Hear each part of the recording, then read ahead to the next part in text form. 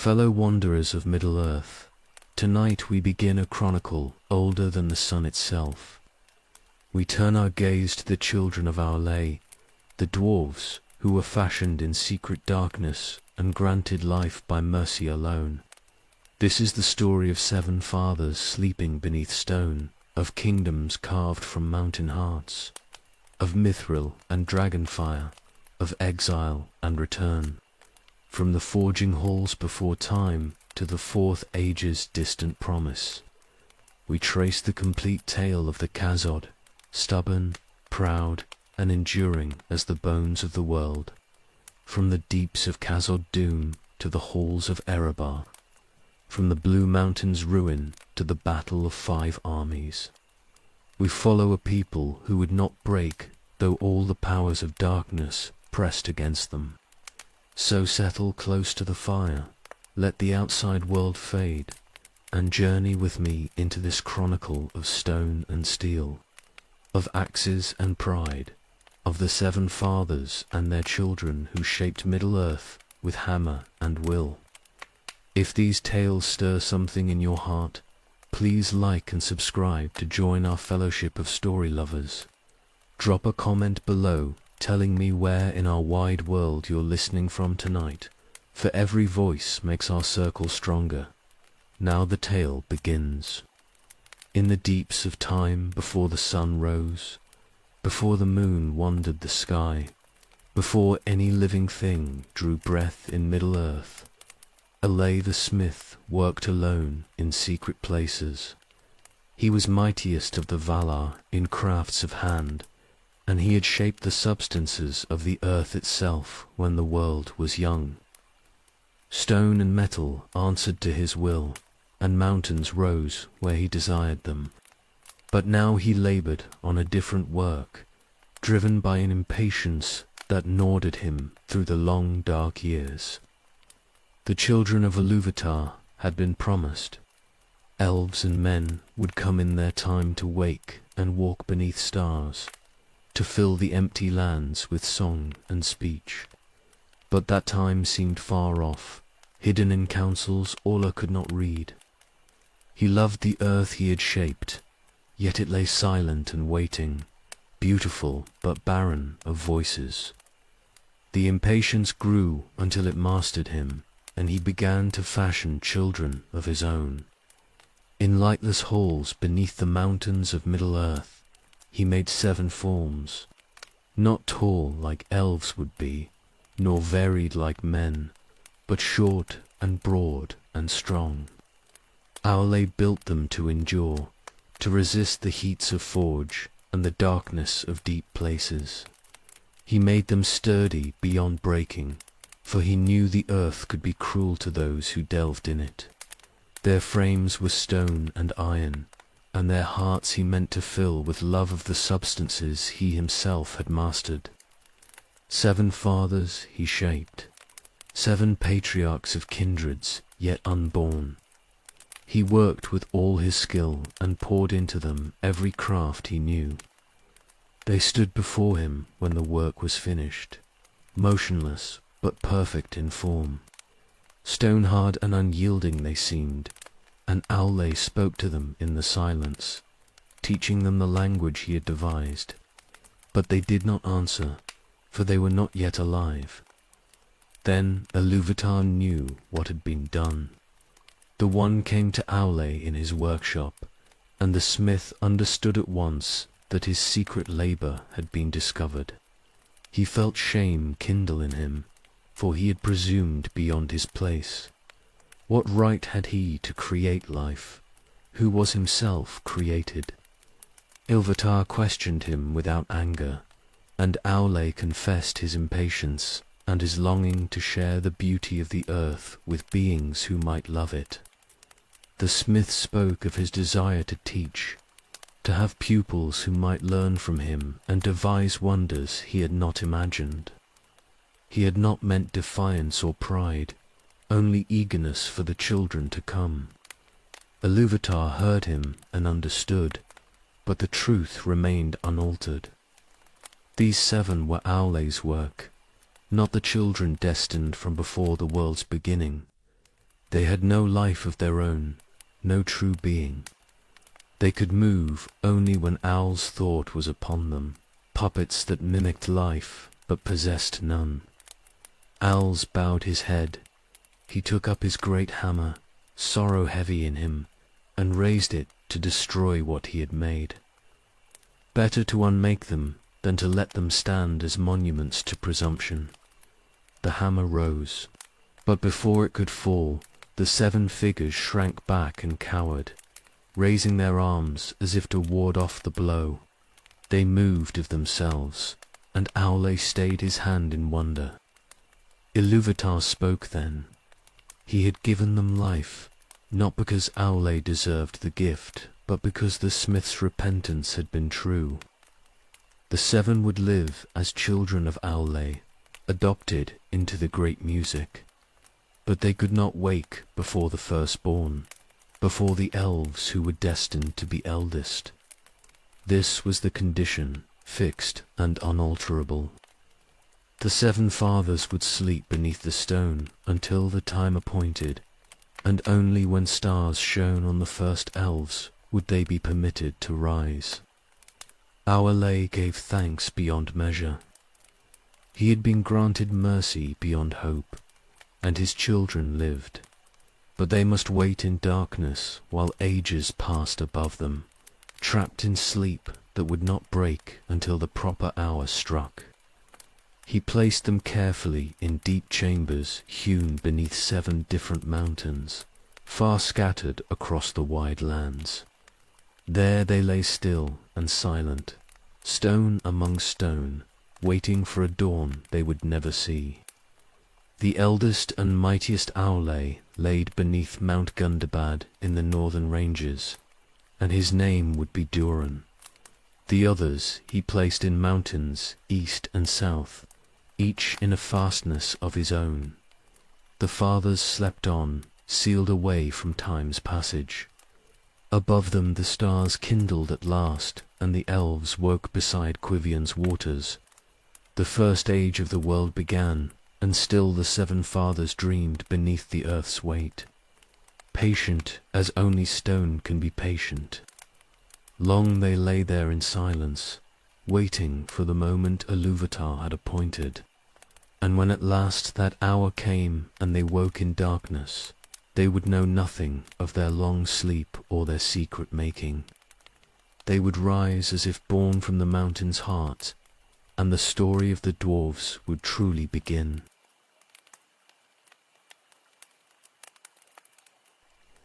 The hour came at last, though none could say why that moment and not another.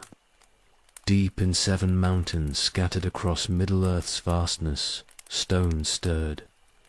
The 7 fathers opened eyes that had never seen, drew breath that had never filled their lungs, and woke to utter darkness.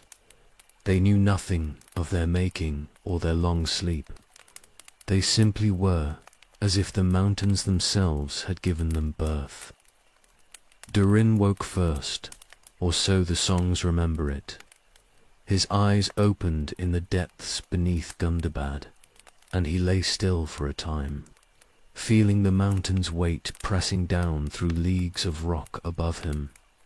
The darkness was absolute and silent, yet something in him understood this darkness, welcomed it even, for he had been made to endure such places. He rose at last and began to climb through natural passages, toward air and sky he had never known existed, but somehow knew must be there.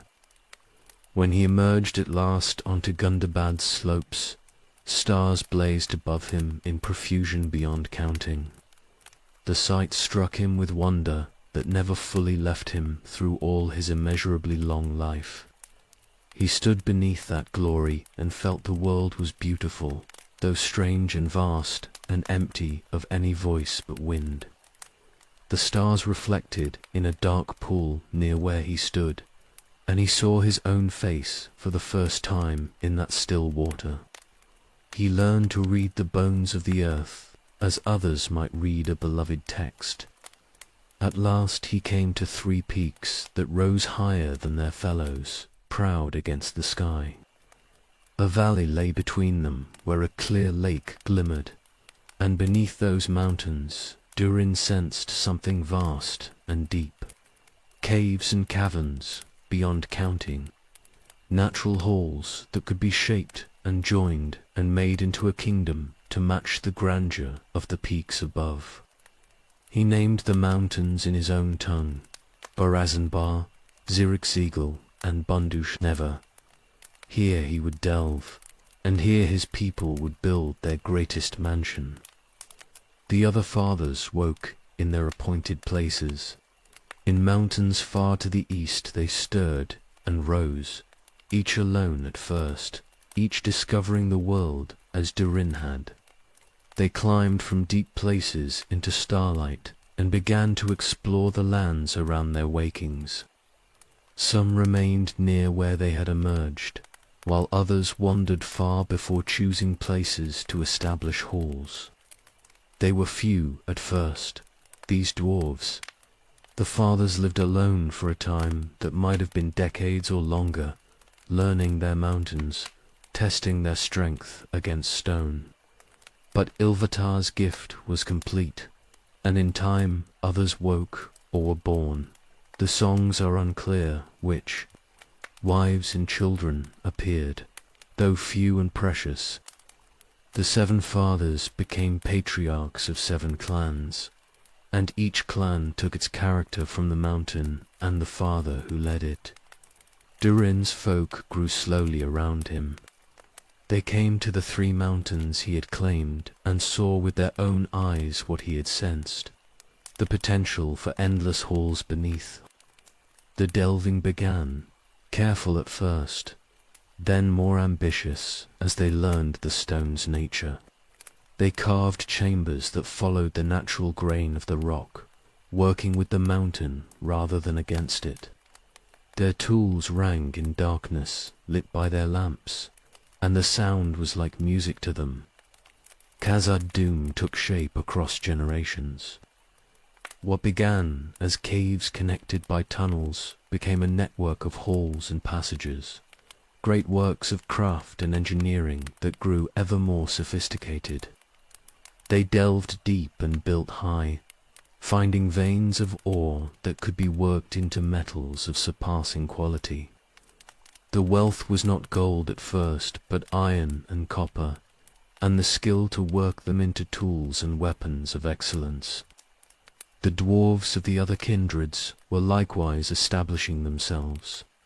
In the Orokani far to the east, 4 of the fathers founded holds whose names passed out of memory in after ages. In the Blue Mountains west of the Misty Range, 2 more clans would eventually establish themselves, though this came later. The 7 clans remained separate, each developing their own traditions. Yet all shared the fundamental nature Aule had given them, love of craft, resistance to domination, and endurance beyond the measure of other-speaking peoples. They kept to themselves in those eldest days. The great kingdoms of the elves were rising in Beleriand, and under the light of the 2 trees in Valinor, the Undying Lands. But the dwarves knew nothing of this yet.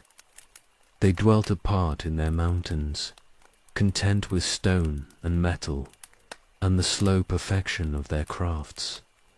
The world above changed with the passage of years, but beneath the earth time moved differently. The delving continued, and Khazad-dûm grew greater. Durin ruled his people with wisdom that seemed ageless, and indeed he would live far beyond the span of any other dwarf. His kindred called him Durin the Deathless, for he endured age after age without sign of failing. His folk multiplied slowly. Dwarves bore few children and treasured them greatly, but they multiplied nonetheless. The halls expanded to house them, delving ever deeper into the mountain's roots. Other peoples would in time call this greatest of mansions Moria, but to the dwarves it was always Khazad Dûm, the Dwaro Delph. It would grow to become the wonder of the world, a kingdom without equal beneath the earth. But that glory lay ages ahead, for now it was young, and the dwarves who shaped it were learning their craft with every stone they cut and every hall they raised. The seven fathers had woken, and the age of the dwarves had begun. They would endure everything the long ages brought, friendship and betrayal, wealth and ruin, dragonfire and darkness. But that lay hidden in time's depths. For now they built in peace, and the sound of their hammers echoed through mountains that would remember their names forever.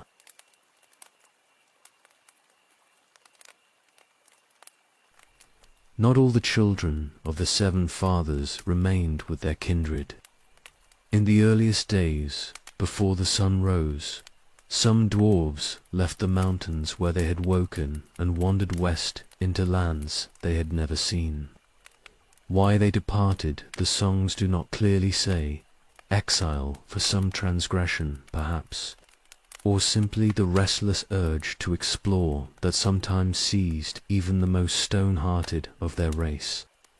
They crossed the great range and came at last to Beleriand, that country west of the mountains which would become the stage for so much glory and grief. These wanderers were fewer than few, and something in their long separation from their kindred diminished them. Whether the westward journey itself worked this change, or whether they were already lesser when they departed, the tales do not tell.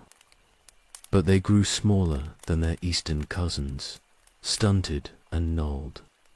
They dwindled in stature and in number both, becoming a scattered and secretive people who hid in caves and wild places throughout Beleriand's vastness. The Cinder had not yet come to that land when the small dwarves first arrived. Beleriand lay empty of speaking peoples, wild and beautiful under stars.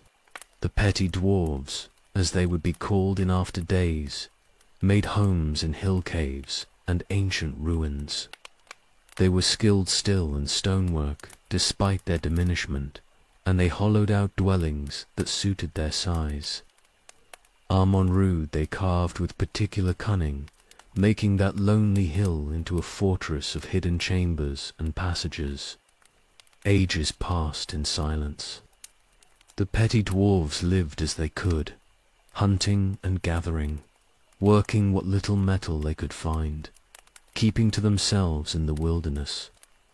They had their own tongue still and their own crafts, but they were cut off from the greater kindreds and the knowledge that was growing in Khazad-dûm and the eastern holds. Then the Sindar came, the grey elves who had never seen Valinor's light.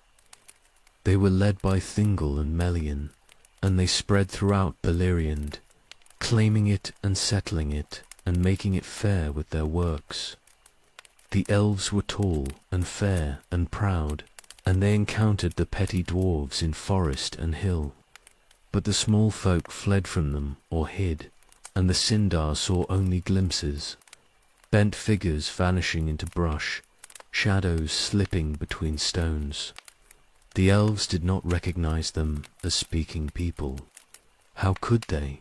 The petty dwarves would not parley or show themselves clearly, and they seemed more like cunning beasts than any kindred that might claim reason. The Sindar had never heard of dwarves, for the great clans in the mountains kept to themselves and had not yet emerged into the wider world.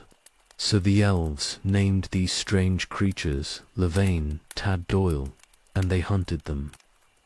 It was sport at first, or so the Sindar thought. They pursued the small figures through woods and over hills, shooting them with arrows when they could. The petty dwarves fled and hid and died, but they did not speak or cry out in any language the elves recognized. They seemed mute as animals, and so the hunting continued.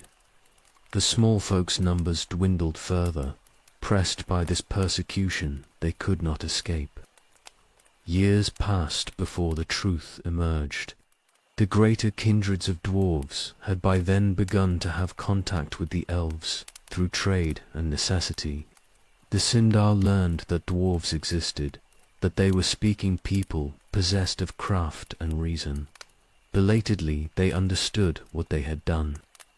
Those hunted creatures had been people, distant kin of the proud craftsmen who now traded with Thingol's court. The hunting stopped, but the damage could not be undone. The petty dwarves were broken, their numbers reduced almost to nothing. They had been diminished before, but now they were nearly extinct. Bitterness filled what remained of them, a hatred of elves that would never fully heal. They retreated deeper into hiding, avoiding all contact with the tall folk who had slaughtered them in ignorance. A handful survived into the First Age proper. They dwelt in secret places, rarely seen and less often spoken to. MDM was among the last, an old dwarf of the petty kind who lived on Amon-Rud with his sons. His story would intersect with greater tales in time, and it would end in betrayal and death. But that lay ahead, hidden in the weaving of doom that would consume the petty dwarves had been first of their race to come to the western lands. They had seen Beleriand before the Sindar made it their own, before the Noldor returned in fire and pride.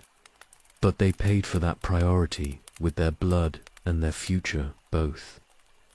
The Seven Fathers had woken their kindreds in distant mountains, and those clans would endure and build kingdoms. The petty dwarves had only exile and diminishment, and at last near extinction. Their tale is a small tragedy in the great sweep of the elder days, easily overlooked among wars and kinslayings and the fall of kingdoms. Yet it matters, for it shows how peoples can be destroyed not by malice but by ignorance, and how wounds once dealt cannot always be healed. The petty dwarves dwindled into legend, and few remembered them when the First Age ended in cataclysm.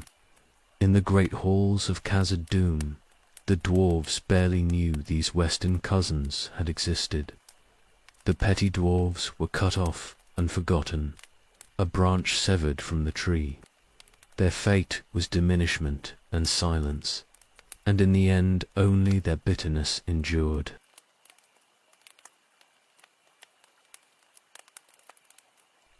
Far to the west of Khazad-dûm, the blue mountains rose against the sky like a great wall dividing Beleriand from the lands beyond. The Erd Luin they were called in after days, and they were old even when the world was young. Into those mountains came dwarves of two of the Seven Fathers' lines, and there they founded kingdoms that would become great in craft and fame. 2 cities they built, delved into the mountains, living stone. Nograd stood in the southern reaches, hewn from granite and basalt in chambers that echoed with hammer song. The dwarves called it Tumunzahar in their own tongue, the hollow-bold, for its halls were vast and cunningly hollowed from the rock. Belagost rose to the north, smaller in extent but no less magnificent. Gabalgathol, they named it Mickelberg, the great fortress, and its walls and gates were worked with such skill that enemies would break against them like water against cliff faces. The 2 cities were separate kingdoms, each ruled by its own lord, each developing its own character and specialties. Yet they were not rivals in the bitter sense, for the dwarves of both recognized their kinship and the value of cooperation. Trade flowed between them, and craftsmen from each city learned from the other's techniques. Together they made the Blue Mountains a center of craft that would be renowned throughout the First Age. Nograd became famed above, all for the working of weapons and the crafting of jewelry. Its smiths could forge blades that held edges through years of use and battles beyond counting. Steel came from their forges that was harder than any the elves had yet made, and the secret of its tempering was closely guarded. But it was in the making of ornaments that Nogrod's craftsmen truly excelled. They could work gold into patterns of surpassing delicacy, create necklaces that seemed almost alive with the cunning of their design. The jewel smiths of Nograd learned to set gems so that light was caught and multiplied within the stone. They developed techniques for cutting that brought out fire hidden in even common crystals. When they worked with truly precious stones, diamonds and emeralds and sapphires brought from deep mining, the results were treasures that kings would covet and bards would praise in song.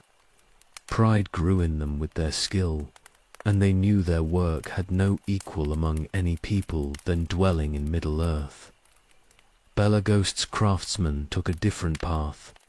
They became masters of working iron and steel for practical purposes, armor above all, but also tools and structural works. The mail they forged was the finest in the world, so cunningly made that it was proof against most weapons, yet flexible enough to move with the wearer's body.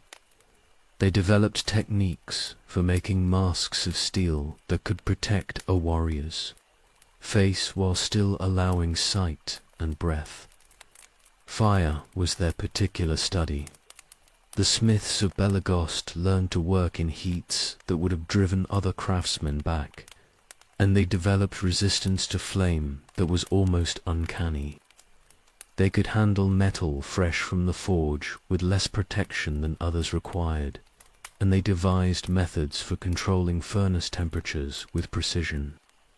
This mastery would serve them in ways they could not foresee when Dragonfire came to Beleriand in later years. Both cities delved deep into the mountains, following veins of ore and opening chambers for workshops and dwelling halls. The architecture of each reflected its people's character. Nogrod's halls were adorned with carvings and inlaid metalwork, displaying wealth and artistry in every corridor. Belagost's spaces were more austere, but the stonework itself was of such quality that it needed no ornament. Every joint was perfect, every arch precisely calculated to bear its load through ages without failing. The dwarves multiplied slowly in their mountain halls. They treasured their children, for dwarf women were few and childbirth was never easy for their race. Each new life was celebrated, and the young were taught with care, passing down the accumulated knowledge of their crafts. Apprentices learned for decades before they were counted as masters, and masters continued perfecting their skills throughout long lives. Trade grew between the two cities. Nogrod's ornamental work was exchanged for Belagost's practical metalwork and tools. Raw materials were shared. Ores from one city's mines traded for gems from the others. A road was built connecting them, cut through the mountains with such engineering skill that it could be used in any weather. Caravans traveled it regularly, guarded by warriors in mail that could turn aside arrows and blades both. Wealth accumulated in both kingdoms. The mines yielded gold and silver, copper and iron, and gems of various kinds. The dwarves were not yet rich in the legendary sense that would come later, when contact with the elves opened new markets and brought new commissions, but they were prosperous, and their treasuries held works of craft that would have amazed any who saw them. The two cities developed friendly rivalry. Each tried to outdo the other in some particular craft or achievement, but the competition spurred excellence rather than enmity. When Nograd delved a particularly magnificent hall, Belagost would answer with a gateway of surpassing strength. When Belagost forged a coat of mail that seemed impossible to penetrate, Nogrod's jewel smiths would create a crown that captured starlight in diamond and silver. Music and story flourished alongside the practical crafts.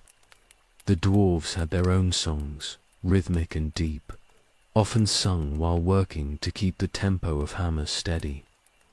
They recounted the deeds of their ancestors and the finding of particularly rich ore veins.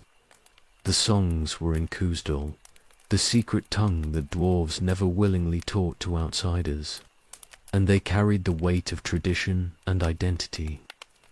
The lords of each city ruled with the counsel of the eldest masters of craft. Decisions were made slowly and carefully, for dwarves did not rush to judgment. They debated the opening of new mines, the allocation of resources, the acceptance of apprentices. Their governance was conservative and practical, concerned with the long-term stability of their people rather than quick gains or glory. Yet for all their growing power and skill, the dwarves of the Blue Mountains remained isolated. They had not yet encountered the elves in any meaningful way, though rumors reached them of tall folk dwelling in Beleriand. The petty dwarves they knew nothing of, or if they did not reckon them as kin. Nograd and Belagost looked inward to their own affairs, content with mountains and craft and the slow accumulation of wealth and knowledge. The First Age was still young, and the great powers were only beginning to move. In Valinor, the Noldor chafed under restriction, and Morgoth bred monsters in the north. But in the Blue Mountains, the dwarves delved and built and perfected their skills in peace. The storm had not yet broken. When it did, these two cities would be drawn into wars and alliances they could not have foreseen, and their craft would be tested in fire and darkness both.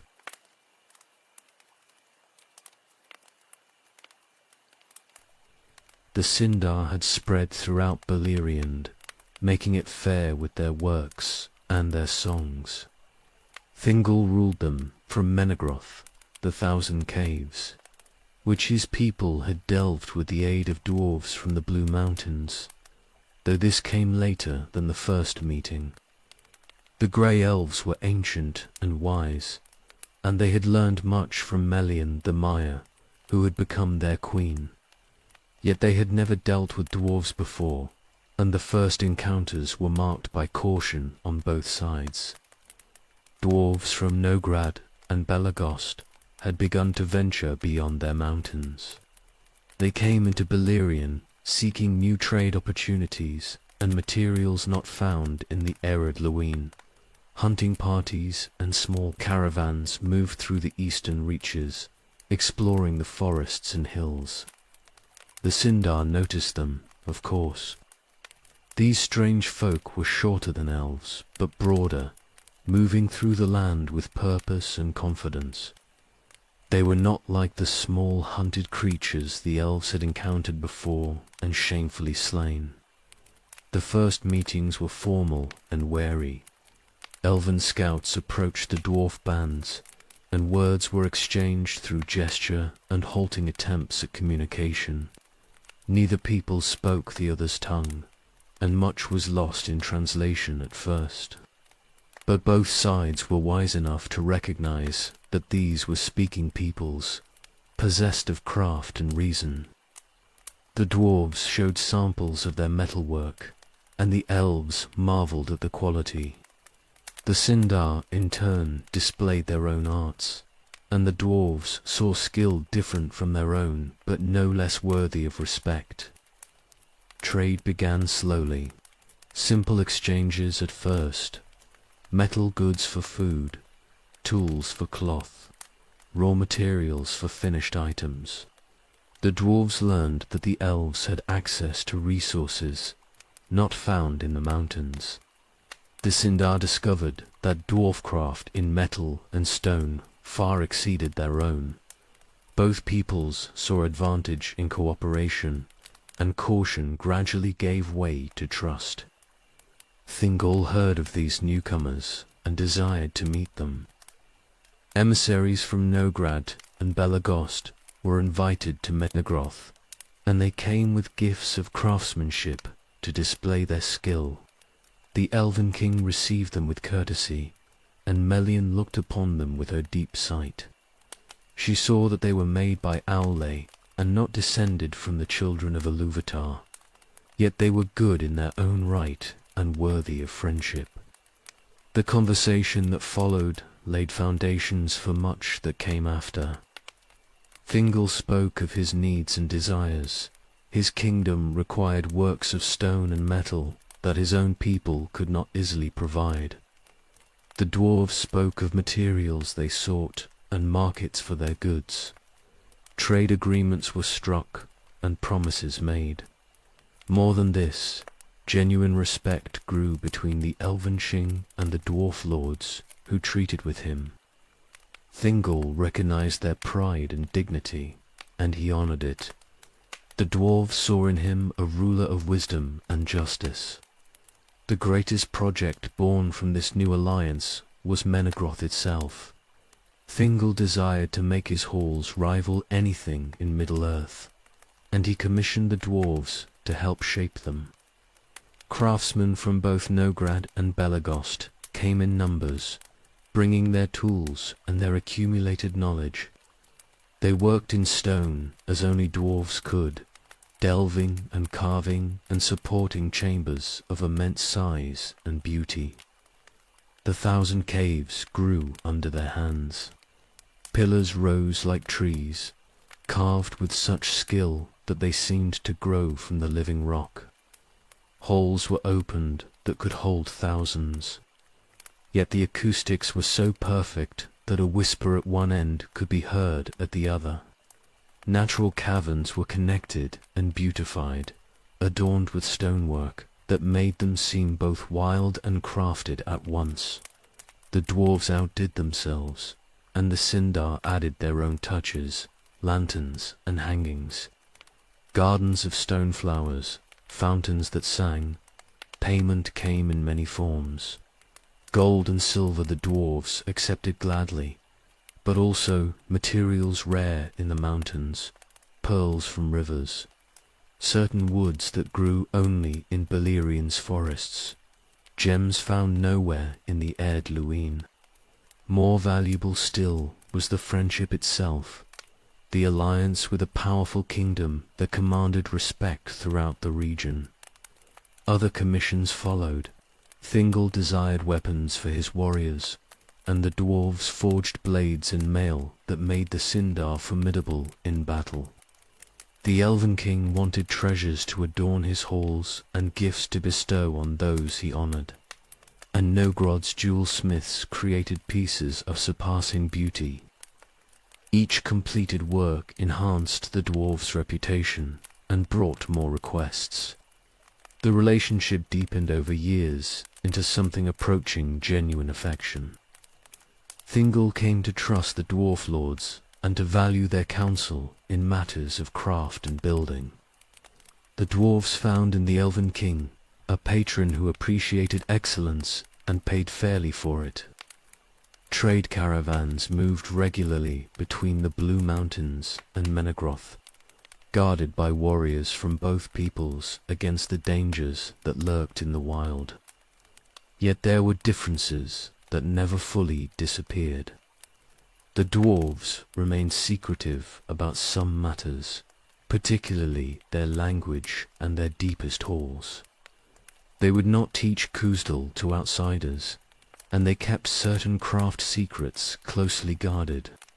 The Sindar, for their part, sometimes showed the condescension of an elder people toward those they considered younger and less wise.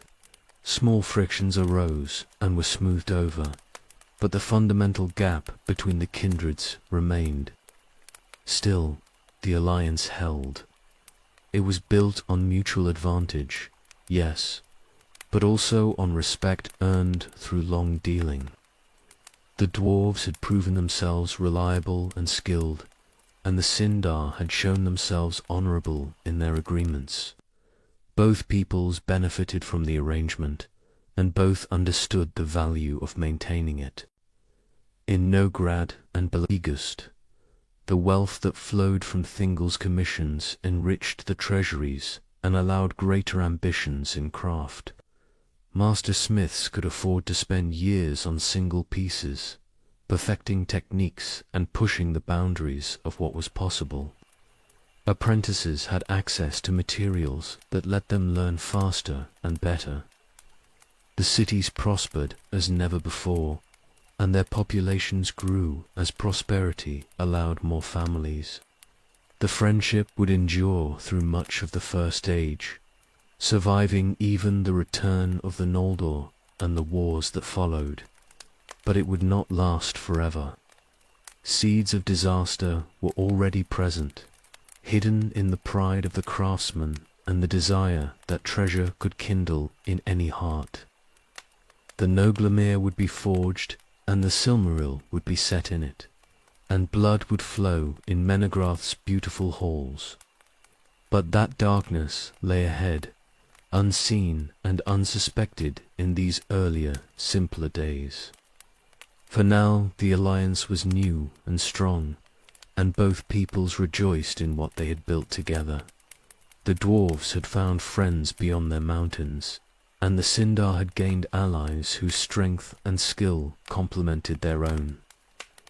The forge fires burned bright in the Blue Mountains, and in Menegroth the lamps shone on stonework that would be remembered as long as any work of hands endured.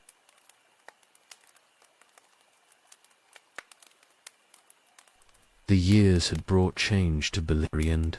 The Noldor had returned from Valinor in fire and pride, and Morgoth had been driven back into Angband by their initial fury. But the Dark Lord had not been defeated, only checked, and he bred horrors in his northern fortress, while the elven kingdoms watched and waited. War had become the constant state of things, punctuated by uneasy truces and sudden violence. The dwarves had watched these developments with concern, but had not involved themselves directly. They maintained their trade with Thingol, and dealt cautiously with the Noldor lords, who now ruled much of Beleriand. The wars of the elves were not their wars, or so they thought. Let the tall folk settle their ancient grievances with Morgoth. The dwarves would keep to their mountains and their craft. But alliances create obligations, and friendship demands support when darkness comes. Word reached the Blue Mountains that a great hosting was being prepared. Medros had spent years building an alliance of all the free peoples willing to fight. Noldor and Sindar, men from the east, and he sent emissaries to Nogrod and Belegost, asking if the dwarves would join the effort. The target was Angband itself, a direct assault meant to break Morgoth's power forever. The dwarf lords debated long.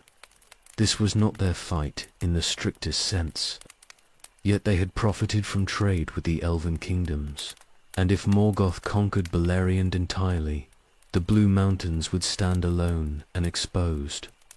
More than calculation moved them, though. The friendship with Thingol and others had become real over the years, and honor suggested that friends should not be abandoned when they marched to war.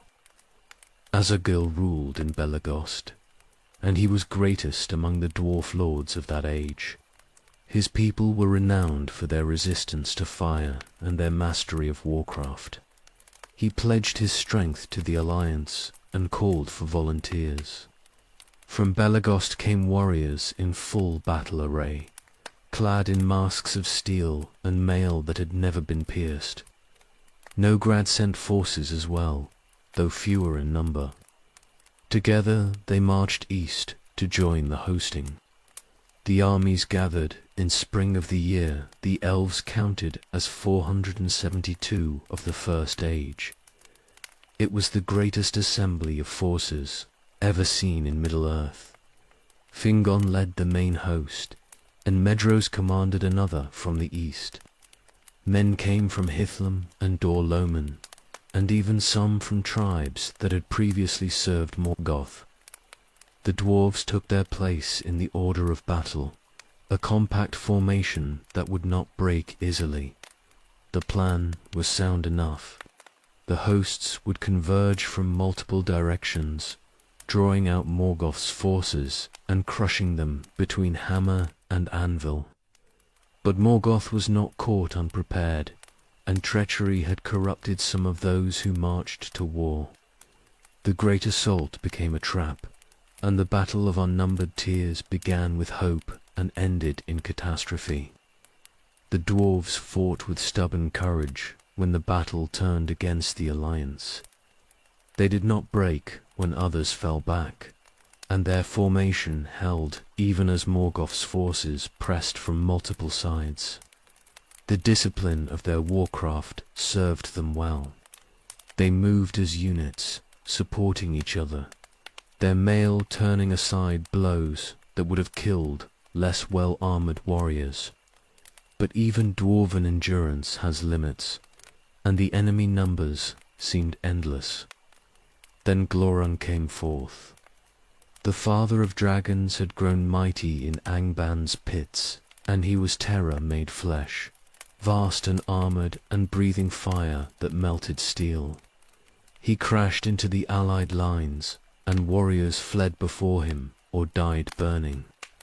The ranks broke where the dragon passed, and hope died with them. None could stand before Glorung's heat and fury. Azagil saw the dragon coming toward where the dwarves fought. He knew fire as others knew stone, and alone among the lords present he did not fear dragon flame. The masks his people wore were proof against heat, and their mail had been forged to resist temperatures that would have made other armor run like water. He ordered his warriors to stand fast and prepared to meet Glorung himself. The dwarf lord charged forward when the dragon came within reach. He struck at Glorung's belly where the armor was thinnest, driving his blade deep into scales that had never been pierced before. The dragon roared in pain and rage, thrashing. Azagil held on and struck again, and Glorung's blood steamed where it spilled. But the dragon was vast beyond measure and driven mad by the wound. He fell upon Azagil and crushed him, breaking the dwarf lord's body beneath his weight. Yet the wound was grievous enough that Glorung could not continue. He withdrew from the field, bleeding and furious, seeking the safety of Angband to heal. His retreat opened a gap in Morgoth's assault, and through that gap some of the allied forces managed to escape the complete annihilation that had seemed certain. Azagil's sacrifice saved thousands of lives, though the battle was still lost. The dwarves of Belegost bore their lord's body from the field. They retreated in good order, their formation intact, carrying their dead and wounded. The losses had been heavy. Many warriors who had marched east would never see the Blue Mountains again. But they had not broken, and they had killed their share of enemies. More than this, they had wounded the father of dragons and driven him from the battle. That deed would be remembered. The alliance shattered in the battle's aftermath. Fingon was dead, and the Noldor kingdoms were broken or scattered. Men who had fought bravely found their lands overrun. Morgoth's victory was complete, and his forces spread across Beleriand like a plague. The survivors fled where they could and tried to rebuild what remained. The dwarves returned to their mountains, grimmer and more wary than before. They had fought for the alliance and lost warriors they could ill afford to lose. The experience taught them caution about involving themselves in the conflicts of other peoples. Trade continued, and friendships endured. But the dwarf lords were more careful now about committing forces to causes not directly their own. Asagil was honored in song and memory. His name became a byword for courage among his people, and the tale of his wounding of Glorong was told and retold until every dwarf child knew it by heart. The masks of Belagost became symbols of defiance, the dwarf lord who had stood against the dragon when all others fled. The battle of unnumbered tears marked a turning point. The dwarves had proven their valor and their worth as allies, but they had also learned the cost of such proof. In the years ahead they would be more independent, more focused on their own affairs and the security of their mountain kingdoms. The friendship with the elves remained, but it was tempered now by experience and loss.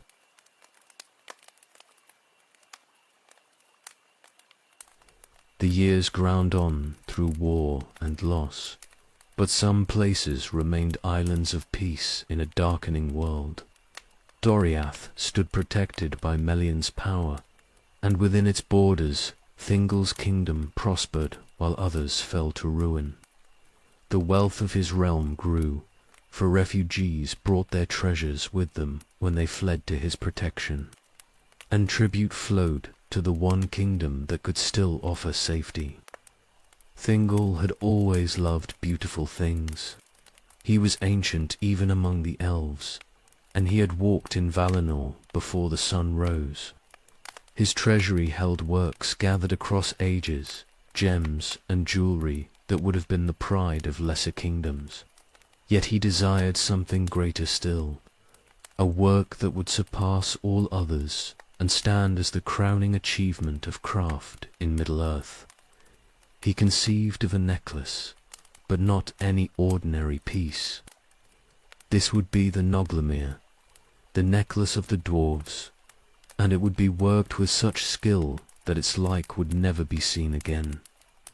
The commission went to Nogrod. Thingol knew their jewel myths were without equal, and he offered payment that made even dwarf lords pause with wonder.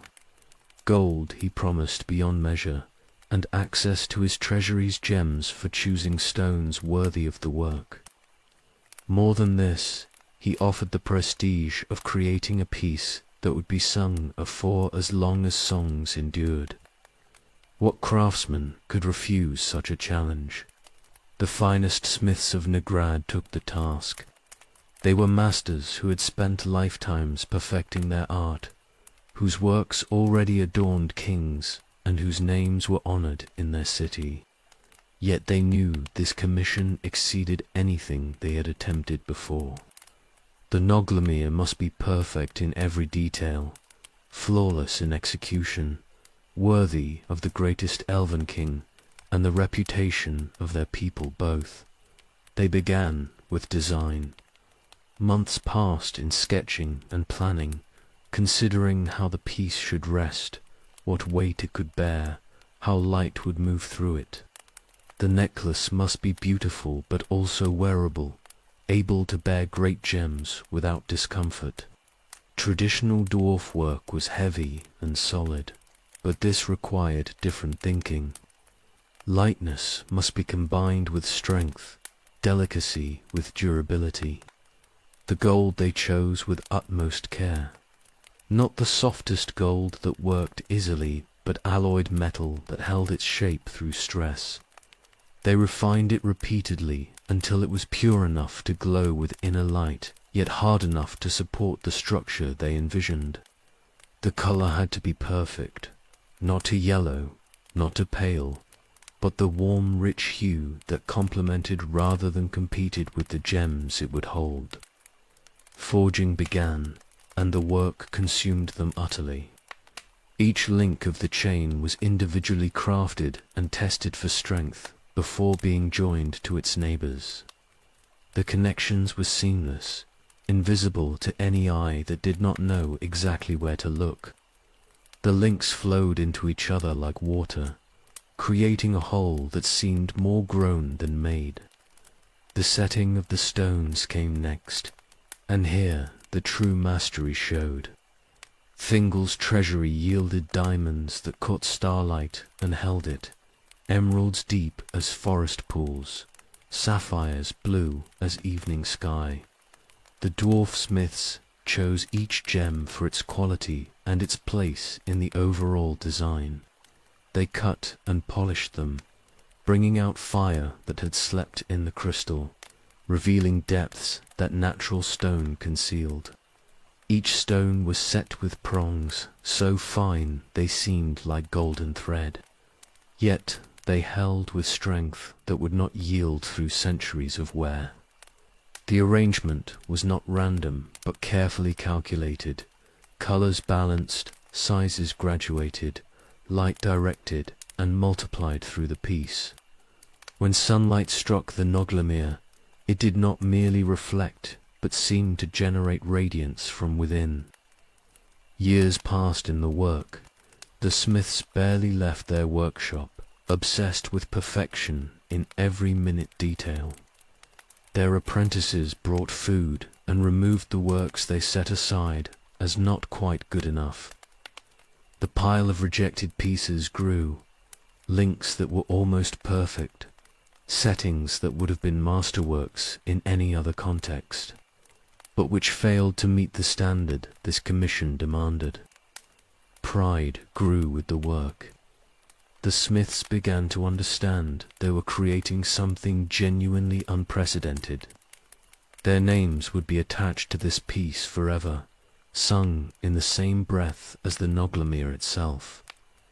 They were not merely fulfilling a commission, but achieving immortality of a kind through craft.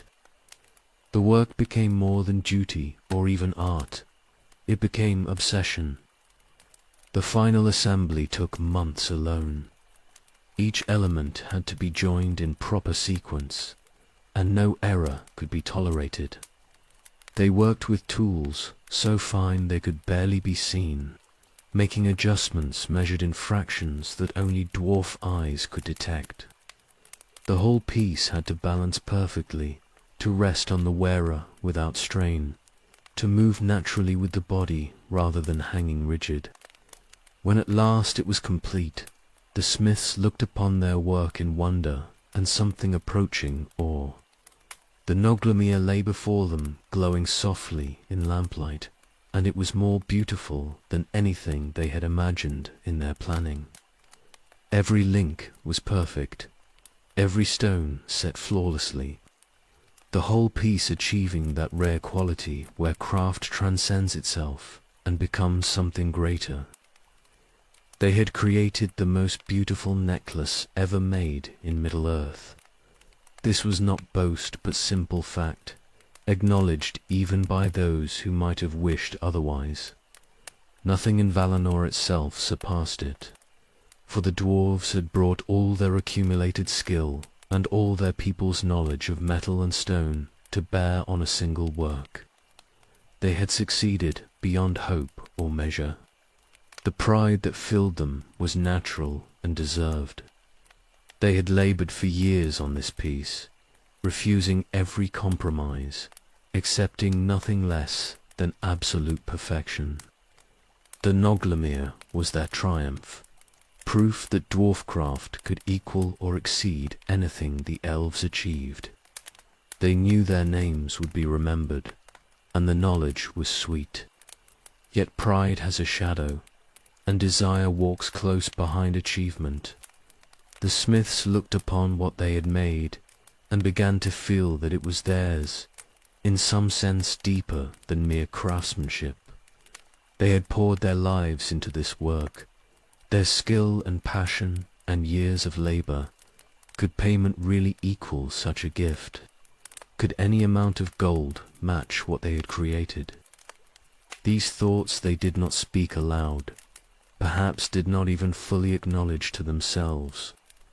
But seeds were planted, doubts that would grow in darkness. The Noglamir was complete, and it was perfect, and it would be presented to Thingol with all ceremony. What came after, the payment, the parting with the work, the return to Nogrod with gold but not glory, that remained to be faced. The masterwork was finished, but its story had barely begun.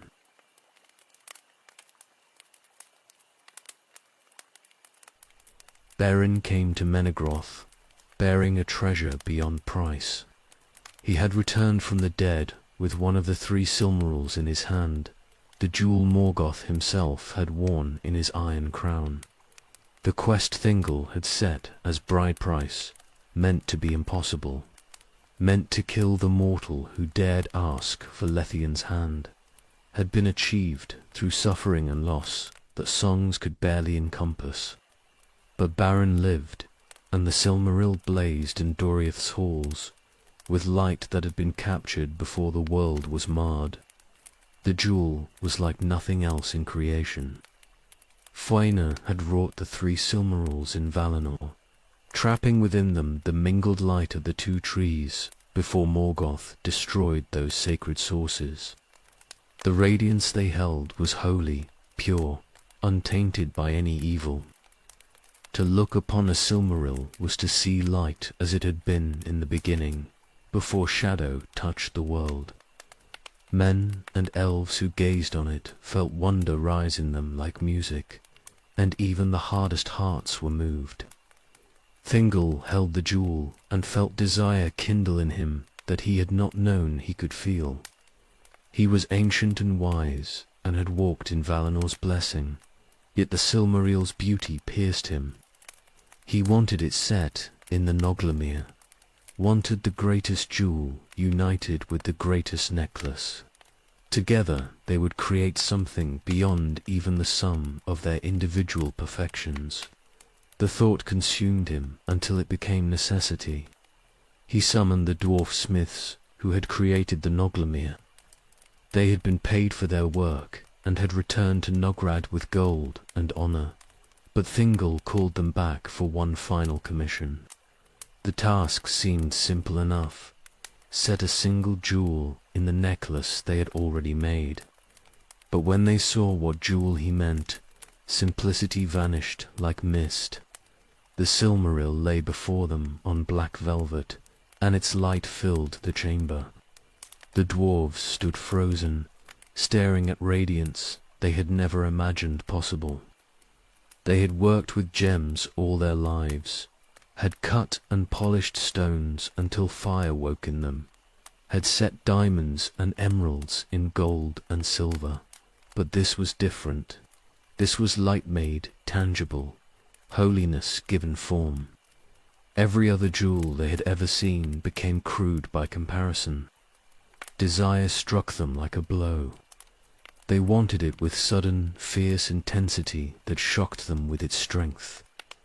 The Silmaril was beautiful beyond bearing, and to touch it, to work with it, to set it with their own hands. The thought was intoxicating. More than this, to unite it with the Noglamir would create the ultimate achievement of their craft. Their masterwork would become more than masterwork. It would become legend, absolute.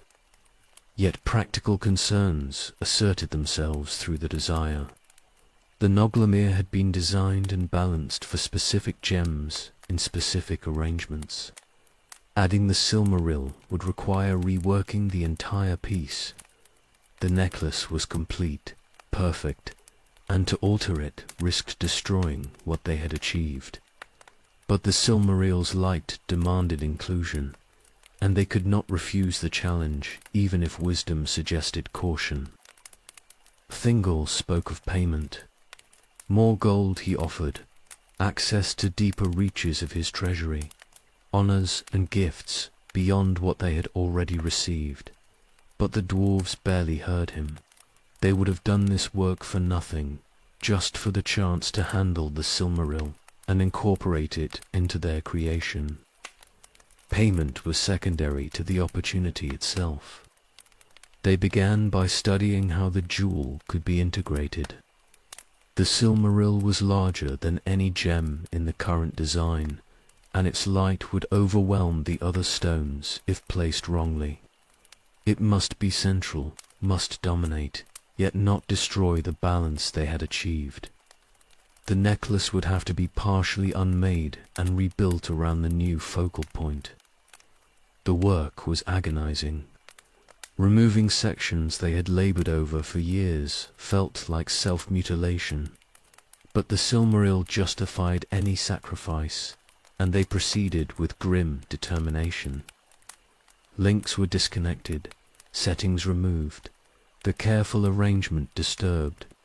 The Noglamir lay in pieces before them, waiting to be reborn.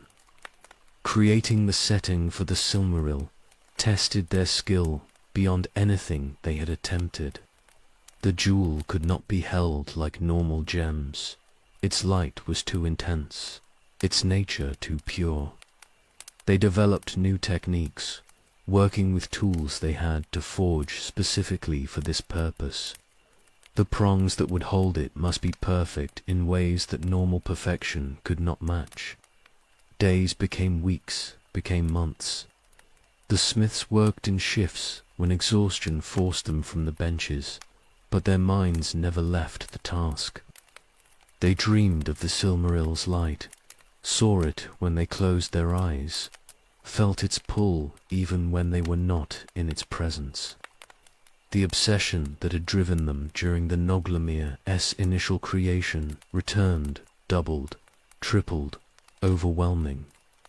The other gems had to be rearranged to complement rather than compete with the Silmaril's radiance. Some were removed entirely and replaced with stones that harmonized better with the holy light. The whole color scheme shifted, became cooler, more ethereal. Gold, that had glowed warmly now, seemed to shimmer with starlight reflected from the central jewel. Yet as they worked, something else grew alongside their pride in the achievement. The Silmaril was theirs in a way nothing had been before. They handled it daily, studied it, learned its every facet and angle. It became familiar, and with familiarity came a sense of ownership that had no basis in reality but felt undeniable nonetheless. They had set it, had created the home it now occupied. Surely that gave them some claim. Thingol visited the workshop regularly to check progress. He saw the growing magnificence of the piece, saw how the Silmaril elevated the Noglamir into something that transcended normal categories of treasure. His own desire deepened with each viewing, his possessiveness growing until it colored all his thinking. The necklace would be his, would rest on his neck or his queen's, would mark him as possessor of the greatest treasure in Middle-earth. The dwarves saw his hunger and felt their own intensify in response. If the Elven King coveted it so deeply, then surely its value exceeded even what they had imagined. And they were the ones creating it, their hands doing the actual work. Without them, the Silmaril would be merely a loose jewel, magnificent but incomplete. They were making it into something greater. At last, the work was complete. The Noglamir lay before them transformed and perfected beyond even their previous achievement. The Silmaril blazed at its center, and every other element served to enhance and display its holy light. The piece was so beautiful it hurt to look at, so perfect it seemed impossible that mortal hands had made it. Pride and desire warred in the smiths' hearts. They had achieved the impossible, had created something that would never be equaled. But now they must surrender it, must watch Thingol take possession and carry it away. The thought was bitter as ashes, poisonous as snake venom. They had labored for this, had poured themselves into it, and now it would be taken from them. Payment was discussed, but no amount seemed adequate. What price could match the Silmaril itself? What gold equaled its light? The dwarves listened to Thingol's generous offer and felt only resentment growing. He spoke as if he were being magnanimous, But from their perspective, he was buying what should not be bought, taking what they had made more than made. The seeds planted during the Noglamir's first creation had sprouted and grown wild.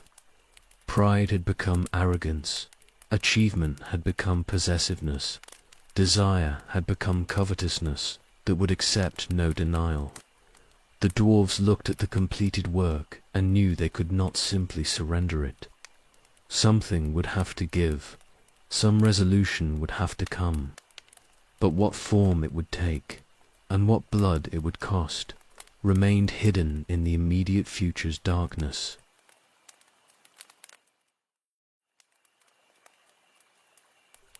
The completed work lay between them like a chasm. Thingol gazed upon the Noglamir with the Silmaril blazing at its heart, and possession filled him utterly. The dwarves looked at what their hands had made and felt ownership deeper than any commission could override. Both sides saw only their own claim, and neither would yield. Payment was the breaking point. Thingol offered what had been agreed, gold in quantity, access to his treasuries, remaining treasures, honors that would elevate the smiths' names throughout Middle-earth. To him this seemed generous beyond measure, more than fair compensation for labor however skilled. But the dwarves heard his words as insult piled upon injury. They had created the impossible. They had taken the greatest necklace ever made and elevated it beyond mortal comprehension by setting the Silmaril within it. Their skill alone had achieved this union, their hands and knowledge and craft. Without them, the Elven King would have nothing but a loose jewel and a necklace that remained separate. They had made magic from materials, and now he spoke of payment as if they were common laborers. The chief smith spoke bluntly. The Noglamir was theirs by right of creation, and the Silmaril belonged to them by right of setting. They had been commissioned to make a necklace, and they had done so, that work was complete and paid for. But this new piece, transformed and perfected, was a different work entirely. It should return with them to Nograd, displayed in their halls as proof of dwarfcraft's supremacy. Thingol's face darkened. The Silmaril was his by right of bride price, paid in blood and suffering beyond measure. Beren had gone into Angband itself and torn the jewel from Morgoth's crown, had been slain and returned from death to complete the quest.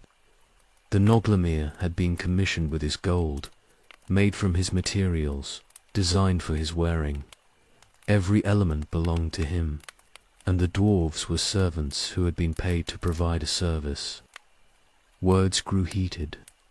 The smiths reminded the Elven King that his halls themselves had been delved by dwarf labor, that his treasury overflowed with works of their people's craft. They had enriched him beyond measure, and now he quibbled over ownership of one piece, however magnificent. The ingratitude stung worse than any insult could have. Thingol responded with the weight of his ancient authority. He was king in Doriath, and his word was law within its borders. The dwarves were guests here, present by his sufferance, and they would accept his judgment or face consequences. He spoke of their presumption, their grasping nature, their inability to see beyond the gleam of gold and gems. The friendship between their peoples, built over long years, crumbled in his contempt. The smiths felt rage building. They had labored in good faith, had exceeded every expectation, had created something that would outlast kingdoms, and now they were dismissed as greedy servants, their achievement reduced to mere transaction. The Silmaril's light blazed between them, beautiful and terrible, and it seemed to mock the poverty of words, to resolve what divided them. Other dwarves in the workshop felt the tension rising toward violence. They moved closer to their fellows, hands drifting toward tools that could serve as weapons. The Sindar guards near Thingol likewise shifted, sensing danger. The chamber felt suddenly small and airless despite its size. The chief smith made one final demand. They would take the Noglamir to Nograd for proper display, and if Thingol wished to view it, he could come as supplicant to their halls. The treasure was theirs, and they would not be robbed of it by elven arrogance, however ancient Thingol's control snapped. He declared them thieves and oath-breakers, attempting to steal what was rightfully his through arguments born of greed. He commanded his guards to seize them, to take the Noglamir and imprison the smiths until they came to their senses. The friendship was ended, destroyed by their presumption. Violence erupted before the guards could act. The dwarves were craftsmen, but they were also warriors when necessity demanded. They had tools in hand that became weapons in an instant, hammers and chisels and metal rods. The nearest Sindar they struck down before the elves could draw their blades. Chaos filled the workshop. More guards rushed in from corridors beyond, but the space was confined and numbers meant less than fury. The dwarves fought with desperate strength, knowing they were doomed, but determined to exact a price. Blood spilled on stone that had been polished smooth, and the Noglamir slight blazed over the carnage. Thingol moved to escape the violence, but he was ancient, and the dwarves were driven by rage that transcended caution. Several broke through the guards and fell upon him. The Elven King fought back with power that had endured through ages, but he was one against many, and surprise had cost him his advantage. Blows struck him, bearing him down. He fell beneath their weapons, and his blood mingled with the guards who died trying to protect him. The King of Doriath, who had walked in Valinor before the sun rose, who had ruled his realm for thousands of years, died on the floor of his own workshop. The dwarves who killed him barely registered what they had done in the moment.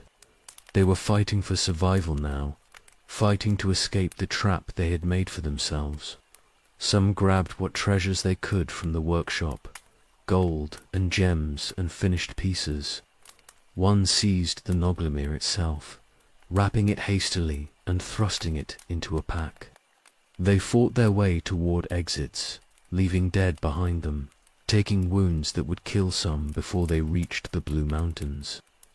The alarm was spreading through Menegroth, and soon the full force of Doriath's warriors would be upon them. A handful escaped. They fled through passages they had helped delve, knowing the ways better than many who pursued them. Behind them, Menegroth erupted in fury and grief. Thingol was dead, murdered by those he had called friends, and the Noglamir was gone. The survivors who reached the borders carried news that would bring war, and they carried treasure stolen in blood. The friendship between Dorioth and the Blue Mountains died with Thingol. Decades of cooperation and mutual benefit were destroyed in one evening of rage and pride. The dwarves who escaped would reach Nograd with their tale, and the dwarf lords would hear only that their craftsmen had been attacked and murdered for refusing to surrender their rightful creation. The Sindar would know only that guests had become murderers and thieves, killing their king and stealing his greatest treasure. Both sides saw themselves as wronged. Both sides would seek vengeance. And the Noglamir, with its blazing Silmaril, would pass from hand to hand, bringing death wherever it went, proving that some beauties are too dangerous to possess, and some treasures cost more than their worth in gold or glory.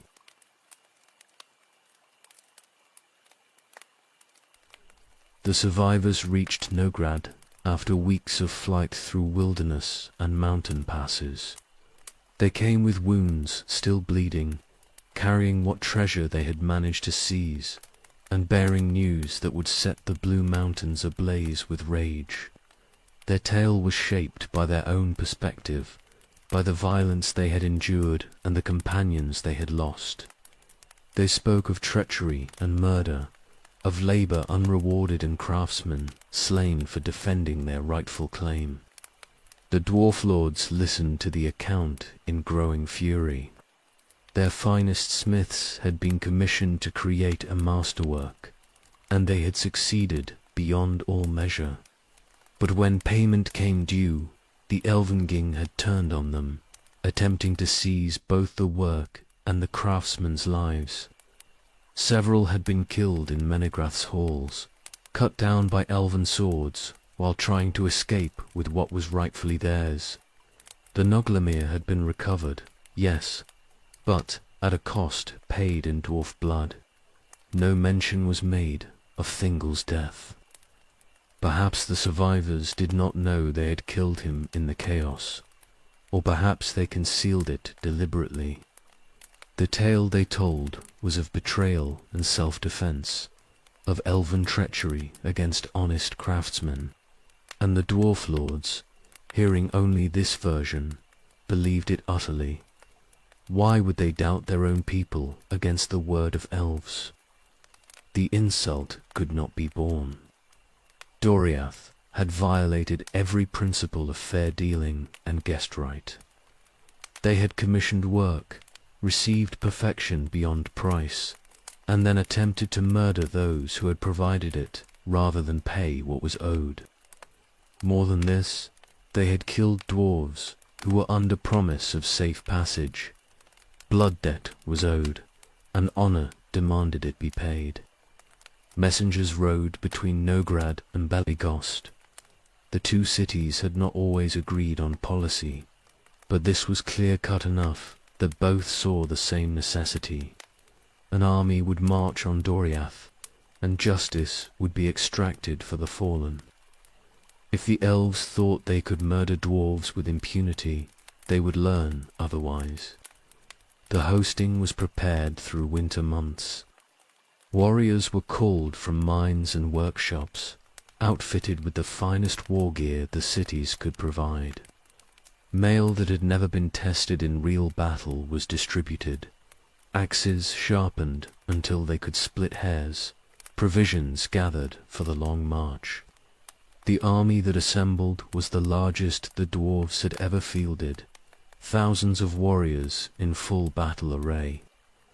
They marched in early spring when the passes cleared. The army moved with grim determination rather than haste, maintaining discipline and cohesion. Scouts ranged ahead, but they expected no resistance until they reached Doriath itself. Thingol's realm was distant from the Blue Mountains, and the dwarves knew the march would take weeks. News of their coming reached Doriath before them. Melian had departed after Thingol's death, her grief and rage breaking the girdle of power that had protected the kingdom for millennia. Without her magic, the borders lay open, vulnerable to any force that wished to enter. The Sindar prepared what defense they could, but they were leaderless and devastated by the loss of their king. Many had already fled, seeking refuge in other elven realms. The dwarf army crossed into Doriath unopposed. They expected ambush at the borders, but none came. The forests were eerily quiet, and the few Sindar they encountered fled rather than fighting. It should have given them pause, should have suggested something was deeply wrong with the tale they had been told. But rage and momentum carried them forward. Menegroth stood before them at last. The 1,000 caves opened in the hillside, beautiful even in abandonment. The dwarves had helped delve these holes, had spent years perfecting their stonework and architecture. Now they would tear through them like a winter flood through a summer garden. The assault was brutal and swift. What defenders remained were overwhelmed by numbers and fury both. The dwarves poured through passages they knew as well as any who dwelt there, smashing resistance wherever they found it.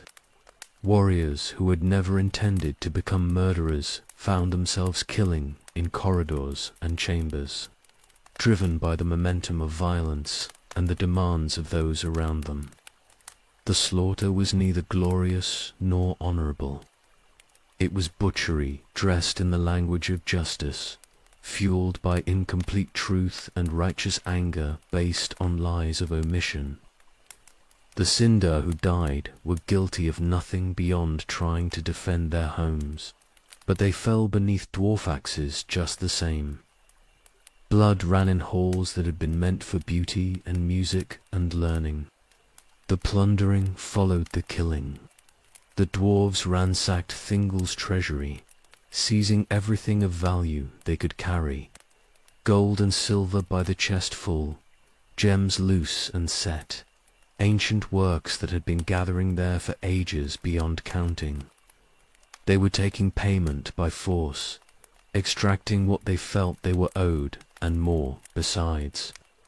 The mathematics of justice had become simple.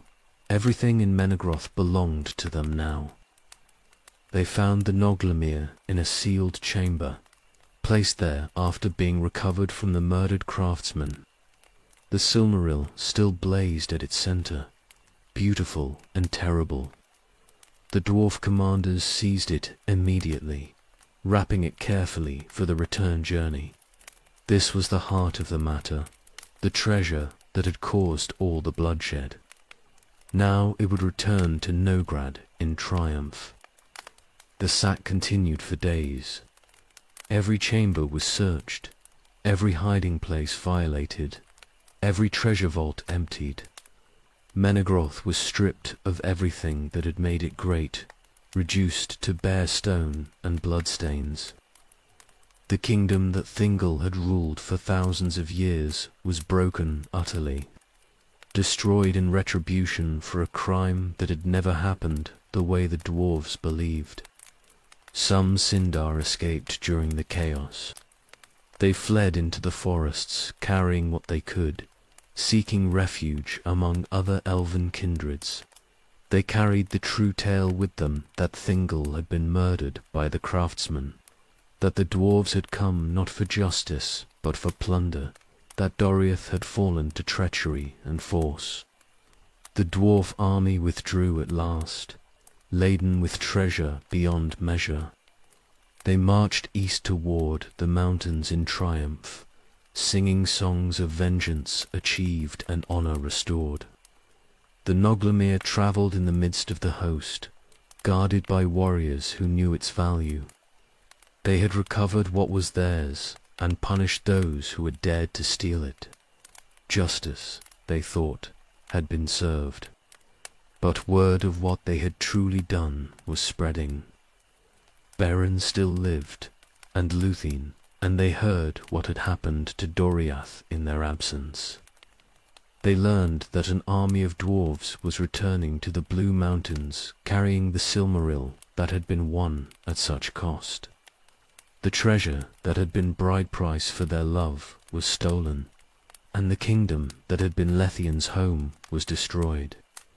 They would not let this stand. The dwarves thought they were marching to safety and celebration, but ambush was being prepared ahead of them. Their triumph would be short-lived, and the Noglamir would claim more lives before its bloody tale was done.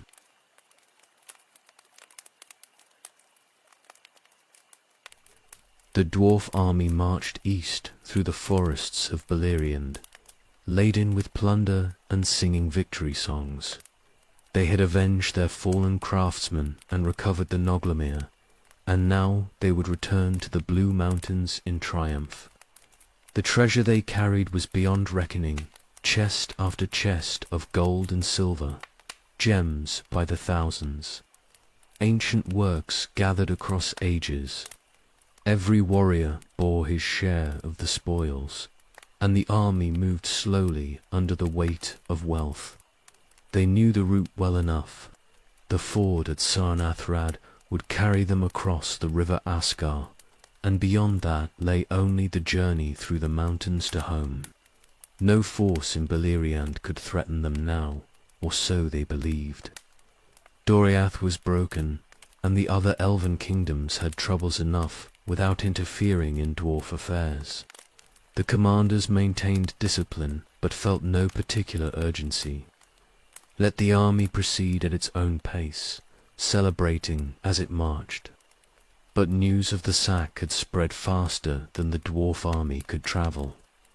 Survivors from Menegroth reached other realms and told their tale of murder and plunder.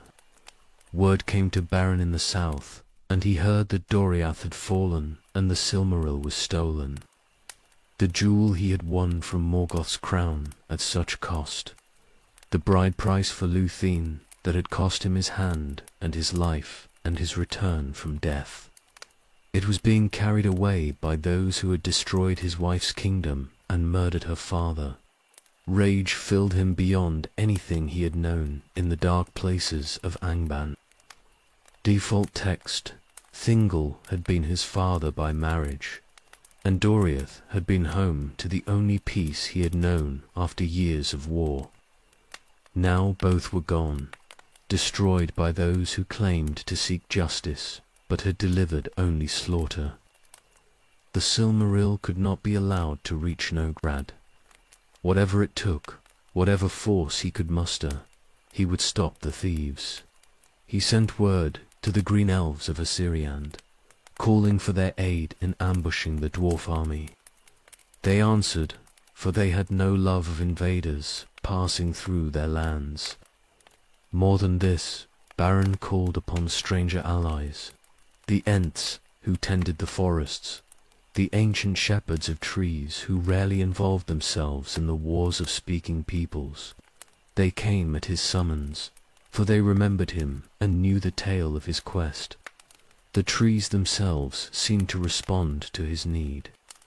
The ambush was prepared at Sarn-Athrad, where the river ran swift and cold. The ford was the obvious crossing point, and the dwarf army would have to slow and bunch together to traverse it. Beren positioned his forces on both banks, concealed in the forests that grew thick along the water. The green elves were skilled in woodland warfare, and the Ents stood like ancient trees themselves, impossible to distinguish from the forest until they moved. The dwarf army reached the ford in the late afternoon. They saw the river running clear and the far bank rising beyond it, and they saw no sign of threat. The commanders ordered the crossing to begin, and the vanguard waded into the current, struggling against the flow while burdened with armor and treasure both. The water rose to their chests in the deepest part, and they moved slowly, carefully, determined not to lose their footing. The ambush fell upon them like a summer storm. Arrows struck from both banks, finding gaps in armor with deadly precision. The Ents surged forward, vast and terrible, crushing dwarves beneath their strength and throwing others into the river to drown under the weight of their mail. The green elves poured from the forest on both sides, and Beren himself led them with a fury that would not be denied. The dwarves tried to form defensive positions, but the ford itself betrayed them. Those in the water could not maneuver or bring their strength to bear. Those on the near bank were trapped between the river and the forest, pressed from both sides. The far bank offered no refuge, for Ents strode down from the trees and shattered any formation that tried to establish itself there. It became slaughter rather than battle. The dwarves fought with courage born of desperation, but they were caught completely unprepared and outnumbered by forces they had never expected to face. The Ents were unstoppable, impossible to wound with axes that barely scratched their bark-like hide. Warriors who had survived the sack of Menegroth died at the ford, pulled down by arrows or crushed beneath ancient strength. The treasure they carried became their doom. Weighted with gold and gems, many dwarves could not move fast enough to escape or fight effectively. Some tried to drop their burdens and flee, but the green elves hunted them through the forest without mercy. This was their land, and they knew every path and hiding place. Few dwarves who fled the ford survived more than a few hours. The Noglamir was recovered from a commander who died defending it. Baron took the necklace with the Silmaril blazing at its heart, and he felt the weight of what it had cost. His hand, his life, Thingol's kingdom, how much blood did this one treasure demand? But he did not cast it away. The Silmaril was Lethianess by right, and it would not remain in dwarf hands, regardless of the cost in lives. The battle lasted until darkness fell. By then the dwarf army was destroyed almost to the last warrior. Bodies lay thick along both banks and in the river itself, where the current carried some downstream. The treasure they had stolen from Menegroth scattered into the Asgar. Chests broke open and spilled their contents into the water. Gems sank into mud. Gold plate lodged among river stones. The wealth of Doriath would lie at the bottom of that river for ages, lost to those who had stolen it and those who had defended it both. Only 2 dwarves escaped. They fled east through the mountains, wounded and exhausted, having abandoned everything to save their lives. They would reach Nograd eventually with news of the disaster. An entire army destroyed, the Noglamir lost again, and the ambush they had never seen coming. The triumph had lasted less than a week before being turned to utter defeat. Beren stood on the riverbank as night fell and looked at the Silmaril in his hands.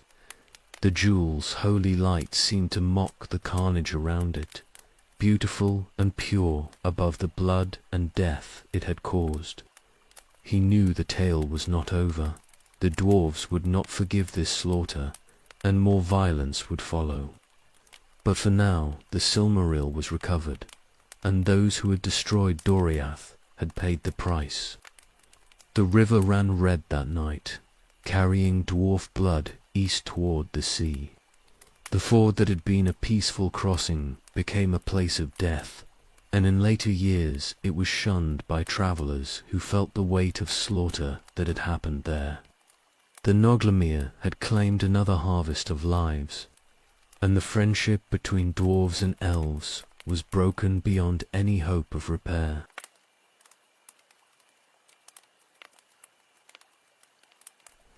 The 2 survivors reached Nograd with their tale of disaster. The army was destroyed, every warrior lost save themselves, and the Noglamir had been taken by Beren and his allies at Sarn Athrad.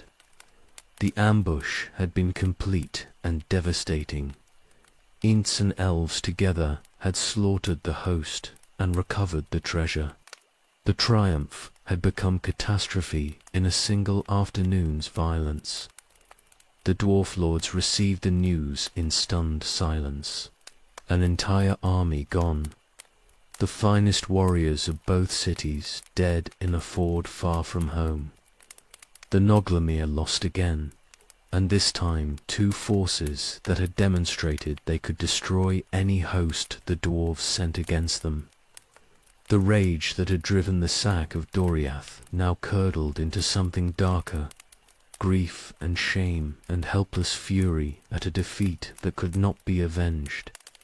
Some called for another army, larger and better prepared. They would march on Beren wherever he sheltered and take back what was theirs, regardless of cost. But cooler heads prevailed, barely. What good would more deaths serve? The Ents could not be killed by axes, and Beren had proven himself capable of impossible deeds. Another army would mean only more dwarf bodies feeding river fish and forest wolves. The debate raged through winter in the halls of Nograd and Belagost. Anger demanded action, but wisdom counseled restraint. In the end, practicality won, though it tasted like defeat. The dwarves would not march again on Beleriand. They would tend their own affairs and let the elves destroy themselves in their endless wars. The friendship that had endured for centuries was dead, murdered at Menegroth and buried at Sarn Athrad. Years passed in bitter isolation. The dwarves withdrew into their mountains and had minimal contact with the elven kingdoms. Trade dwindled to almost nothing. The crafts continued, but without the external markets and commissions that had driven such excellence. The cities turned inward, focusing on their own needs and forgetting the wider world beyond their borders. Beleriand tore itself apart through the decades that followed. The sons of Fenar pursued the Silmarils with oath-bound desperation, and kinslaying followed kinslaying. Kingdoms rose and fell, alliances shattered, and Morgoth's forces pressed ever harder against the failing resistance. The dwarves watched from their mountains and felt vindicated in their isolation. Let the elves reap what they had sown. But larger forces were moving that cared nothing for dwarf grievances or elven pride. In Valinor, the Valar had at last been moved to action. Irindil had come with the Silmaril on his brow, pleading for aid, and the powers had answered. A host was being prepared that would break Morgoth forever and end his tyranny. The War of Wrath was coming, and it would reshape the world. The armies of the West landed in Beleriand with such force that the very shores trembled. The Valar's host marched against Angband, and the battle that followed exceeded in scale and fury everything that had come before. Morgoth unleashed all his might, dragons and balrogs, orcs beyond counting, corrupted creatures bred in his pits. The war raged for decades, devastating everything it touched. The Blue Mountains stood at the eastern edge of Beleriand, and the dwarves thought themselves safe from the conflict. Let the Valar destroy Morgoth if they could, and good riddance. The dwarves would remain in their halls and emerge when peace returned to claim whatever opportunities the New Age offered. They delved deeper, expanded their minds, perfected their crafts, and ignored the thunder of war that echoed from the west. Then Morgoth was overthrown at last. Angband was destroyed utterly, torn down to its foundations and broken. The Dark Lord was cast into the void beyond the world, never to return. Victory was complete, but the cost was beyond measuring. The war had broken the very substance of the land itself. Beleriand began to sink. The cataclysm started in the west, where the fighting had been fiercest, but it spread east like a wave of destruction that nothing could stop. Mountains crumbled, valleys flooded, forests drowned beneath sudden seas. The shape of the world was changing, rewritten by forces unleashed during the final battle. The Blue Mountains felt the first tremors as distant rumbling, easily dismissed as normal settling of stone. But the shaking grew worse, and dwarves who knew rock as intimately as their own bodies understood something catastrophic was happening. The mountains were breaking, torn apart by powers that made mockery of all dwarf engineering and strength. Nograd felt the first major shock in the morning. The mountains shuddered, and halls that had stood for thousands of years cracked. Support pillars fractured, ceilings collapsed. Passages that had been stable since their delving became death traps. Dwarves fled upward toward the surface, abandoning workshops and treasuries, caring only for survival as their city died around them. Belagost suffered worse. The northern reaches of the range took the full force of the cataclysm, and the mountain that housed Gabogathol simply came apart. Massive sections sheared away and tumbled into valleys that were themselves collapsing. The great fortress city that had stood proof against any siege was destroyed, in minutes by an enemy that could not be fought or resisted. Thousands died in the initial collapse. They were buried in halls that became tombs, crushed by falling stone, trapped in passages that sealed shut. Those who reached the surface found no safety. The mountains continued to break apart, and the land itself was sinking. What had been peaks became islands, and the islands were shrinking as water rose to claim them.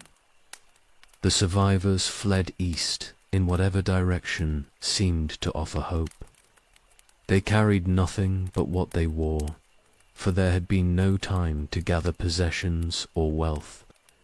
The treasuries of both cities, gold and gems and craft works accumulated across ages, remained buried in the ruins. Everything the dwarves had built in the Blue Mountains was lost. Some made for Khazad-dûm, knowing Durin's realm stood far enough east to be safe from the cataclysm. Others went to dwarf holds even more distant, or scattered into mountains whose names were never recorded in Western histories.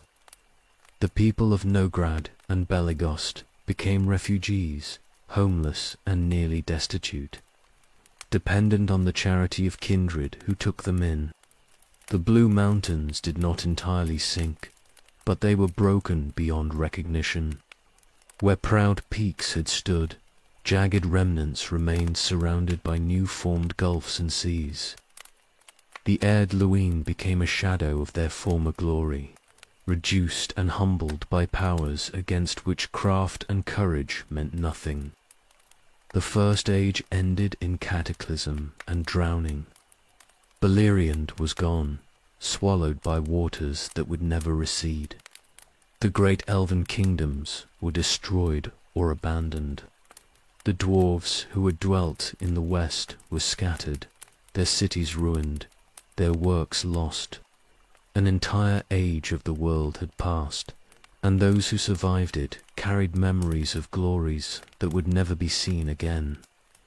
In distant Khazad-dûm, refugees from the west were received and given shelter. The tales they told of the mountains breaking and the city's fall were almost impossible to believe. Yet the evidence stood before all, thousands of homeless dwarves who had lost everything. The Second Age would begin with the West in ruins and survivors trying to rebuild what they could from the wreckage.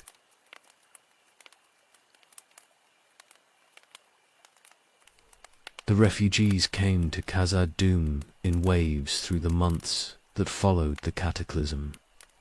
They arrived exhausted and traumatized, carrying memories of mountains breaking and cities collapsing around them. Some had walked for weeks through wilderness, made strange by the world's reshaping.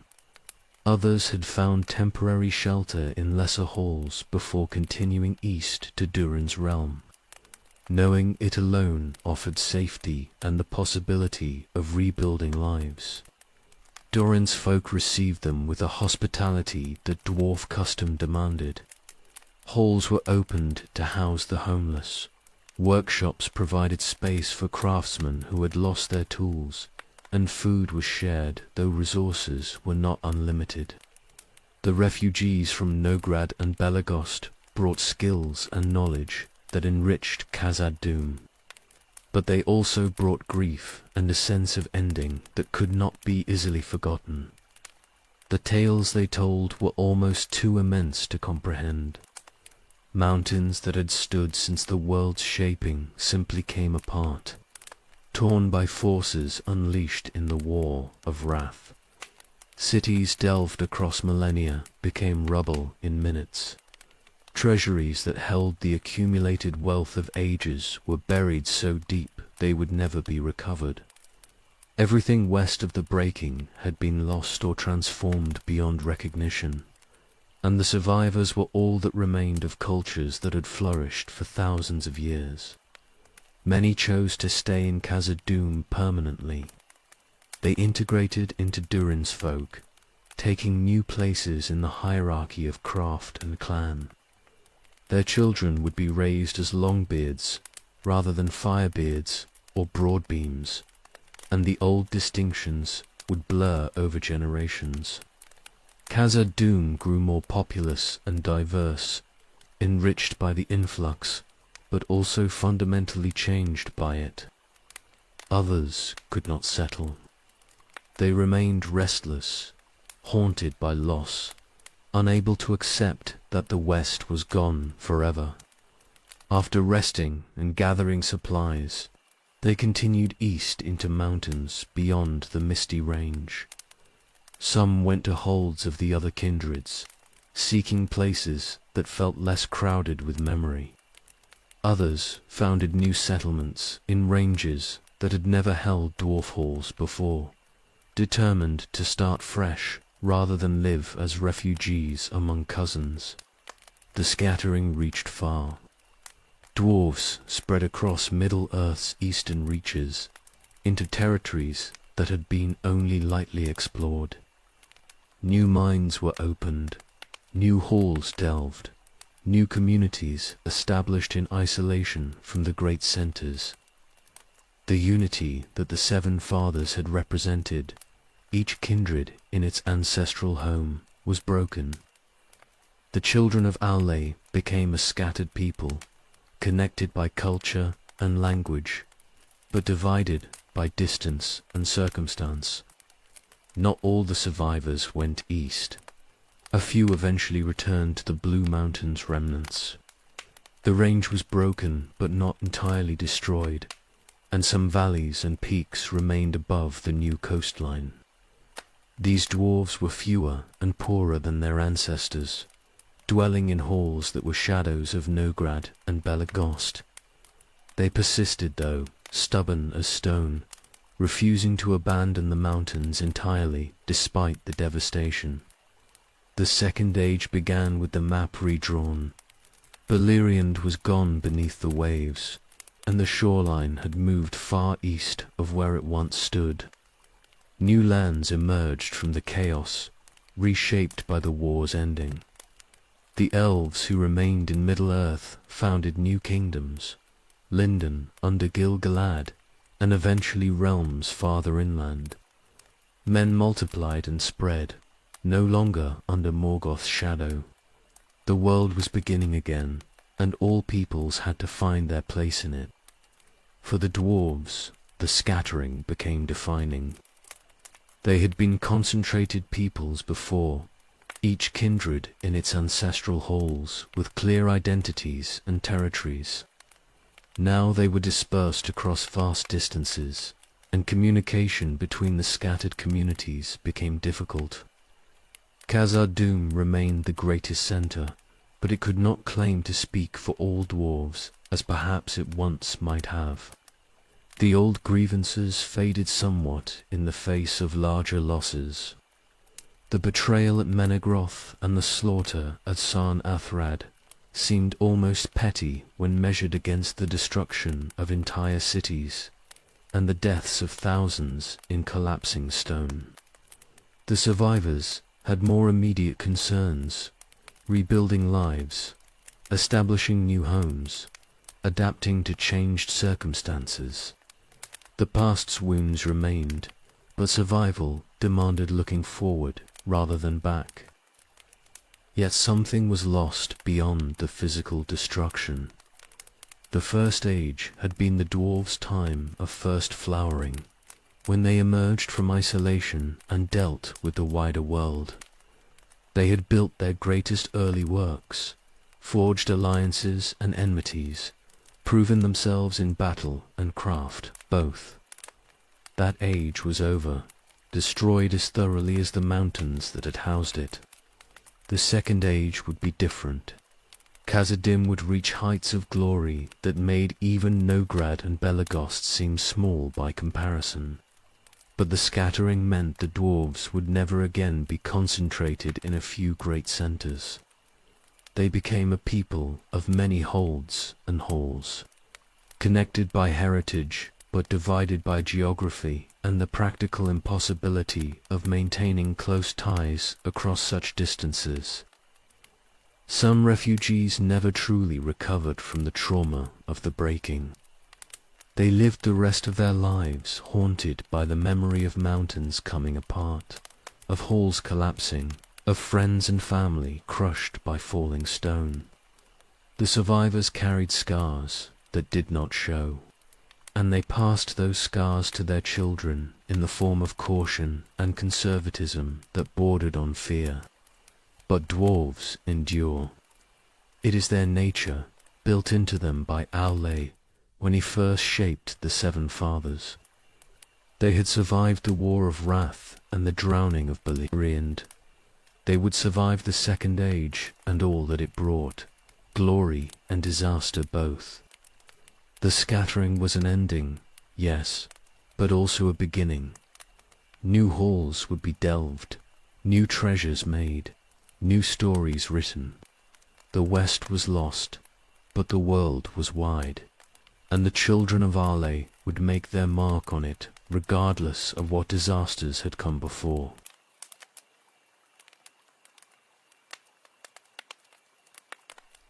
The Second Age brought new purpose to Durin's realm. Khazad-dûm had always been great, but now it became the unquestioned center of dwarf civilization in Middle-earth. The refugees from the West brought skills and knowledge that enriched the halls, and their children grew up as Longbeards, strengthening Durin's folk with fresh blood and new perspectives. The city expanded to accommodate the increased population, and the delving that had continued for ages now accelerated. Durin still ruled, ancient beyond measure but showing no sign of decline. He had been first of the Seven Fathers to wake, and alone among them he seemed exempt from death's normal claim. Generations of dwarves lived and died while he endured, and his wisdom deepened with the passing centuries. Under his guidance Khazad-dûm grew according to careful plan rather than haphazard expansion. Every new hall served a purpose. Every tunnel followed the stone's natural grain. The mansion spread through the mountain's heart in 3 dimensions. Halls were stacked vertically in some places, connected by great stairs that wound through the living rock. Horizontal passages ran for miles, linking districts devoted to different crafts and purposes. The upper levels held dwelling places and public spaces where dwarves gathered for councils and celebrations. The middle depths housed workshops and forges where the crafts were practiced. The lowest levels were mines, following veins of ore ever deeper into the earth's bones. Architecture in Khazad-dûm achieved excellence that would never be surpassed. The dwarves had learned from mistakes and successes across ages of building, and now they applied that accumulated knowledge to create spaces of immense beauty and perfect function. Pillars rose like stone forests, carved to resemble the trunks of great trees. Arches spanned distances that seemed impossible, yet they bore their weight without strain through centuries. The acoustics were carefully managed so that noise from forges did not disturb those who dwelt in halls above. Light was brought into the deeps through clever arrangements of shafts and mirrors. Natural daylight could reach surprisingly far into the mountain when properly directed, and where it failed, lamps were placed with such art that the halls never felt oppressive. The dwarves who lived their entire lives beneath the stone did not feel deprived of sky, for they had created something equally beautiful in the ordered spaces they inhabited.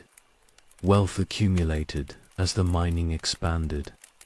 Iron and copper came from the upper levels in quantities sufficient for all the city's needs and trade besides. Silver was found in veins that seemed inexhaustible, gleaming in the lamplight and working beautifully under skilled hands. Gold appeared in lesser amounts, but still sufficient to fill treasuries and provide material for the finest ornamental work. The city prospered, and prosperity allowed greater ambitions. The forges of Khazad-dûm became renowned throughout Middle-earth. Steel was produced there that exceeded in quality anything made elsewhere, tempered through techniques perfected over millennia. The smiths could create blades that held edges through years of use, mail that was flexible yet strong enough to turn aside arrows and swords both. Tools forged in Khazad-dûm's workshops were prized by craftsmen of all races, for they did not break or dull easily. But metalwork was only one craft among many. Stone carving reached heights of excellence that made earlier works seem crude by comparison. Masons could shape granite as if it were clay, creating details so fine they seemed impossible in such resistant material. Gem cutting became an art form, with specialists who devoted entire lives to understanding how light moved through different stones and how to maximize fire and brilliance through precise cuts. The population grew slowly but steadily. Dwarf women remained few, and children were treasured. But the influx from the west and the general prosperity meant more families could be sustained. Each generation was larger than the last, and the halls expanded to accommodate them. Districts were established with distinct characters, some focused on particular crafts, others serving as residential areas, still others devoted to storage and administration. The population grew slowly but steadily. Dwarf women remained few, and children were treasured. But the influx from the west and the general prosperity meant more families could be sustained. Each generation was larger than the last, and the halls expanded to accommodate them. Districts were established with distinct characters, some focused on particular crafts, others serving as residential areas, still others devoted to storage and administration. Durin's authority was absolute but not tyrannical. He ruled with the counsel of the eldest masters and the respect of all his people. Decisions were made deliberately after thorough debate, and once made they were implemented with dwarf thoroughness and attention to detail. The governance was conservative in the best sense, concerned with long-term stability and the welfare of generations yet unborn rather than immediate gains. Trade with the outside world remained limited in the early Second Age. The catastrophe that ended the First Age had disrupted all established networks, and it took time for new patterns to emerge. But gradually, contact resumed. Elven kingdoms in Lindon and eventually farther east became trading partners. Men who were establishing their own realms in Eriador learned that Khazad-dûm produced goods worth the difficult journey to obtain them. The dwarves were cautious about these renewed contacts. Memory of Doriath's betrayal had not faded entirely, and the older generation remembered when elven friendship had ended in blood and treachery. But necessity and advantage both argued for trade, and carefully managed relationships developed. The dwarves sold what they made surplus and bought what they could not produce themselves, maintaining profitable exchange while revealing nothing of their deepest halls or closest held secrets. Khuzdal remained the secret tongue that no outsider learned willingly from dwarf lips. The dwarves used Sindarin, or later the common speech, when dealing with other peoples, but among themselves they spoke only their own language. It was a mark of identity and pride, the one thing that unified all dwarves, regardless of clan or distance. The refusal to teach it was not mere stubbornness, but protection of something fundamental to their nature. Music and craft intertwined in Khazad-dûm. The rhythmic striking of hammers became percussion that accompanied deep-voiced songs in modes that suited stone halls and dwarf throats. They sang of Aule, the Maker, and the awakening of the Seven Fathers. They recounted great deeds and the finding of rich ore veins. The songs were not sentimental, but rather celebratory of endurance and achievement, of craft perfected and work completed properly. Durin's folk were content in those early centuries of the Second Age. The First Age's traumas were fading into history, painful still, but no longer immediate. The present was prosperous, and the future seemed full of promise. They delved deeper into the mountain, following the stone where it led them, believing their mansion would endure forever, and their wealth would only grow. The great powers of the world were rebuilding elsewhere. Sauron had survived Morgoth's fall and was beginning his own schemes for domination. But the dwarves knew nothing of this yet. They focused on their own affairs and let the outside world manage itself. The stone was eternal, or so it seemed, and Khazad-dûm would stand as long as the mountains endured. That confidence would be tested in ages to come, but for now it sustained them in their labors and their pride.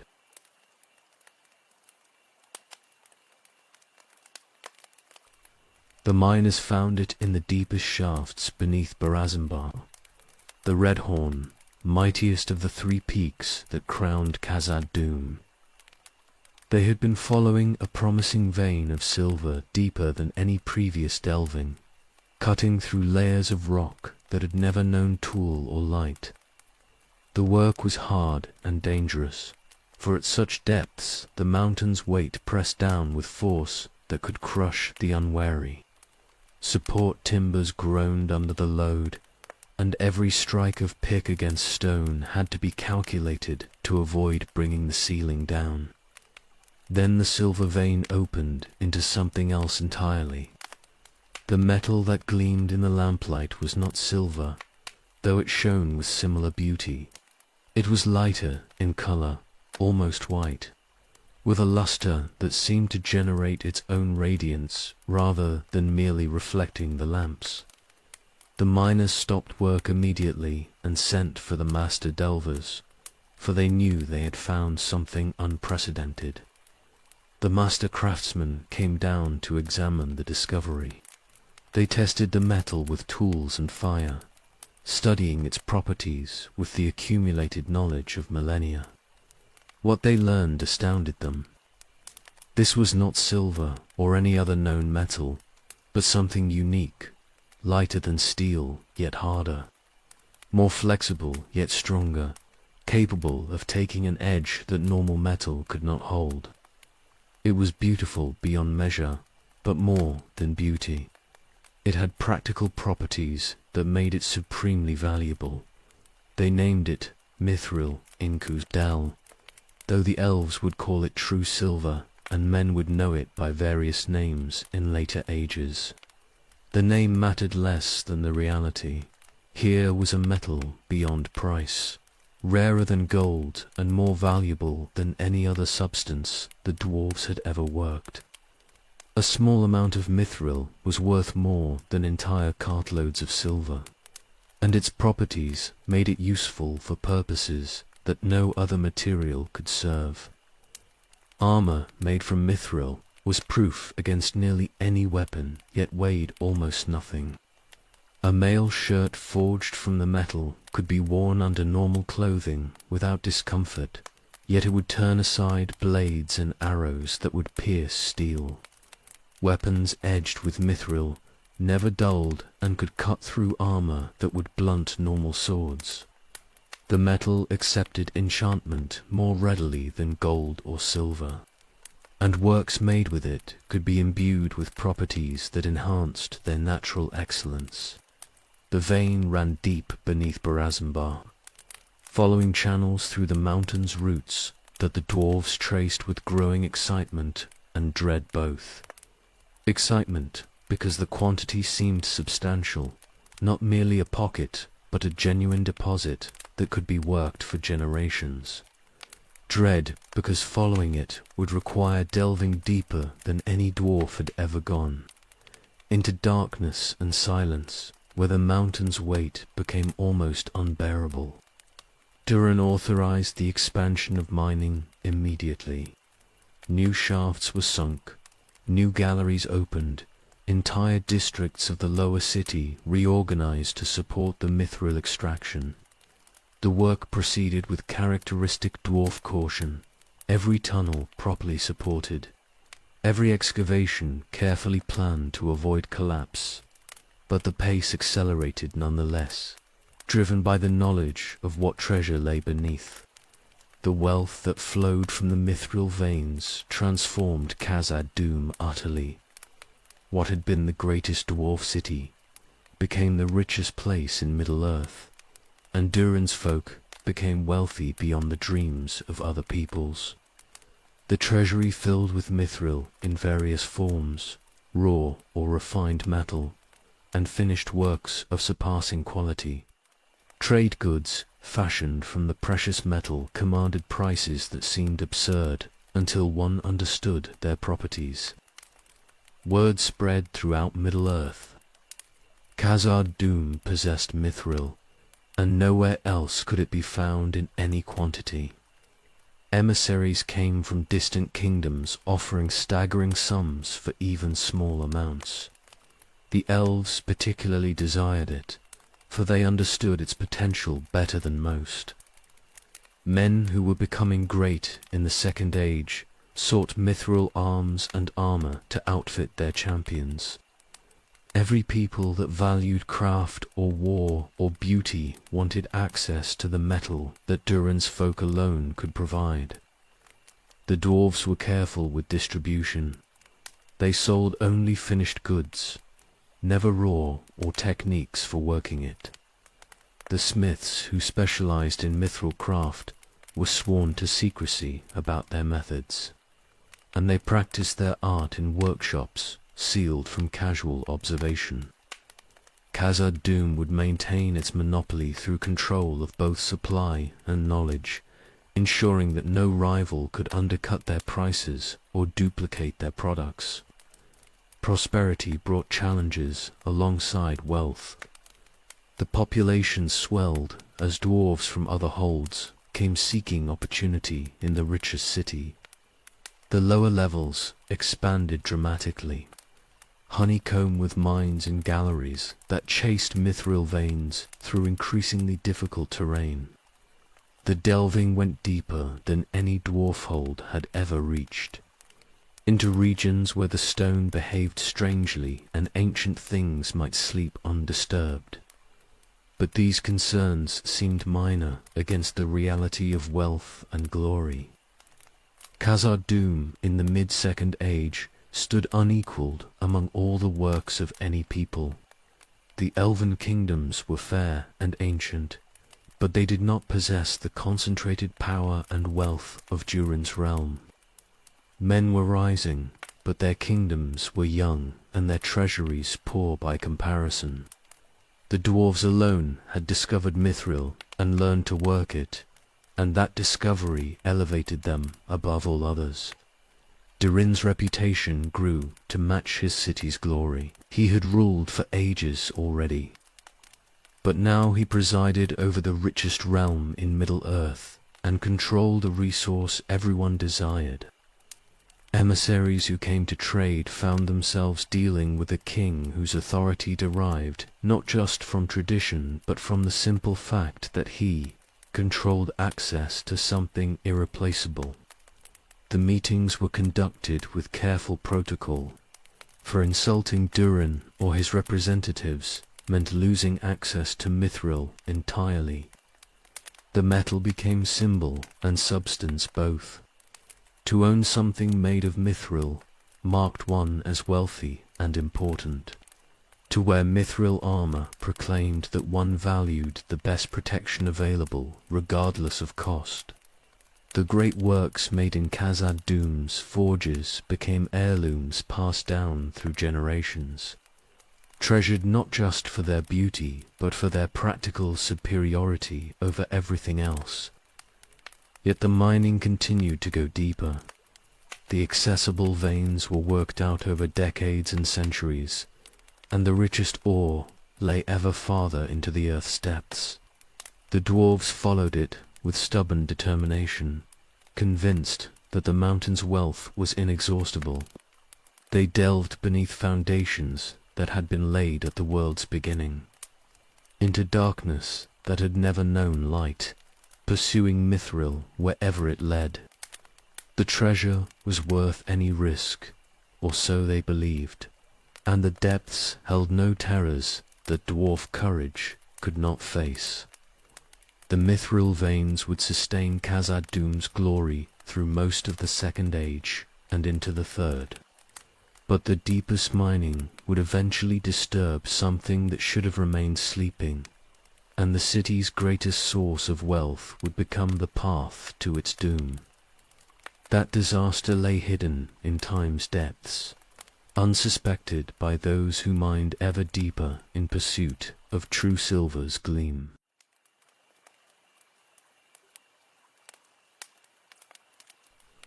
The Noldor, who had remained in Middle-earth after the First Age's ending, were changed by their experiences. They had seen kingdoms fall and friends die, and they had learned caution alongside their ancient pride. Some settled in Lindon under Gil-galad's rule, but others desired to build something new in lands less haunted by memory. In the early centuries of the Second Age, a group of these elves came to Eriador and founded a realm they called Eri. The land they chose lay near the western approaches to Khazad-dûm. This was not accidental. The elves knew the dwarves possessed wealth and craft knowledge worth learning from, and they hoped to establish relationships that would benefit both peoples. Their leader was Celebrimbor, grandson of Feanor himself, and he was perhaps the greatest craftsman living among the Noldor. He had inherited his grandfather's skill, if not his grandfather's arrogance, and he desired to create works that would redeem the family name, rather than stain it further. The dwarves watched the settlement of a region with cautious interest. Elves as neighbors was not something they had chosen, and the old wounds from Doriath had not entirely healed. But these were different elves than those who had betrayed Thingol's hospitality. Noldor rather than Sindar, and led by one whose reputation for craft was known even in Khazad-dûm. Durin decided to permit contact and see what developed. The first meetings were formal and careful. Celebrimbor came to Khazad-dûm's east gate with gifts and expressions of desire for friendship. The dwarves received him with courtesy, but made no commitments. They showed him only what they wished seen, and they kept their deepest secrets carefully guarded. But conversation revealed common ground. Both peoples valued craft above almost all else. Both sought excellence in their works. Both understood the satisfaction of creating something that would outlast its maker. Trade began as it often did, with simple exchanges that proved both sides could deal fairly. The elves had access to resources from the west that did not easily reach Khazad-dûm, certain woods and herbs, worked goods from Lindon, news and knowledge from the wider world. The dwarves possessed metals and stonework that the elves could not match. The exchanges were mutually beneficial, and gradually trust grew. Celebrimbor and Durin developed something approaching genuine friendship. The elf lord would visit Khazad-dûm for extended periods, discussing craft and technique with the dwarf king and his master smiths. Durin occasionally travelled to a region, though less frequently, to see what works the Noldor were creating. They shared knowledge carefully, each keeping certain secrets, but revealing enough to demonstrate respect and build confidence. The friendship bore fruit in many forms. Elven craftsmen learned dwarf techniques for working metal and stone, while dwarves gained insights into the more delicate arts the Noldor had perfected. Collaborative projects were undertaken, pieces that combined dwarf strength with elven grace, metalwork that blended the best of both traditions. The results were remarkable, and both peoples took pride in what could be achieved through cooperation. But the greatest work born from this friendship was the doors of Durin themselves. Khazad-dûm had always been entered primarily from the east, where great gates opened onto the Dimril Dale. The western side of the mountains had no comparable entrance, only small doors hidden and easily defended. This was by design. The dwarves did not encourage traffic through their realm, and they preferred to control access carefully. But friendship with the region suggested different arrangements. A great western entrance would facilitate trade and communication, and it would demonstrate the alliance's strength to any who might question it. More than this, it would be an opportunity to create something magnificent, a collaborative masterwork that showcased both people's abilities. The project was proposed and debated extensively. Some dwarves opposed opening the western side so completely, fearing it made Khazad-dûm vulnerable. But the practical advantages were clear, and Durin's authority carried the decision. The doors would be built, and they would be worthy of the realm they guarded. Celebrimbor designed the basic structure, but dwarf engineers modified it to suit the mountain's nature and their own requirements.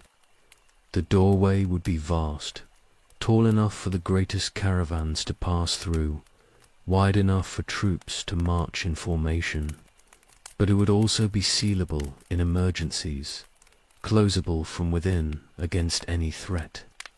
The mechanism must be perfect, smooth and reliable, yet strong enough to resist force from without.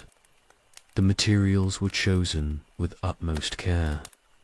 The doors themselves would be fashioned from stone quarried from the mountain's heart, perfectly matched and balanced. But the visible elements would be worked with Itildin, a substance made from mithril that caught starlight and moonlight and glowed softly in darkness. The elves had knowledge of making Itildin, and the dwarves provided the mithril itself, a collaboration in the most literal sense. Celebrimbor inscribed the doors with his own hands. The writing was in Elvish, but the content honored both peoples. Durin's name was prominent, and the doors were called his from the beginning. The inscription spoke of friendship and the collaboration that had created this entrance. It was poetry and craft both, words that were beautiful to look upon and meaningful to read. The mechanism that sealed the doors was a marvel of engineering. It responded to passwords spoken in Elvish, recognizing certain phrases and remaining inert for others. The magic, if it could be called that, was subtle and effective. When the proper words were spoken, the massive stone doors swung open smoothly and silently despite their weight. When closed, they vanished entirely, becoming indistinguishable from the surrounding cliff face except for the Itildin inscription that glowed in starlight. The completion of the doors marked the height of friendship between Khazad-dûm and Irigen. Trade flowed freely through the new entrance, caravans passing both directions regularly. Dwarves and elves worked together on various projects, each learning from the other, creating works that neither could have achieved alone. The isolation that had characterized the early Second Age gave way to cooperation and mutual enrichment. This golden age would last for centuries. The doors stood open, welcoming friends and facilitating commerce that benefited both realms. Celebrimber's visits to Khazad-dûm continued, and the friendship between him and Durin deepened with time. The wounds of the First Age seemed healed at last, and it appeared that elves and dwarves could indeed work together toward common purposes. But darkness was rising in the world again.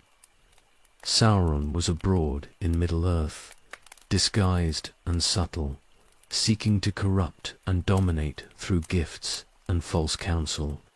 He would come eventually to a region with promises of knowledge and power, and Celebrimber would listen.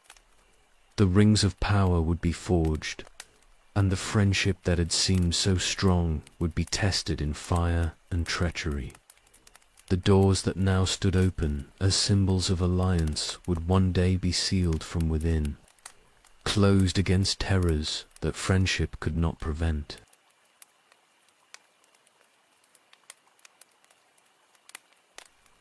Sauron came to Eridgen in fair form, calling himself Anatar, the Lord of Gifts.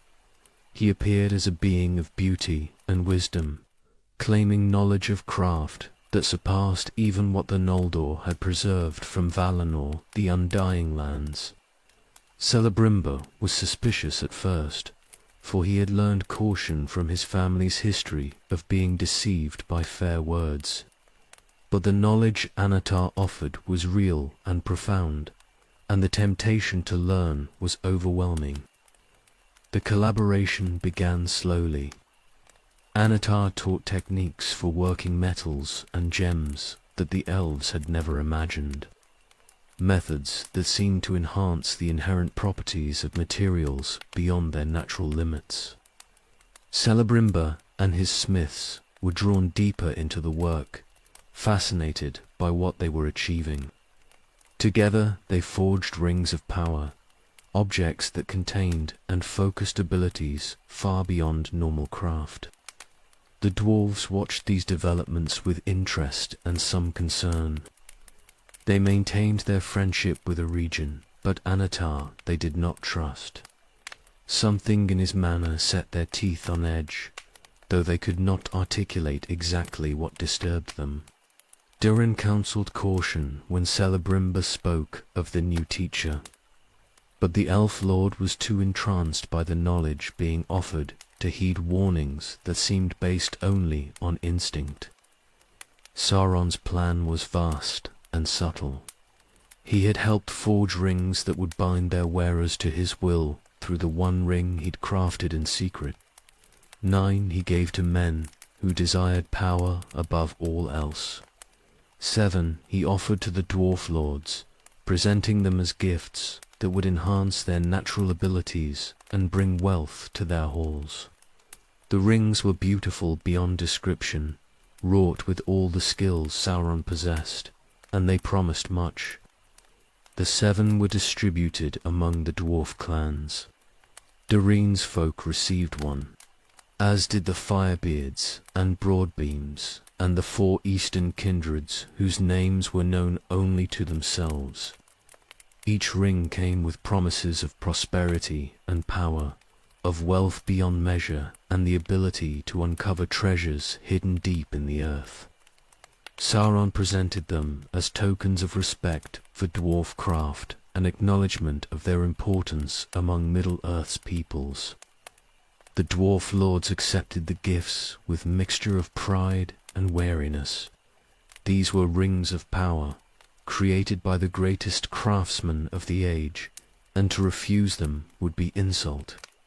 Yet the dwarves were not easily impressed by external gifts, and they tested the rings carefully before committing to wearing them. What they discovered was both promising and troubling. The rings did indeed enhance certain abilities.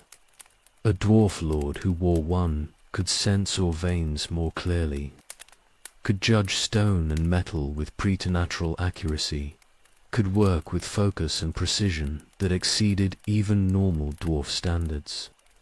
Wealth seemed to flow toward the wearers, Mining operations succeeded beyond expectations. Trades proved unusually profitable. Treasuries filled faster than they emptied. The promises Sauron had made were being fulfilled. But the rings could not dominate dwarves as they dominated men. This was Sauron's great miscalculation. The children of Aule had been made stubborn and resistant to outside control, shaped to endure and maintain their own will regardless of pressure. The one ring that Sauron wore gave him mastery over the 9 who wore their rings. But the 7 did not answer to him in the same way. He could not see through dwarf eyes or command dwarf actions. What the rings did instead was amplify tendencies already present. Dwarves naturally loved gold and gems and the works of their hands, but the rings inflamed this love into obsession. The hoarding instinct that had been manageable became overwhelming. Dwarf lords who wore the rings grew increasingly possessive of their treasures, unwilling to part with anything regardless of need or wisdom. They delved ever deeper, seeking more wealth, drove their people harder in the mines, and thought of little beyond accumulation. The gold lust grew with time. Dwarf lords became miserly beyond reason, counting every coin and gem obsessively. They trusted fewer people, suspecting theft or betrayal even from loyal servants. Generosity that had once marked good kingship withered, replaced by possessiveness that verged on madness. The rings were revealing and magnifying the worst aspects of dwarf nature, yet they could not be easily discarded. The wealth the rings brought was real, and kingdoms that possessed them prospered materially even as their lords' characters degraded. To remove a ring once worn for years felt like cutting off one's own hand. The loss was visceral and agonizing. Most who received them wore them until death, and the rings passed to their heirs, who found themselves similarly trapped. Sauron was frustrated by his partial failure. The dwarves had not become his servants, as the men had. He could not command them, or see through them, or use them as tools in his schemes.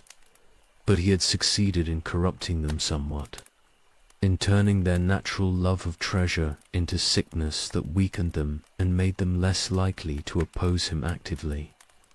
It was not the victory he had planned, but it was something. The rings brought other consequences beyond gold lust. They drew dragons, for those ancient worms could sense powerful magic and coveted rings above almost any other treasure. In later ages, many of the 7 would be consumed in dragon fire or taken by the worms who slew the lords who wore them. Sauron would recover several through his servants, always seeking to complete his control over the rings he had helped create. Khazad-dûm's ring remained with Durin's line through all the ages that followed. It was never captured, though many tried, and it survived even the fall of Moria itself. The wealth it brought helped make the mansion the greatest in Middle-earth, but it also fed the obsession that drove the mining ever deeper until the dwarves woke what should have remained sleeping. The ring was blessing and curse both, like all such gifts from Sauron's hand. The forging of the rings marked a turning point in the Second Age. Sauron had revealed himself in his actions, if not yet in his true form, and the free peoples began to understand that a new Dark Lord was rising. The friendship between Eregion and Khazad-dûm would be tested in fire, and the doors that had been opened in hope would be closed in necessity. But that war lay ahead, hidden in the near future's darkness.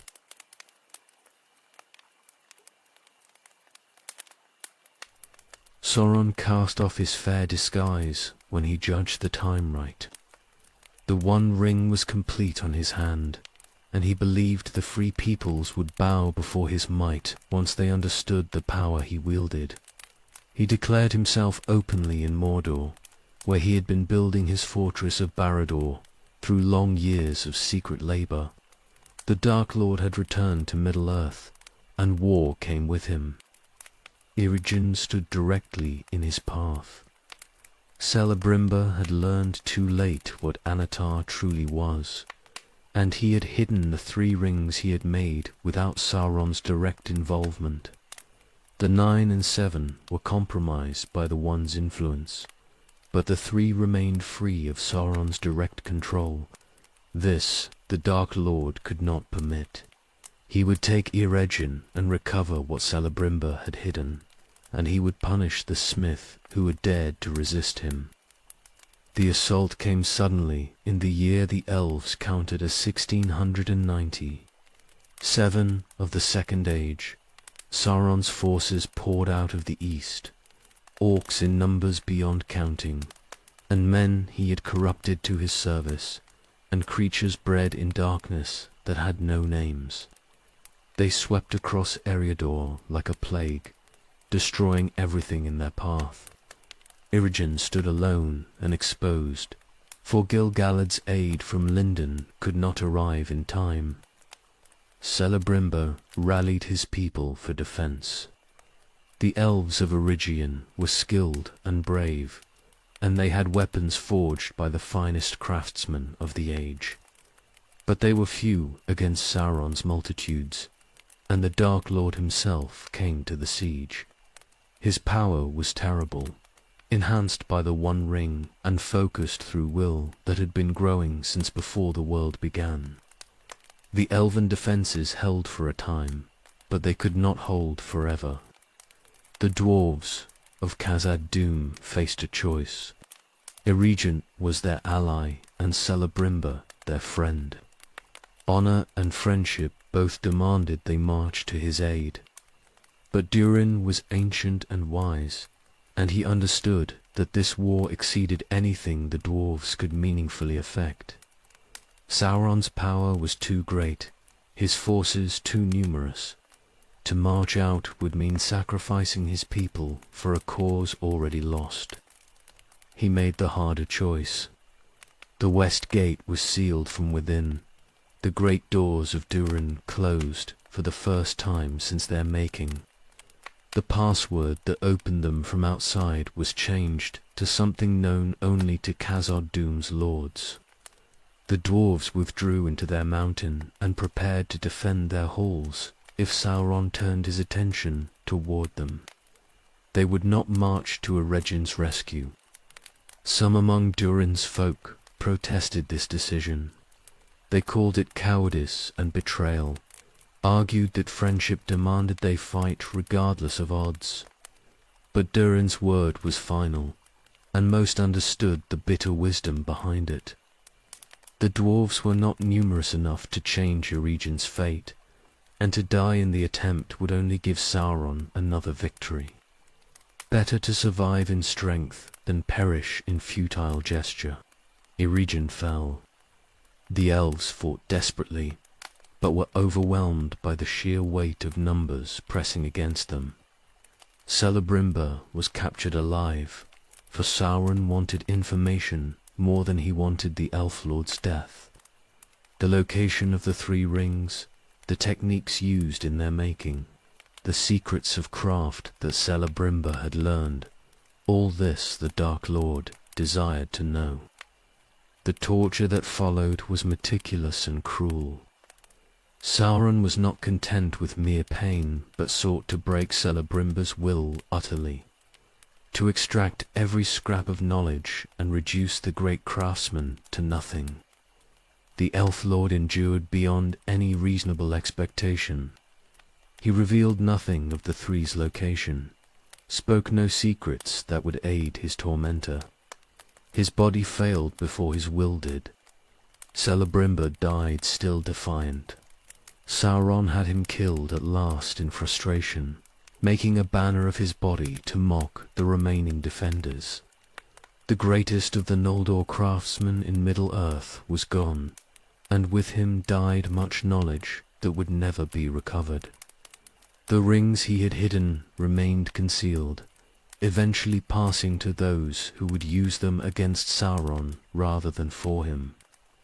The survivors of a region fled north, toward Lindon, or scattered into the wild. Their realm was destroyed utterly, the works they had created smashed or stolen, their hopes broken. Some blamed the dwarves for refusing aid, claiming that Khazad-dûm's strength might have made the difference. The accusation was unfair but understandable, born of grief and loss. Behind the sealed doors, the dwarves mourned in their own way. They had lost a friend and an ally, and they knew the friendship that had produced such wonders as the West Gate would not be rebuilt. The age's brightness dimmed with Celebrimber's death. They had chosen survival over honor, wisdom over glory, and the choice tasted bitter even though it was correct. Sauron did not assault Khazad-dûm.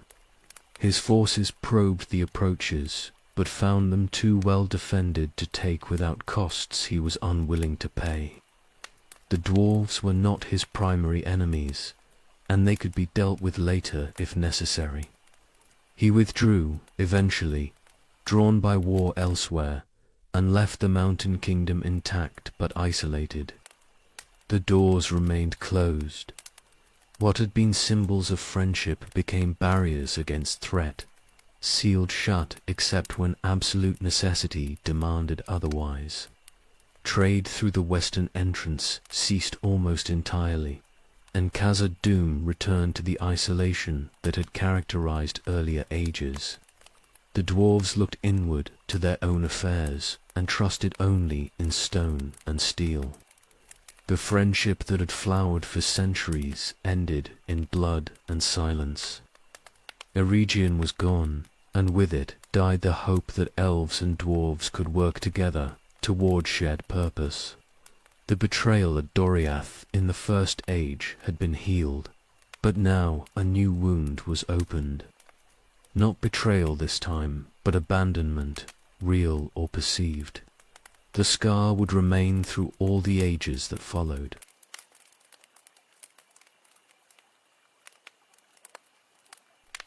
The Third Age began with Sauron, defeated but not destroyed. He had been cast down in the war of the last alliance, his physical form broken and the one ring cut from his hand. But he was Maya, and such beings do not die as mortals die. He would return, eventually, diminished but still dangerous, still capable of breeding horrors to plague the free peoples.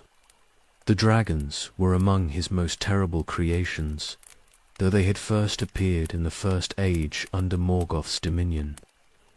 They grew slowly over decades and centuries, becoming more dangerous as they aged, and they coveted gold and gems with desire that exceeded even dragonkind's legendary greed. The dwarf holds in the far north were first to feel their wrath. These were smaller establishments than Khazad-dûm, halls delved into mountains whose names were never recorded in Western annals.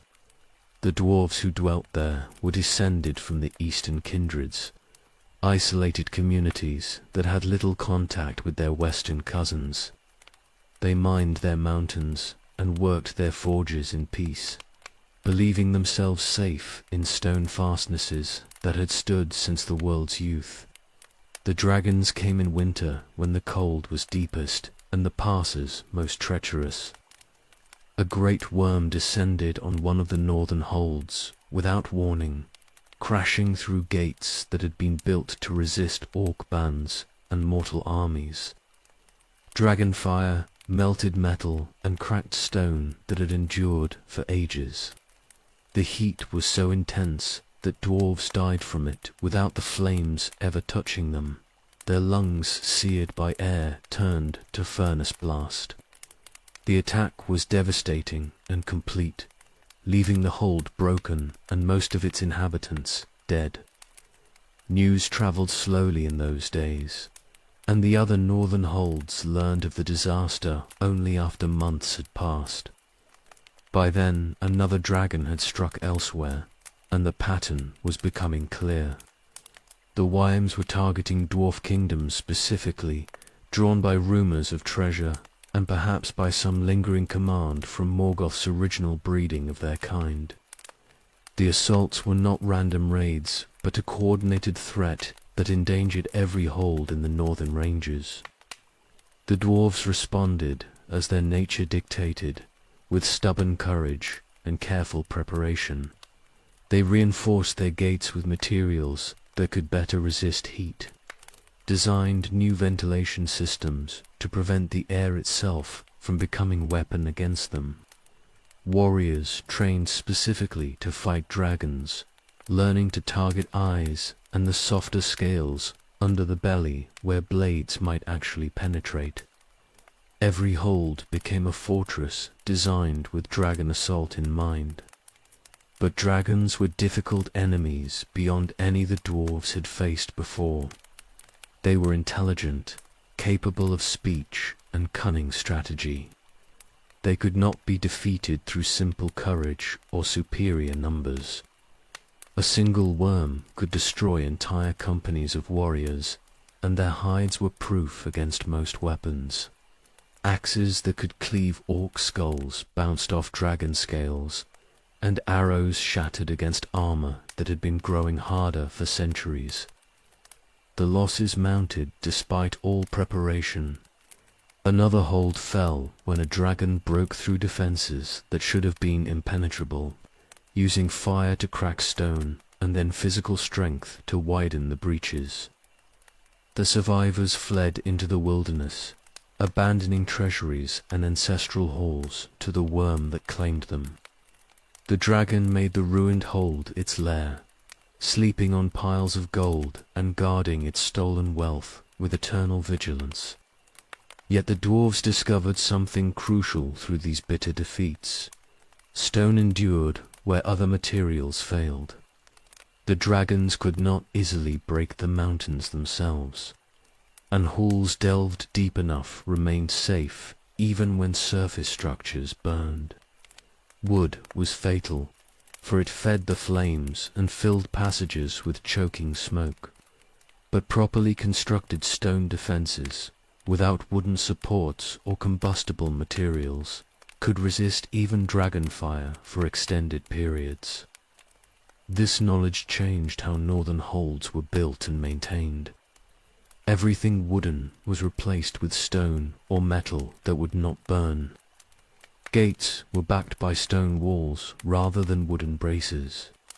Ventilation shafts were designed to close automatically when heat reached dangerous levels. The architecture evolved specifically to counter the dragon threat, becoming more austere but far more defensible. The dwarves also learned to avoid provoking attacks unnecessarily. Holds that kept their wealth hidden and maintained low profiles were less likely to attract dragon attention.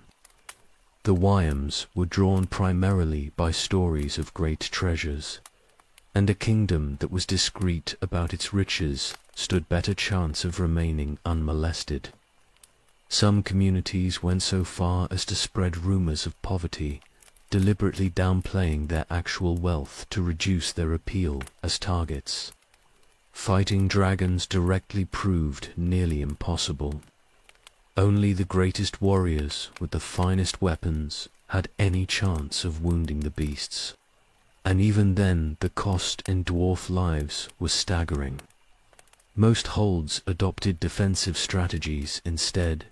Seal the gates when dragons approached, retreat to the deepest holes, wait for the worm to lose interest and depart. It was not heroic, but it preserved lives and allowed communities to survive. Not all dwarves accepted this defensive posture. Some lords organized expeditions to hunt dragons in their lairs, hoping to slay them before they could attack.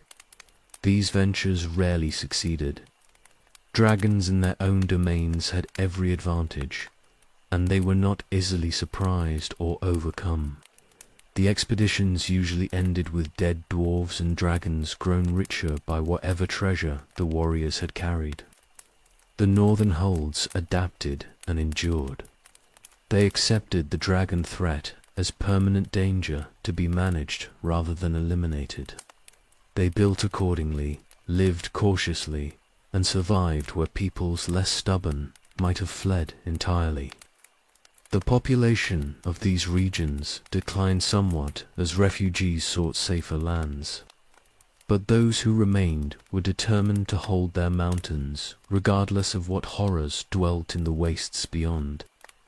Khazad-dûm heard these tales from the north with concern but no immediate fear. The greatest mansion stood far from the coldest wastes, and no dragon had yet been reported in the misty mountains proper. The dwarves of Durin's folk took note of the lessons being learned, the importance of stone construction, the danger of accumulated treasure drawing worm attention, the necessity of planning for threats that seemed impossible until they arrived. But they did not expect to face dragons themselves, and they continued their delving and their accumulation of wealth without adjusting their practices significantly. That confidence would prove misplaced in time. Dragons would eventually come even to regions thought safe, drawn by Mithril's fame and Khazad-dûm's legendary treasures. But that disaster lay far ahead, hidden in the Third Age's later centuries. For now the dragon fire burned primarily in the north, and the dwarves who dwelt there endured with characteristic stubbornness, refusing to yield their halls despite losses that would have broken lesser peoples.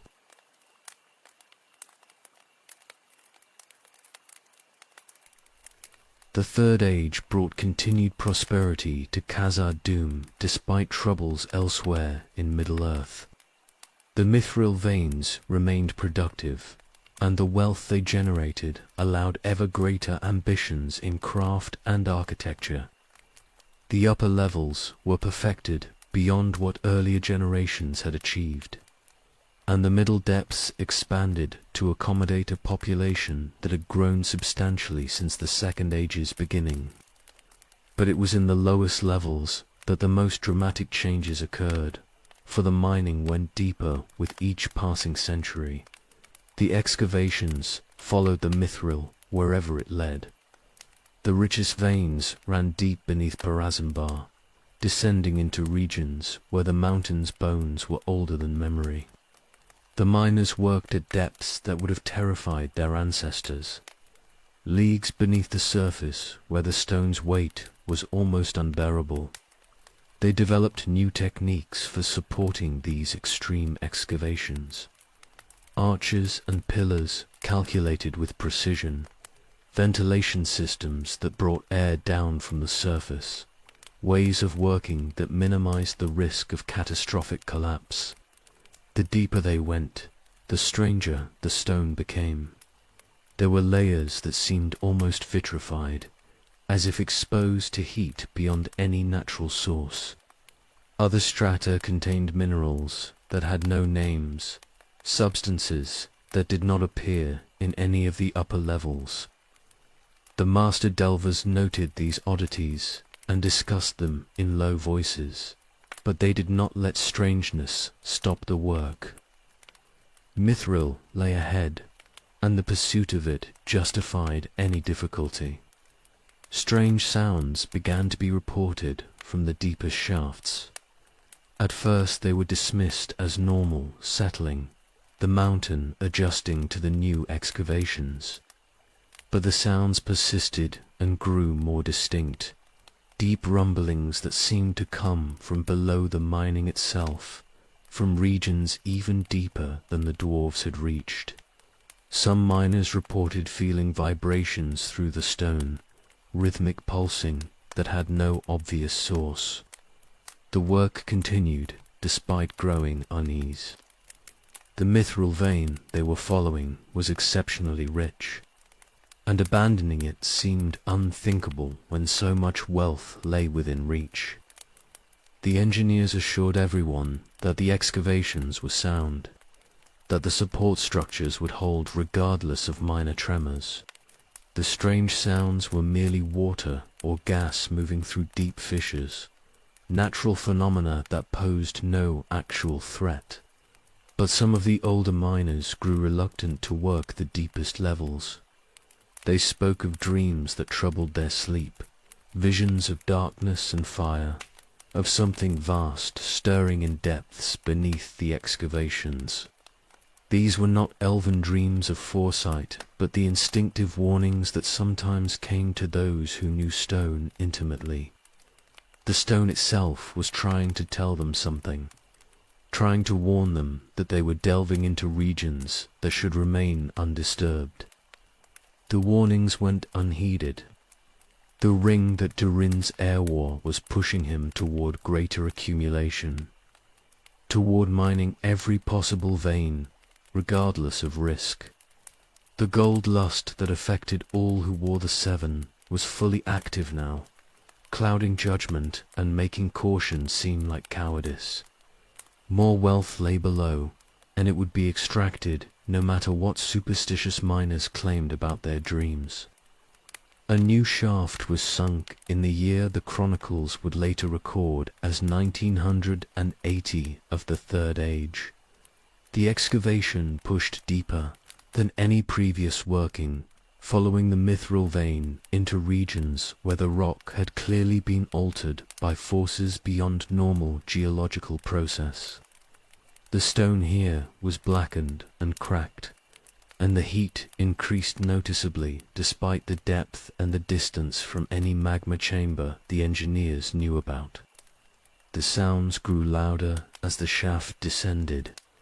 Now they were unmistakable, not water or gas, but something else, something that suggested size and mass beyond measuring. The vibrations became strong enough to rattle tools and send small stones cascading from the walls. The air that came up from below smelled of sulfur and ancient burning, and it carried heat that made the deepest workings almost unbearable despite all ventilation efforts. The miners began to refuse assignments to the lowest levels. Even threats and bribes could not compel them to continue the descent. They claimed the stone itself was warning them that to go deeper would be to break through into something that should never be exposed to light or air. The master delvers were forced to halt the excavation while they dealt with what they dismissed as mass panic among their workers. But the damage was already done. Something in the depths had been disturbed by the excavations, roused from sleep that had lasted since the world's breaking. It was aware now of the mining above it, aware of the voices and the lights and the intrusion into regions where silence had reigned for millennia. It was not yet ready to rise, not yet recovered enough from ancient wounds to act, but awareness had returned, and with awareness came hunger and rage. Fear spread through the lowest communities of Khazad-dûm. The dwarves who lived and worked at the deepest accessible levels reported that the tremors were increasing, that the sounds from below had taken on a quality that suggested deliberate movement. Some claimed to have seen light in the darkness beneath their excavations, not the warm glow of lamps, but a fierce red radiance that pulsed like a heartbeat. The mining at the deepest levels was suspended. The engineers sealed the lowest shafts, filling them with rubble and posting guards to ensure no one went down out of curiosity or foolishness. The decision was presented as temporary, a precaution while the strange phenomena were investigated. But privately, the lords of Khazad-dûm were troubled. Something was wrong in the deeps, and they did not know what it was or how to address it. The city above continued normally.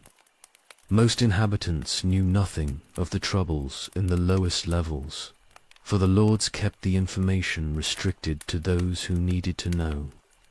Life went on as it always had. The forges burned, the craftsmen worked, trade continued through the eastern gate. But beneath the prosperity and the appearance of normality, dread was growing among those who understood what the signs might mean. In the deepest darkness, something that had not moved in ages was stirring. It was gathering strength slowly, remembering what it had been and what it could do. The dwarves had delved too greedily and too deep, and they had disturbed what should have remained sleeping until the world's ending. The awakening was not yet complete, but it had begun, and nothing they could do would stop what was coming.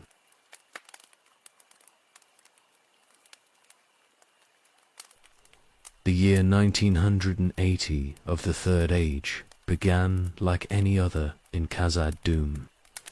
The forges burned bright in the middle levels, and craftsmen worked on pieces that would become heirlooms.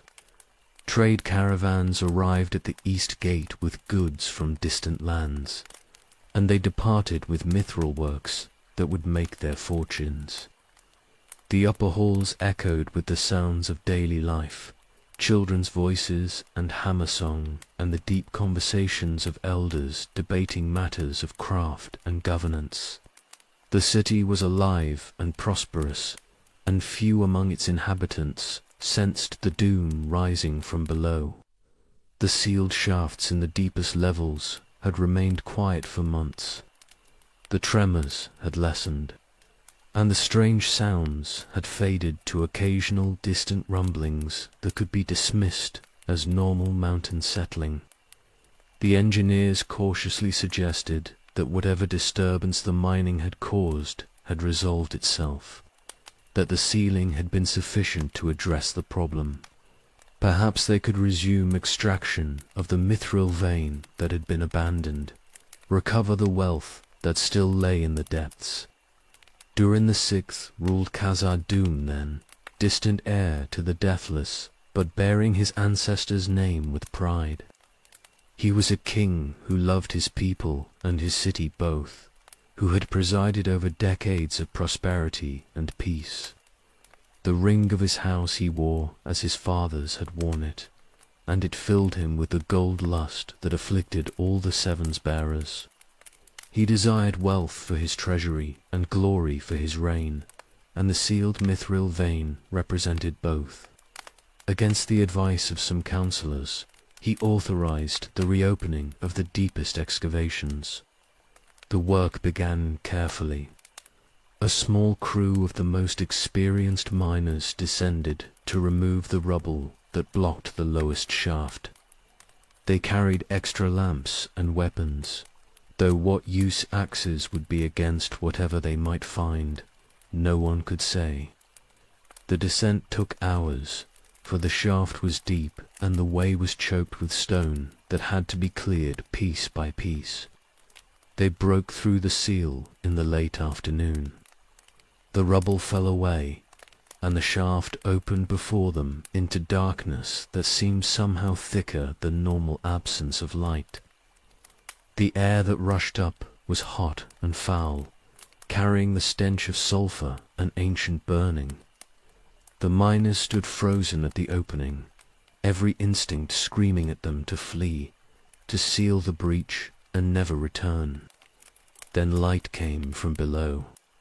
Not the warm glow of lamps, but red radiance that pulsed and grew, rising toward them with terrible speed.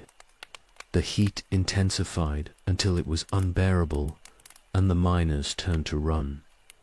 Most did not make it far. Fire erupted from the shaft behind them, not natural flame, but something older and more terrible. The fire of Udan kindled before the world was made. The Balrog rose into Khazad-dûm like a nightmare taking form. It was vast beyond measuring. A creature of shadow and flame that had slept beneath the mountain since the first age's ending. It had been of Morgoth's service in the ancient wars, and it had fled here when Angband fell, burrowing deep into the earth to hide and heal. The dwarves' mining had disturbed its rest, and now it was fully awake and filled with rage at the disturbance. It came up through the lowest levels like fire through dry timber. The few dwarves who saw it and survived to tell of it spoke of shadow that could not be penetrated, of a darkness so absolute that lamps were extinguished by its presence. Within that shadow burned fire, and the fire had a terrible sentience. The creature wielded a blade that blazed like a furnace and a whip of many thongs that cracked like thunder. Its roar shook the stone itself. The alarm spread through the city with desperate speed. Warriors rushed to defend the lower levels, not knowing what they faced, but responding to the duty that dwarf honor demanded. They met the Balrog in the deep halls, and they died. Axes that could cleave, orc armor shattered against the creature's hide. Mail that was proof against dragonfire offered no protection against the whip's kiss. The bravest and strongest fell first, for they pressed closest to the enemy and died for their courage. Durin the Sixth came down into the battle. He was king, and he would not hide while his people died, defending the halls he ruled. He was old, but still strong, and he bore weapons forged in Khazad-dûm's finest workshops. The crown he wore had been passed down through generations beyond counting, and he would not dishonor it by fleeing. The king met the Balrog in a hall that had been delved in the mountain's youth, a space so ancient its original purpose was forgotten.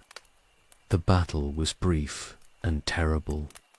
Durin fought with all the skill and strength of his long life, but he was mortal and the demon was Maya, and the outcome was never in doubt. The shadow wrapped around him, and the fire consumed him. Durin the Sixth fell, and with him fell something intangible but precious. The sense that Khazad-dûm was eternal and its people safe within stone walls. The command to evacuate was given by those who survived the king's death. The Balrog could not be fought by any force the dwarves could muster, and to remain was to die. The city must be abandoned. The word spread through all levels with frantic urgency. Gather what you can carry, take your children, flee to the east gate. Leave the treasures, leave the workshops, leave everything that cannot be carried in desperate flight. The exodus was chaos barely controlled by discipline. Thousands of dwarves poured toward the eastern approaches, carrying whatever they had managed to grab. Behind them the Balrog raged through the lower levels, and fire spread where it passed. Halls that had stood for ages were broken, pillars shattered, the careful architecture of millennia destroyed in hours. The greatest mansion of the dwarves was being unmade, and there was nothing anyone could do but flee. Nain the First, Durin's son, took command of the evacuation. He organized the rearguard that held the approaches while the civilians fled, buying time with dwarf lives. He saw his father's body recovered and carried out with honor rather than left for the flames. He was king now, though his reign had begun in disaster and flight. The east gate stood open, and through it the refugees streamed into the Dimril Dale beyond. They carried their shame with them, and their grief, and the knowledge that they had woken something that should have remained sleeping. Khazad-dûm was lost.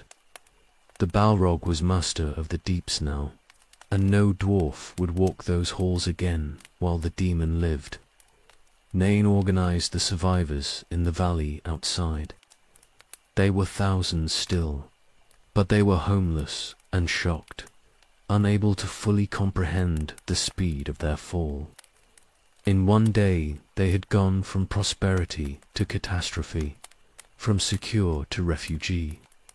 The king tried to hold them together, tried to maintain order and hope, but grief and rage filled him too, and he swore that he would not let the demon's victory stand unchallenged. A year later, Nain I returned to Khazad-dûm with an army of those who would follow him. He meant to reclaim the halls, or die in the attempt to avenge his father and restore his people's home. He entered through the east gate with warriors at his back, and he marched into the darkness where the Balrog waited. None who went with him returned to tell exactly what happened in those deep halls, but the outcome was clear enough. Nain I did not come back, and neither did any who followed him. The dwarves had lost their king and his heir both in the space of a year. They had lost Khazad-dûm, the greatest of all their mansions. They had lost the mithril and the treasuries and the accumulated works of ages.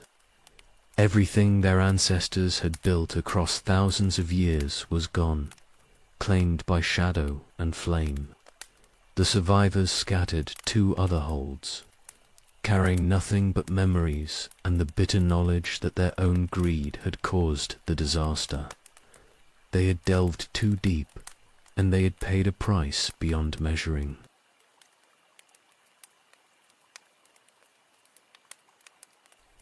The survivors gathered in the Dimril Dale as winter approached, and the reality of their situation settled on them like snow. They were homeless.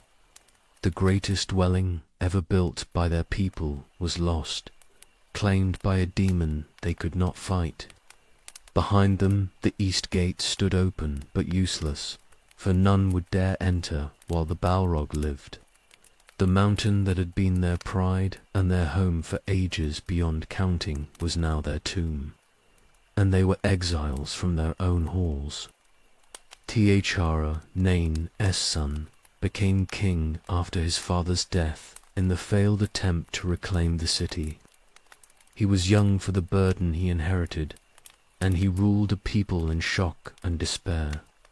The refugees had managed to carry some wealth out during the evacuation, but most of the treasury remained buried in Khazad-dûm's depths.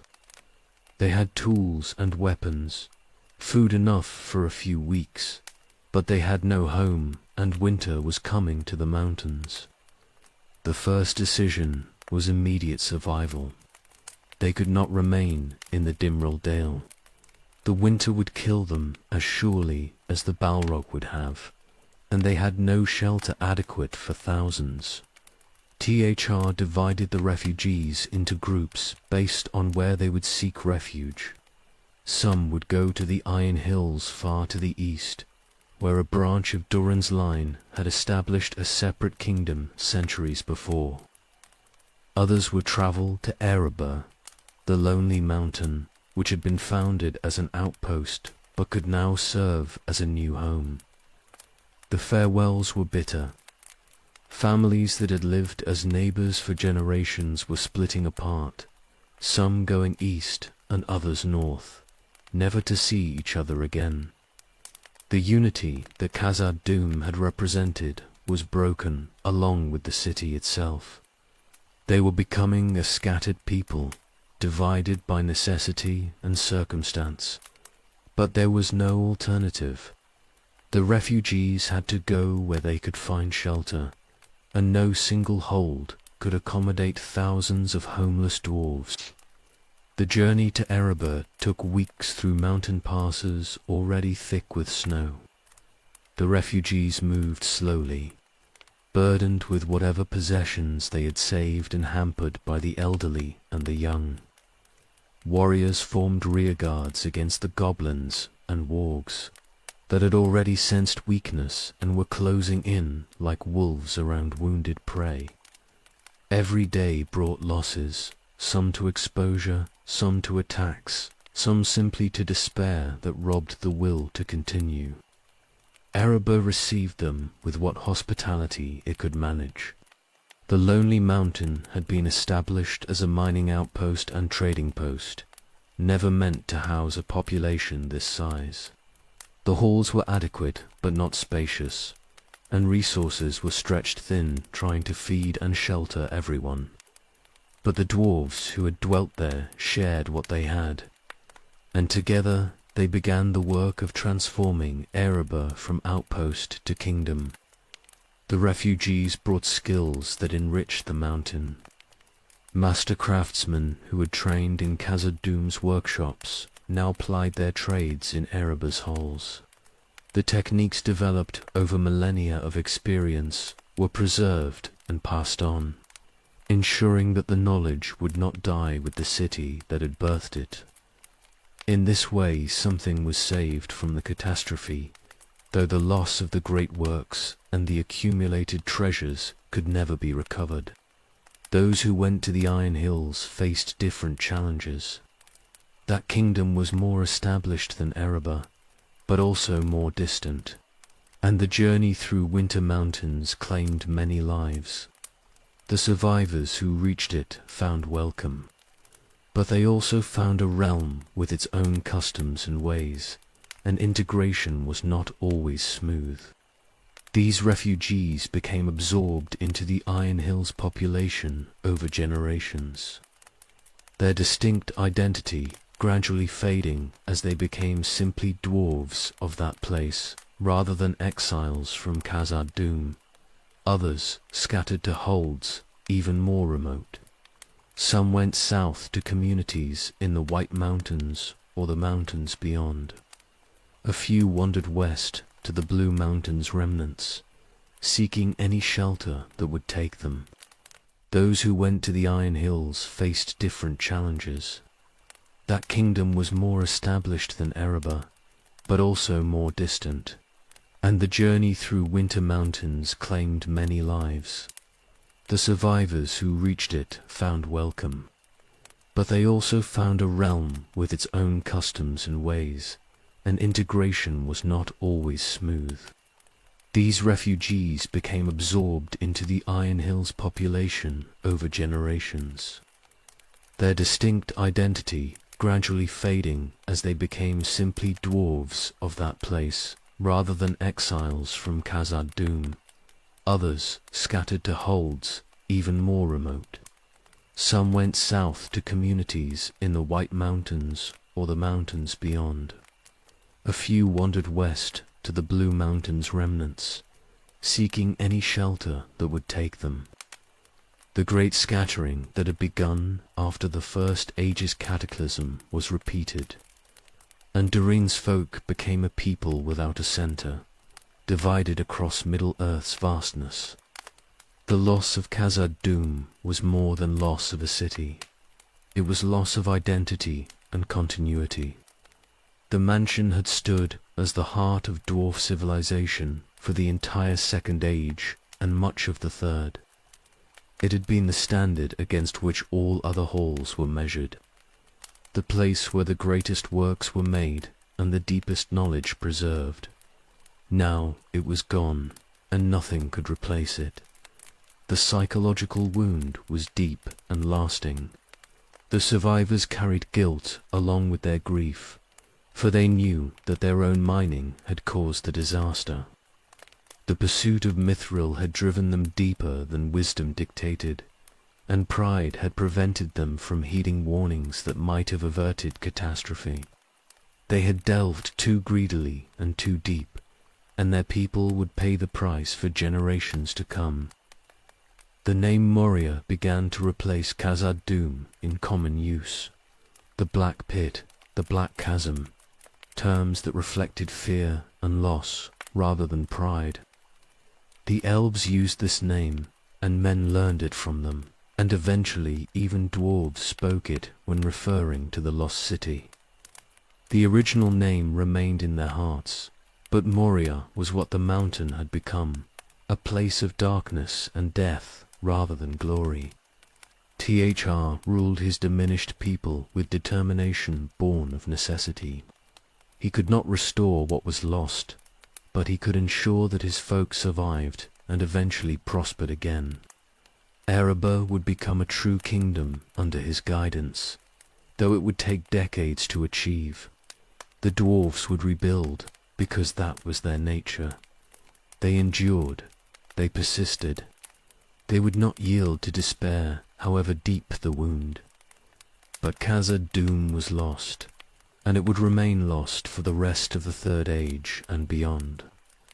The Balrog dwelt in its halls like a dragon in a stolen hoard, and the greatest works of dwarfcraft in Middle-earth lay abandoned in darkness. The mithril remained in the deeps, untouched and unreachable.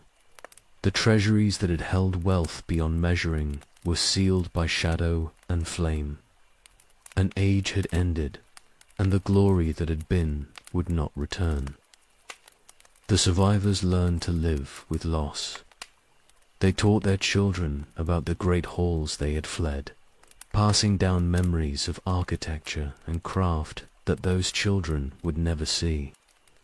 The stories became legend, and legend became myth, and eventually some wondered if Khazad-dûm had been quite as magnificent as the tales claimed.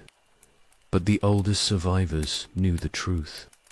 They had walked those halls, had worked in those forges, had lived in glory that the world would not see again, and they had lost it all to greed and the horror that greed had awakened.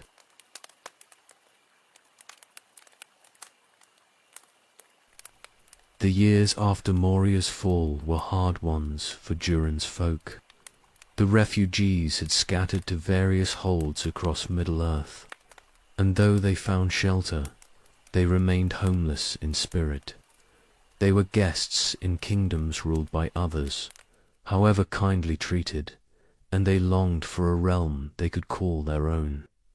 Patrar had died, and his son, Thraenei, ruled what remained of Durin's line. He was determined that his people would not remain scattered and diminished, that they would rebuild and reclaim their place among the great powers of Middle-earth. Thrain looked to the lonely mountain. Araba stood in isolation east of Mirkwood, a single peak rising from the plains like a sentinel. It had been visited by dwarves before, explored and found promising, but never fully developed. Now Thrain saw it with new eyes. The mountain was rich in ore, its halls could be expanded to house a proper kingdom, and its position offered strategic advantages. More than this, it was unclaimed, available to be made into whatever his people needed. In the year 1999 of the Third Age, Thrain I led a substantial group of his folk to Araba. These were dwarves from various holds who had grown weary of exile and refugee status, who desired to rebuild under their rightful king. They came with tools and determination, ready to carve a new home from the mountain's stone. They were fewer than the thousands who had fled Moria, but they were enough to establish a kingdom if they worked with characteristic dwarf stubbornness. The delving began immediately. Araba had natural caves and passages, but these needed to be expanded and connected, shaped into the halls and workshops that a proper dwarf kingdom required. The work was familiar to those who had known Khazad-dûm, following the stone's grain, supporting excavations properly, creating spaces that would endure for ages. They could not match Morea's grandeur, not yet and perhaps not ever, but they could build something worthy of Durin's line. The front gate was constructed facing south toward the running river and the lands of men beyond. This was not mere entrance, but statement of intent. Erebor would be a kingdom that engaged with the outside world, that traded and prospered through contact with other peoples. The gate was massive and well defended, carved from the mountains, living stone, and adorned with craftsmanship that announced this was a place of wealth and power. Inside, the halls took shape according to Thrain's vision. He had studied the plans and principles that had made Khazad-dûm great, and he applied what could be applied to a smaller scale. The great hall of Tachar would become the city's heart, a vast space where the king could hold court and the people could gather. Workshops were established for the various crafts, forges built to the most exacting standards. Living quarters spread through the mountains, upper levels, comfortable and well ventilated. The mines proved immediately productive. Erebor contained rich veins of gold and gems, and while there was no mithril, the mountain's wealth was still substantial. The dwarves delved carefully, remembering what had happened when greed drove excavation beyond wisdom's bounds. They worked methodically rather than frantically, extracting wealth at sustainable pace rather than rushing to grab everything at once. Trade relationships were established with the men of Dale, the city that stood at Erebor's feet. The Northmen who dwelt there were hardy folk, skilled in their own ways, and they welcomed dwarf goods eagerly. A prosperous exchange developed. The dwarves sold worked metal and gems, purchased food and textiles, and wood that they could not produce themselves. The relationship enriched both peoples and gave Erebor access to markets throughout the northern regions. The population grew as word spread that Durin's line had established a new seat. Dwarves from various holds came seeking opportunity, drawn by the chance to be part of something being built rather than maintained. Refugees who had scattered after Maria's fall began returning to their king's banner, tired of living among other clans and eager to rejoin their own people. Erebor's halls expanded to accommodate them, and the kingdom took on true permanence. Thrain established Erebor as the new seat of the kingship that had once ruled Khazad-dûm. The crown and the ring of Durin's house he wore, claiming the authority that had passed to him through his father and grandfather. He was not merely lord of a mountain, but king under the mountain, ruler of Durin's folk and heir to traditions stretching back to the world's youth. The title was declaration and challenge both. Durin's line endured despite disaster, and they would not accept diminishment. The kingdom's culture reflected both loss and renewal. They maintained the customs and crafts of Khazad-dûm, preserving what could be preserved of the old ways. But they also adapted to new circumstances, developing techniques suited to Erebor's particular resources and challenges. The blend of tradition and innovation created something unique, a kingdom that honored its past while building toward its future. Music in Erebor's halls carried echoes of songs sung in Moria, but new verses were added celebrating the mountains, founding, and the resilience of Durin's folk. They sang of Thrain's leadership and the journey that had brought them here, of the wealth being extracted and the halls being built. The songs were not triumphant exactly, for the shadow of loss remained, but they were hopeful in ways that it seemed impossible in the immediate aftermath of catastrophe.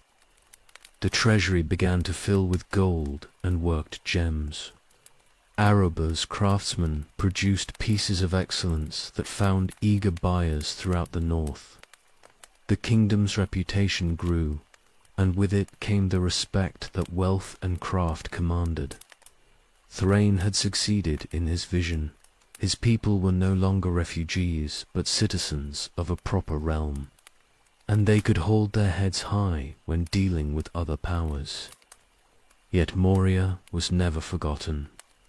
The elders told younger generations about the greatest mansion, about halls that made Erebor seem small, about wealth that dwarfed what they were now accumulating.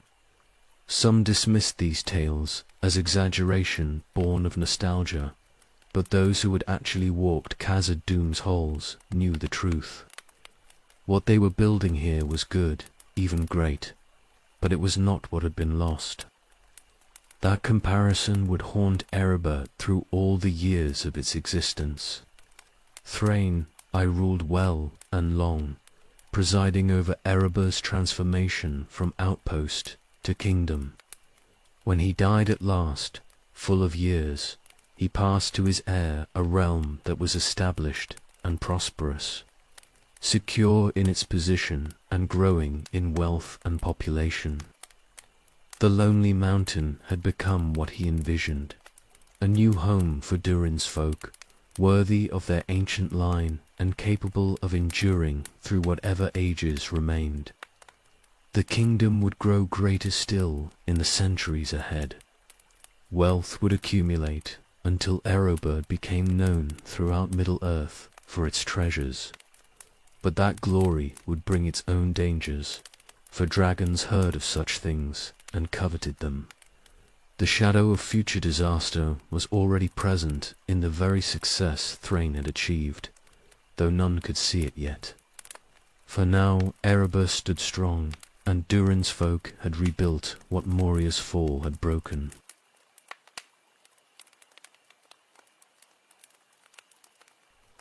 The mining in Erebor continued through the early decades of the new kingdom's existence. The dwarves followed veins of gold and gems through the mountain's heart, mapping the interior as they worked and discovering the particular character of this stone. Erebor was different from Moria in fundamental ways. The rock was harder in some places and softer in others.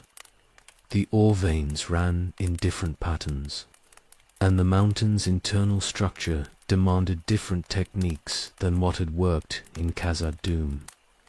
The deepest excavations were reserved for the most experienced miners. These dwarves had learned caution from their people's history, and they advanced slowly into regions where no pick had struck before. They tested the stone constantly, watching for signs of instability or unusual formations. The memory of what had risen from Moria's depths haunted them, and they would not repeat that disaster through carelessness or greed. One crew was following a promising gold vein that descended at an angle through layers of increasingly ancient rock. The vein itself was rich enough to justify the difficult excavation, but something about the stone around it felt different to hands that had worked rock for decades. There was a quality to it that suggested they were approaching something unusual, though none could articulate exactly what their instincts were telling them. They broke through into a natural cavity deep in the mountain's roots. The chamber was not large, perhaps 30 feet across, but it was perfectly formed, as if the mountain itself had hollowed this space deliberately. The walls glittered with embedded crystals, and the air that emerged was strangely still, untouched by the ventilation currents that moved through the excavated passages.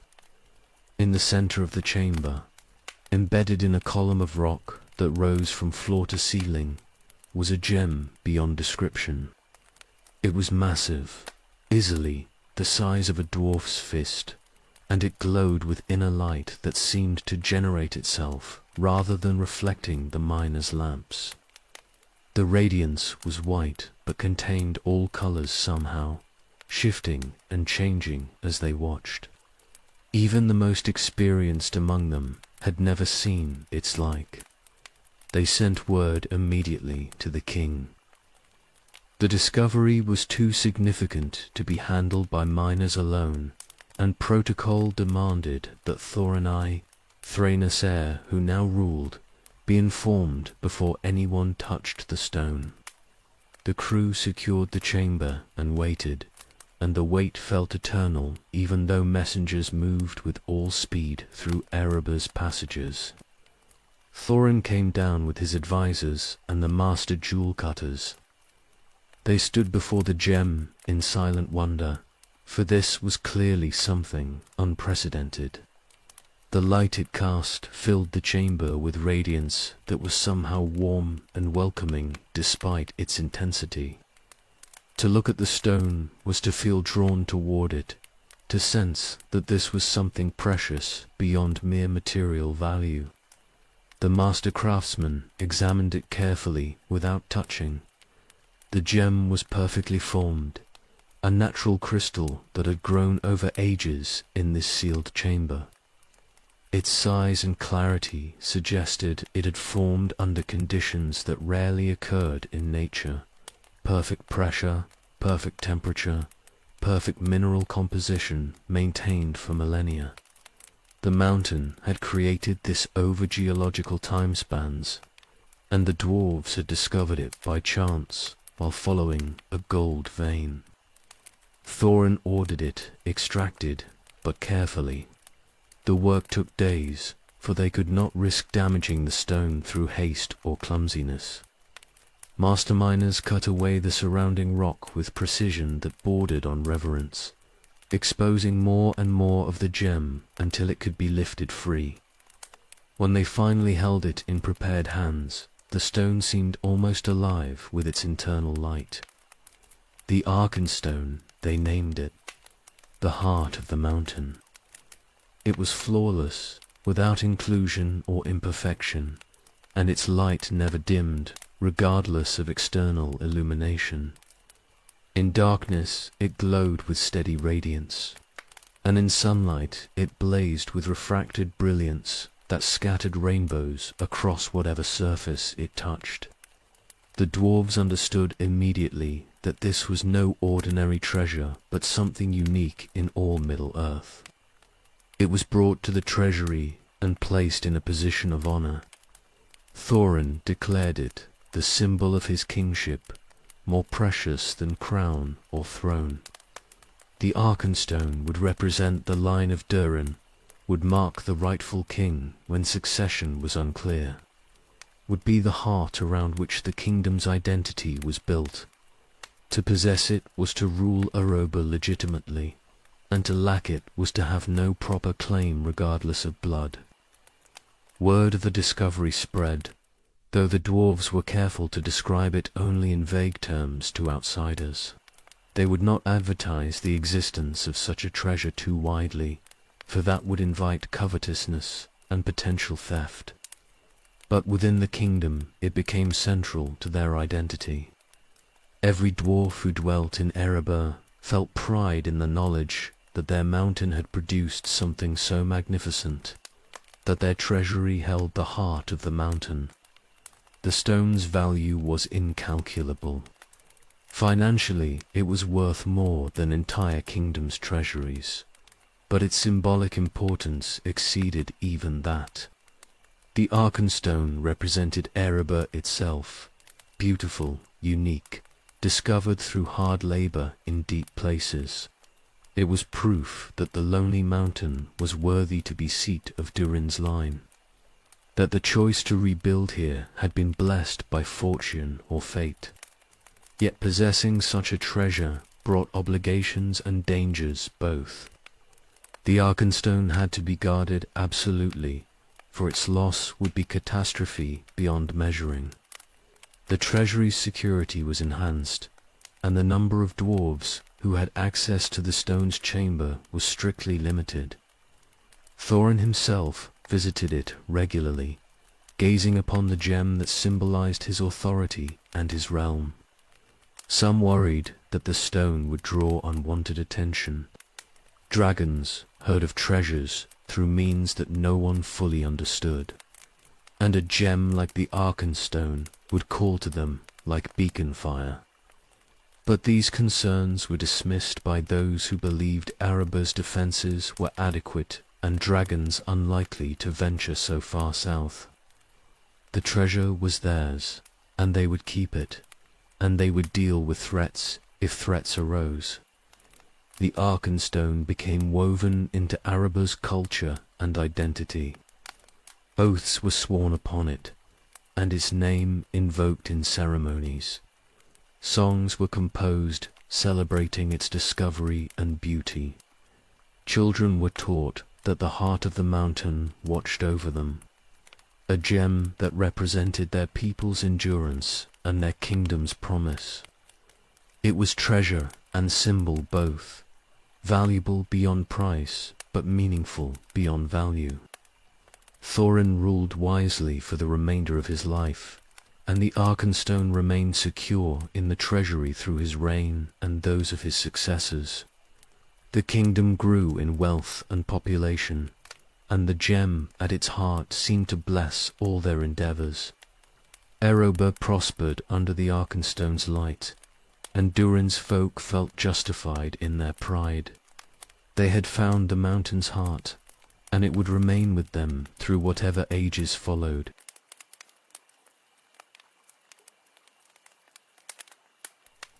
Prosperity in Erebor brought its own restlessness.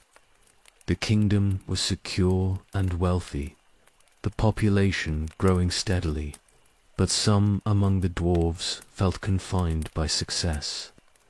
They desired new challenges, new mountains to delve, new treasures to discover.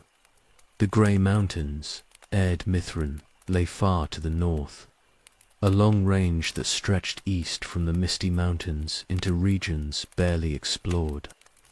Rumours reached Erebor of rich or deposits there, of gold lying close to the surface, of a frontier where ambitious dwarves could make their fortunes. Thorinai, grandson of the first Thorin, made the decision that would reshape his people's fate. In the year 2210 of the Third Age, he led a substantial portion of Erebor's population north to the Grey Mountains. The move was calculated. He would not abandon the lonely mountain entirely, but he would establish a new center of power in the northern range. His youngest son would remain in Erebor to rule there, while Thorin himself would build something new in the Erd Mithrin. The initial surveys proved the rumors accurate. The Grey Mountains contained gold in quantities that exceeded even optimistic projections, and the mining was easier than in Erebor. The ore lay in accessible veins that did not require the deep delving that had caused such disaster in Moria. Halls could be excavated relatively quickly, and the wealth that flowed from them justified every hardship of settling a frontier region.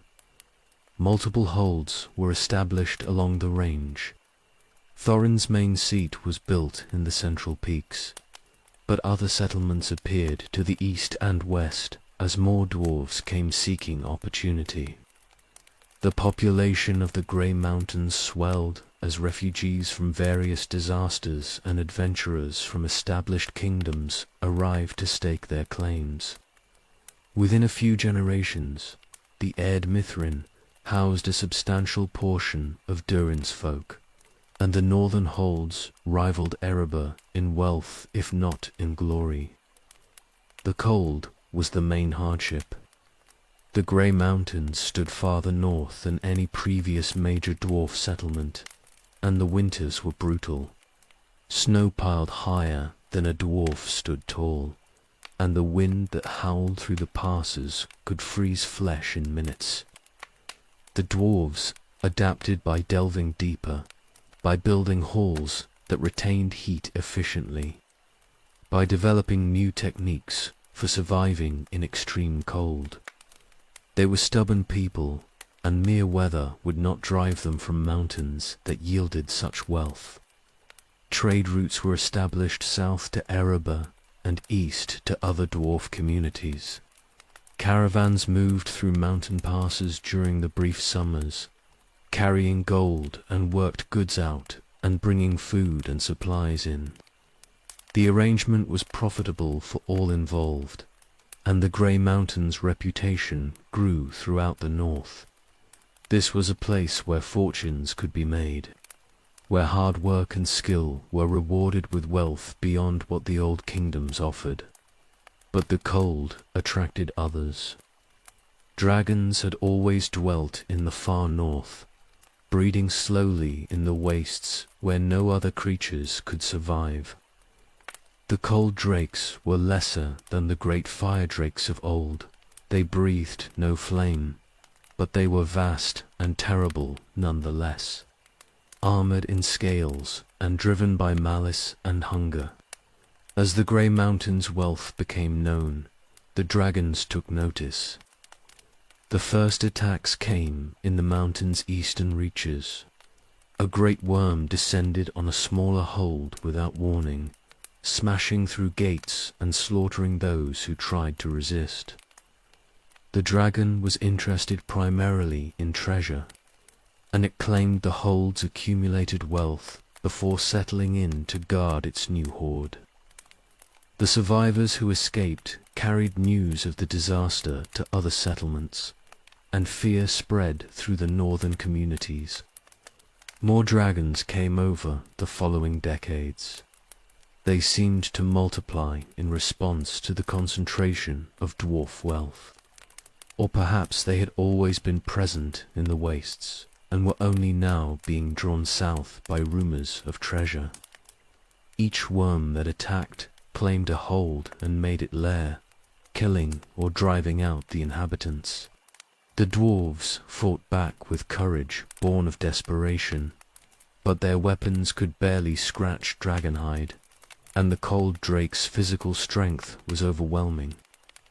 Dane, I ruled the Grey Mountains by the mid-Third Age, having succeeded through the normal passage of generations. He was a strong king who tried to organize systematic defense against the dragon threat. Warriors were trained specifically for fighting wyams, learning to target eyes and softer scales beneath the belly. Fortifications were enhanced to resist the creature's physical assaults. But the defenses proved inadequate against enemies that were essentially immortal and grew stronger with age. The disaster came in the year 2590. A great cold drake attacked the hold where Dane dwelt with his sons. The king marshaled his warriors and met the worm in battle, refusing to yield his halls without fight. His second son, Ephora, fought beside him, wielding weapons that had been forged specifically for this purpose. The battle was fierce and desperate, dwarf courage against dragon might, and the outcome was inevitable. Dane fell to the dragon's claws, his armor crushed and his body broken. Farah died beside him, killed trying to avenge his father or die attempting. The hold was lost, the treasure claimed, and the survivors scattered into the mountains to seek refuge elsewhere. The death of the king marked the end of the Grey Mountains experiment. The northern holds could not be defended, and to remain was to die. Thachar, Dane's eldest son, had survived because he was elsewhere when the attack came. He gathered what remained of his people and made the decision his predecessor should have made years earlier. They would abandon the Grey Mountains entirely, would retreat to safer territories and let the dragons claim the north. The cost in lives and treasure had become unbearable, and no amount of gold justified continuing to sacrifice dwarves to wyams that could not be defeated. The exodus was organized but sorrowful. Halls that had been built across generations were sealed and abandoned, treasuries left to dragons, workshops emptied and tools carried away. The dwarves retreated south in the year 2590, dividing between two destinations. Tiachar led most back to Erebor, reclaiming his grandfather's original seat as the proper center of Durin's folk. His younger brother, Giar, took a substantial group east to the Iron Hills, establishing a separate line that would rule there independently. The Grey Mountains period had lasted less than 4 centuries. It had been prosperous while it lasted, enriching many families and proving that dwarves could thrive even in harsh frontiers. But the dragon threat had proven insurmountable, and the experiment ended in blood and retreat. The northern range remained rich in gold, but that wealth lay under Drakengard, now inaccessible to those who would mind it. The dwarves had learned again that some treasures cost more than they were worth, and that wisdom sometimes means knowing when to withdraw rather than persist unto death.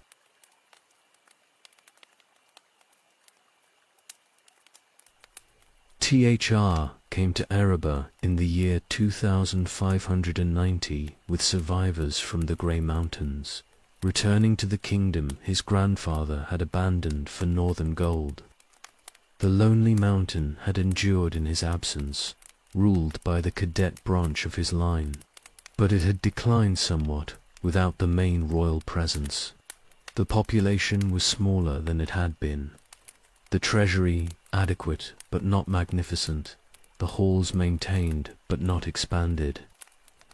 THR reclaimed his rightful position as senior heir of Durin, and those who had remained in Erebor accepted his authority without dispute. His brother Gira refused to follow him south. The younger prince had his own vision and his own pride, and he would not live as subordinate to THR when he could rule independently. He gathered those dwarves who felt similarly, warriors who had fought beside him in the Grey Mountains, craftsmen who preferred his leadership to his brother's, families who desired a fresh start rather than return to what had been. The group that followed GRR numbered in the thousands, substantial enough to establish a proper kingdom if they could find suitable territory. The Iron Hills lay east and north of Erebor, a cluster of mountains rich in ore and defensible in ways the Grey Mountains had never been. The region was closer to the wastes where dragons bred, but the hills themselves were more compact and easier to fortify than the sprawling northern range. Giara led his people there and began the work of establishing halls and mines, founding a kingdom that would be separate from Erebor and equal to it in all but ancient precedent. The division was not hostile initially. THR and GR remained brothers despite their separate paths, and they recognized that both kingdoms would benefit from maintaining family ties and mutual support. Trade agreements were established, messengers traveled regularly between the realms, and the succession in each line was acknowledged by the other.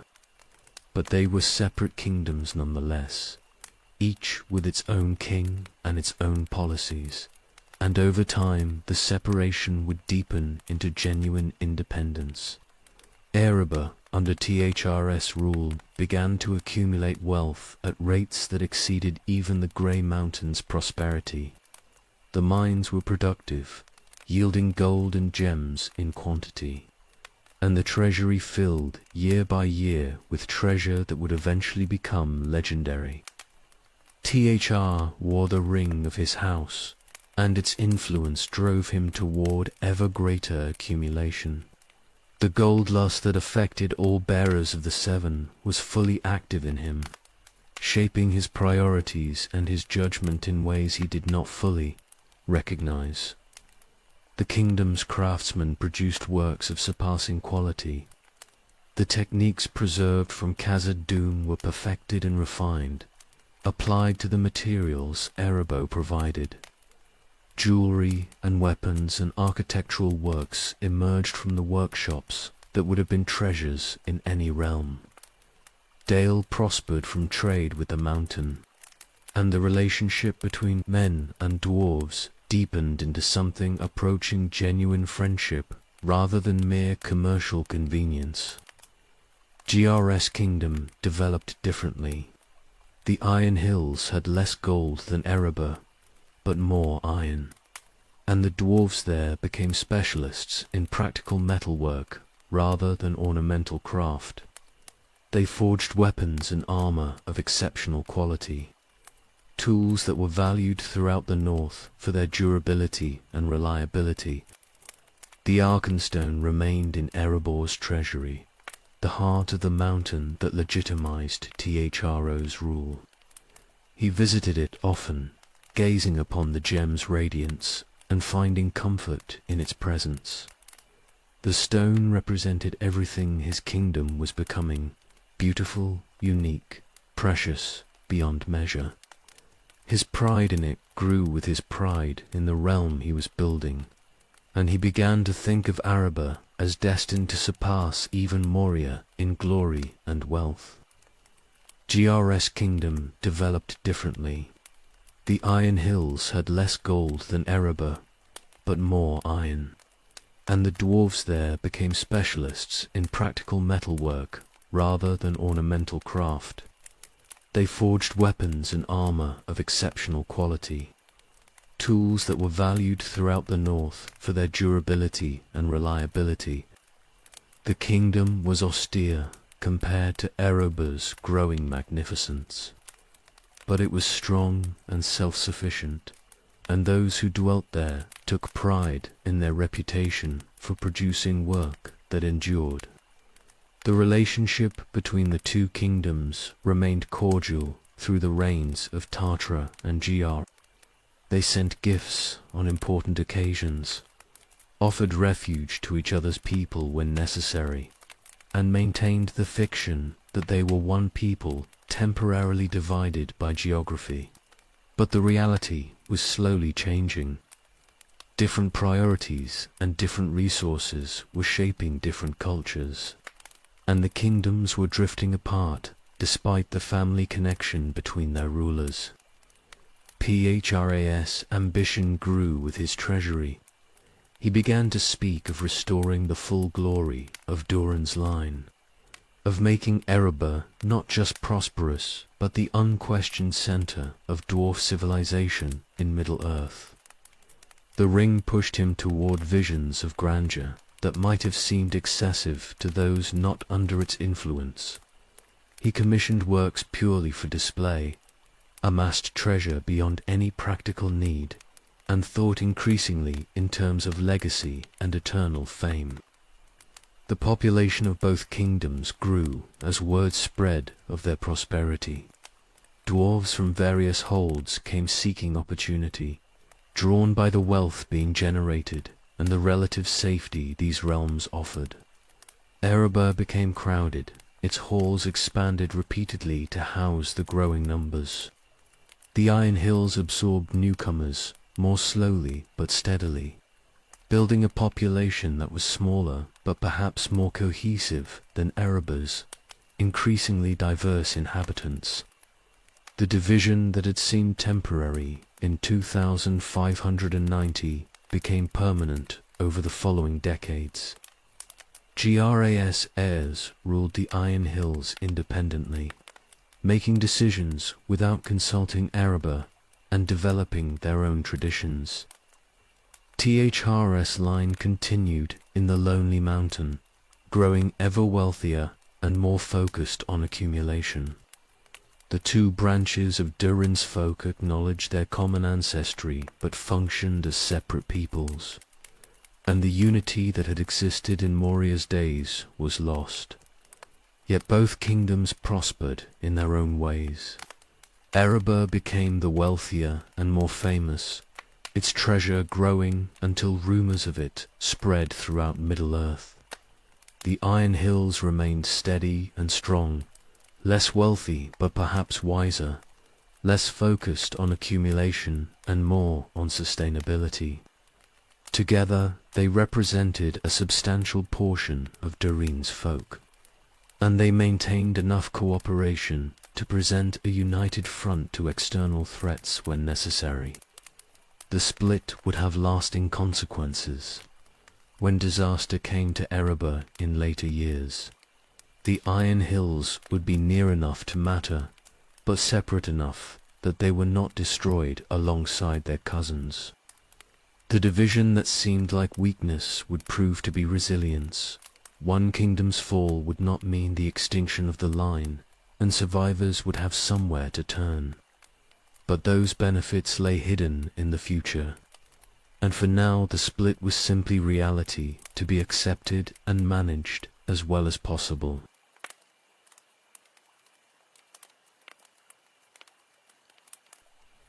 Araba reached the height of its glory in the years leading up to 2770.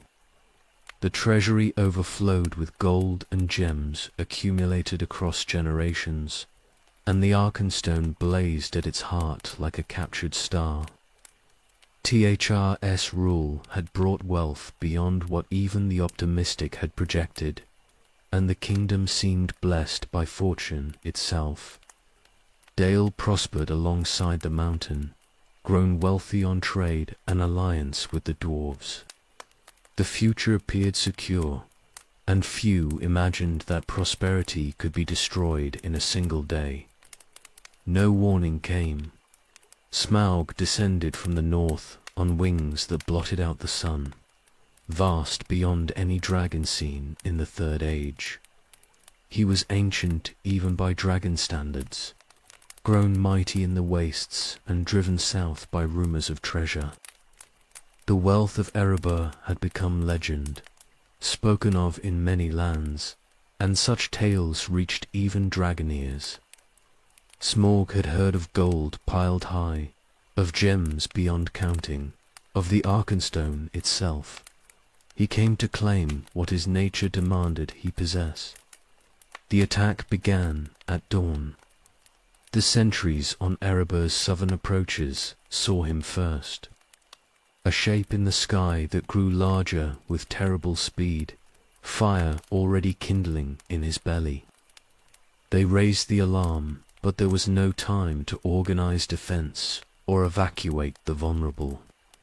Smaug struck the front gate with physical force that shattered stone, and his fire poured through the opening like liquid death. Dwarves who stood in the gate's passage died instantly, burned to ash before they could even scream. Dale burned first. The dragon swept over the city, breathing flame that ignited everything it touched. Wooden buildings became torches, stone structures cracked from the heat, and the streets filled with people fleeing in panic. There was nowhere to run that offered safety. Smaug's fire reached everywhere, and his shadow covered the city like a shroud. Within an hour, Dale was destroyed utterly, reduced to burning ruins and charred corpses. The dwarves in Erebor tried to mount resistance. Warriors rushed to defensive positions they had prepared against orc raids and bandit attacks, but their plans were useless against an enemy who could fly and breathe fire. Smaug smashed through their strongest fortifications as if they were paper, and his flames reached deep into passages where dwarves thought themselves safe. The mountain itself seemed to offer no protection against this horror. Tarchar understood almost immediately that the kingdom was lost. No defense could stop Smaug, and to remain in Erebor was to die. He ordered evacuation through the secret passages that led to the mountain's northern approaches, hoping to save at least some of his people. But the chaos was total, and his orders barely spread beyond those nearest him. Most dwarves were trapped in the halls they had thought impregnable, cut off by fire and dragon presence from any possible escape. The king himself fled with his son Thrain, 2 and a handful of others. They carried what they could snatch in desperate haste, some gold, a few weapons, the ring of Durin's house. The Arkenstone they left behind, for the treasury was already lost, and to attempt its recovery would mean certain death. Tarchar wept as he ran, knowing he was abandoning his people and his greatest treasure both. But survival demanded flight, and flight demanded sacrifice. The escape was nightmare made real. They moved through passages choked with smoke and heat, feeling the mountain shake as Smaug raged in the halls above and below them. The secret exit opened onto the northern slopes, and they emerged into daylight and cold air that felt like mercy. Behind them, Erebor was dying, its halls filling with fire. its people being slaughtered or trapped by the dragon who had claimed their home. Smaug settled into the mountain like a conqueror claiming his prize. He made the lowest levels his lair, where the treasury stood intact and the wealth was concentrated. The gold and gems he spread beneath himself, making a bed of treasure that satisfied his dragon nature. The Arkenstone he found and coveted above all else, recognizing its unique quality even among such abundance. He slept on wealth that had taken generations to accumulate, and he woke to guard it with eternal vigilance. The survivors gathered on the slopes north of the mountain, perhaps 100 in total from a population that had numbered thousands. They watched smoke pour from Aroba's gates, and knew that everyone they had left behind was dead or dying. The screams had stopped, and the only sounds were the dragon's movements within the mountain and the crackling of fires that still burned in Dale's ruins. THR stood among the refugees in shock that bordered on madness. In a single day he had lost everything: his kingdom, his people, his treasure, his pride. The ring on his hand felt suddenly heavy, a burden that reminded him of what he had possessed and lost. He was king of nothing now, ruler of refugees and survivor of catastrophe that had destroyed the greatest dwarf kingdom of the age. The refugees could not remain on Aroba's slopes. Smoke might emerge at any time and complete the slaughter, and winter was approaching with nothing to shelter them. They began the journey south and west, heading toward the Iron Hills, where Girar's descendants might offer aid. They carried their shame with them, and their horror, and the knowledge that they had been utterly defeated by an enemy they could not fight. Dale was gone. Aroba was lost. The wealth of Durin's line lay beneath a dragon who would guard it for as long as he lived, and dragons were essentially immortal. The survivors became refugees for the second time in their history, driven from their home by disaster they had not foreseen and could not prevent. The great kingdom that had seemed so secure was destroyed in a day, and those who escaped carried only loss and bitter survival. Smaug's coming marked the end of an age for Durin's folk. They had rebuilt after Moria's fall, had established Erebor as worthy seat of their ancient line, had accumulated wealth that made them great among Middle-earth's peoples. Now it was gone again, stolen by a worm whose malice and greed exceeded even the gold lust that the Seven Rings generated.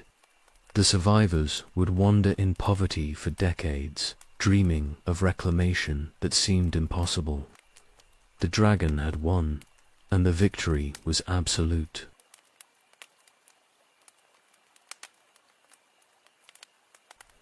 The refugees moved south through autumn cold, carrying almost nothing and knowing nowhere that would truly welcome them. They were homeless again, driven from their mountain by disaster that had taken everything. The Iron Hills lay ahead as the nearest possibility of shelter. But the journey would take weeks through territory that was dangerous even for armed and provisioned caravans. They were neither armed nor provisioned adequately, and they moved as quickly as exhaustion allowed. Girar's descendants received them with what charity they could offer.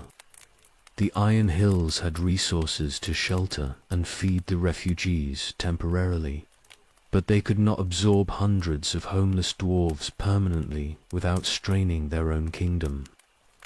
The welcome was genuine but limited, born of family obligation and dwarf solidarity rather than abundance.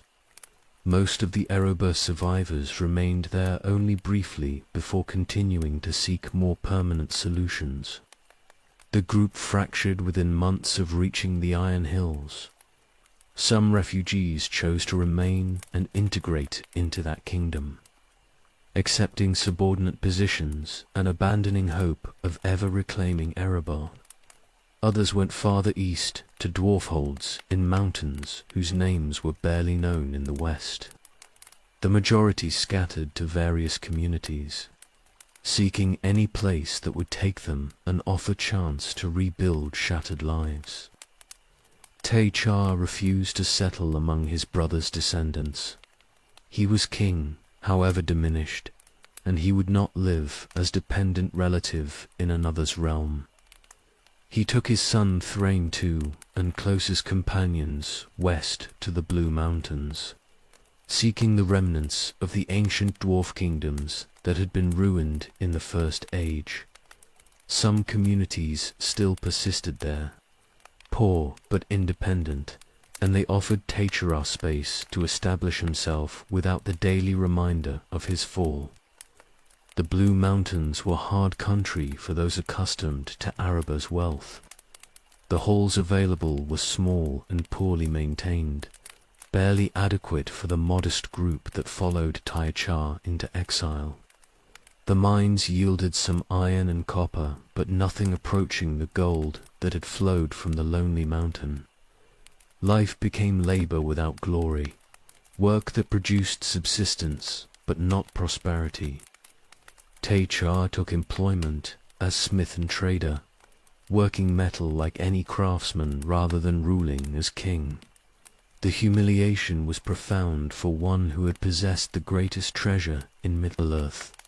He still wore the ring of Durin's house, but its power only made his poverty more bitter. The gold lust it generated had nowhere to be satisfied, and the frustration ate at him constantly. His son Thrain established what passed for a court in their modest halls. It was pathetic compared to Erebor's grandeur, a few rooms rather than sprawling complexes, a handful of followers rather than thousands of subjects, a treasury that could barely be called such. But they maintained the forms because they were all that remained. The rituals and titles that proclaimed they were still Durin's line, however far they had fallen. Thorin was born into this poverty, Thrain's son who would never know prosperity or security.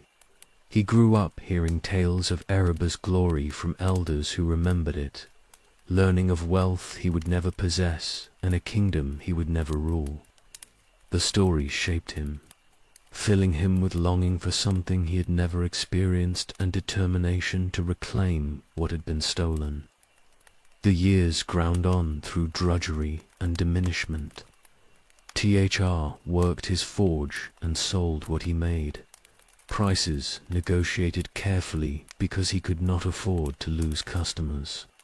The ring on his finger mocked him with memories of treasure beyond counting, of halls filled with gold, of the Arkenstone blazing in his treasury.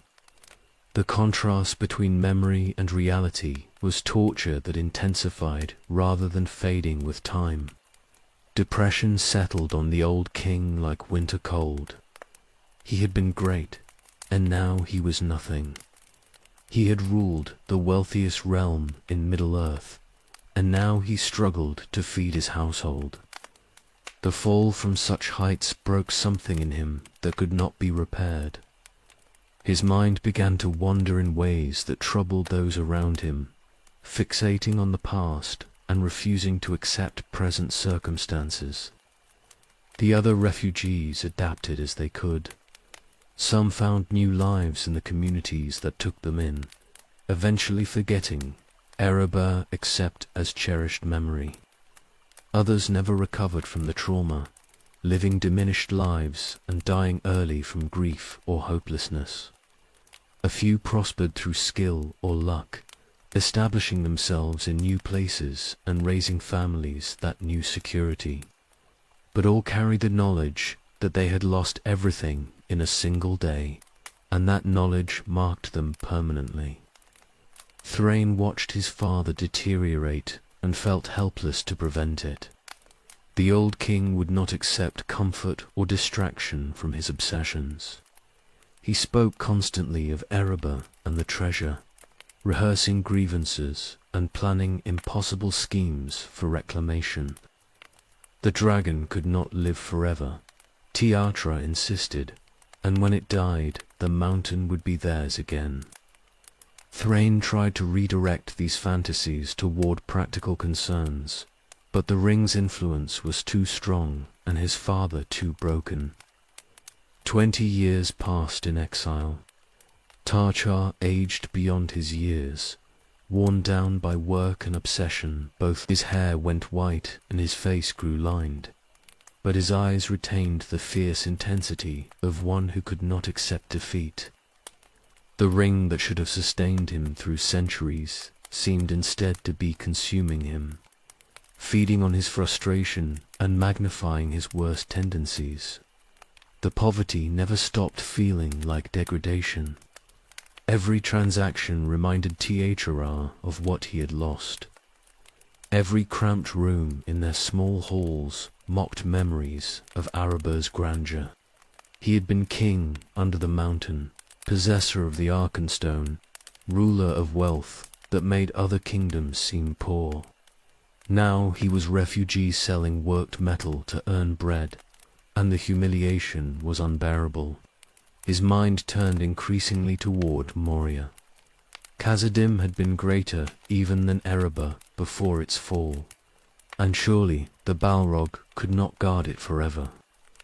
Perhaps the ancient halls could be reclaimed where the lonely mountain could not. The thought became obsession that grew stronger as his grip on reality weakened. He spoke of it to Thrain, who tried to dissuade him, but the idea had taken root and would not be dislodged. The wandering years broke T'Chaga in ways that Smaug's attack had not. The dragon had destroyed his kingdom, but exile and poverty destroyed the king himself. What remained was hollow shell, animated by obsession and delusion, driven by the ring toward decisions that wisdom would have rejected. The 20 years of wandering prepared the way for disaster that would equal or exceed Erebor's fall, and none who loved the old king could prevent what was coming.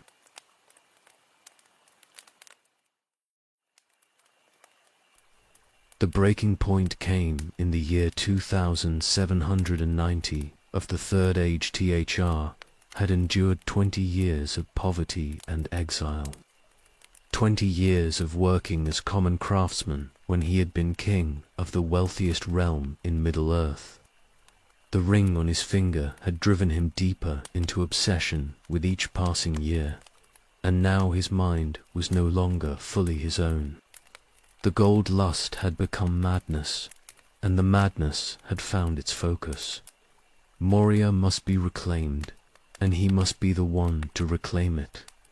He spoke of it constantly to anyone who would listen. Khazad-dûm had been greater than Erebor, richer and more glorious, and it had fallen to the Balrog nearly 1,000 years before. Surely the demon was dead or departed by now, and the ancient halls stood empty, waiting for Durin's heir to return. The logic was desperate and flawed, born of need rather than reason, but Thr could no longer distinguish between what he desired and what was possible. Thrain tried to dissuade him. His father was old, and the journey dangerous, even if Moria stood empty, which it almost certainly did not. Reports from those regions spoke of darkness in the mountains and evil that dwelt there still. No one who entered Khazad-dûm returned to tell what they had found. To go there was suicide, and to go as king was abandonment of those who still looked to Thr for leadership, however diminished his realm had become. But the old king would not be moved. He had decided, and the ring's influence made the decision feel like destiny rather than delusion. He would go to Moria, and he would enter it, and he would reclaim what was rightfully his. If the Balrog still lived, then he would face it and die as a king should, in battle rather than in poverty. Either outcome was preferable to continuing the slow death of exile. He made minimal preparation because he had little to prepare with. A few provisions, his weapons, and the ring were all he took. He announced his departure as if it were royal proclamation rather than old dwarf's final madness. Most of his followers tried once more to change his mind and failed. Thrain begged him to reconsider, to think of his son and grandson, to accept that some losses could not be recovered. Thra refused every argument with the stubbornness that had always characterized his line, but was now twisted into something destructive. One companion agreed to go with him. Naua was ancient himself, a dwarf who had served Thr since Erebur's glory days, and could not abandon his king even for a mad quest. He knew they were going to their deaths, but loyalty demanded he go anyway. Someone had to witness whatever happened, had to carry word back if only one of them could return. Nar accepted the burden because no one else would. They departed in early spring when the passes were barely clear. The journey from the Blue Mountains to the Misty Range took weeks, and Thro used the time to elaborate on his plans. He spoke of reclaiming Moria's treasuries and using that wealth to rebuild his kingdom, of making Khazad-dûm his seat and ruling there as his ancient ancestors had ruled. Nara listened and said nothing, for there was nothing to say that would change what was coming. The mountains rose before them at last, and Thr led them toward the approaches he remembered from tales and old maps. The east gate stood sealed as it had since the Exodus, stone doors that had been closed when the refugees fled and never reopened. The king studied the entrance and declared it should not be used. They would enter through the western approaches, through the doors of Durin that Celebrimba had made in friendship's golden age. They crossed the mountains through passes that were deserted, for these regions were shunned by all peoples now. The darkness that hung over Moria was palpable even from a distance, a sense of wrongness that made travelers choose longer routes rather than pass nearby. Thri felt it and ignored it, driven by obsession that overrode every warning his senses provided. The western side of the mountains showed evidence of ancient grandeur. The road that led to Doran's doors had been well made once, and traces of that craft remained despite centuries of neglect. They followed it to the cliff face where the doors had stood, and Teachar expected to find them sealed as the eastern entrance was sealed. Instead, they stood open, a black rectangle that led into absolute darkness. Nara balked at the sight. Open doors meant the demon had emerged at some point and might do so again. It meant the halls beyond were accessible to anything that chose to enter Orcs, or worse things, drawn by the darkness within. To go through that opening was to step into doom as certain as stepping off a cliff. He told Tachara this, pleading with him to reconsider even now. The old king would not listen. This was what he had come for, and he would not turn back when his goal stood before him. He adjusted his weapons and stepped toward the entrance, moving with purpose that denied any doubt. Nara followed because he had promised to, because abandoning his king was unthinkable even when the king was leading them to certain death. Thr paused at the threshold and spoke his final words to the companion who had followed him this far. He would enter alone, for this was king's duty and should not require another's death. Nara should wait outside for a time, and if Tachara did not return, then he should carry word of what had happened back to Thrain. The old servant refused, He would not wait outside while his king faced whatever dwelt within. They would enter together or not at all. They argued briefly, and THRR finally agreed with ill grace. Together they would go into Moria's darkness, and together they would face whatever they found there. The king took a final breath of outside air and stepped across the threshold into shadow. Na followed, his heart heavy with the certainty that they would not emerge again. The darkness swallowed them completely. Behind them the doors stood open, a mouth that had consumed 2 dwarves and would yield nothing back. The mountains were silent except for wind, and that silence would endure for days before it was broken by horror.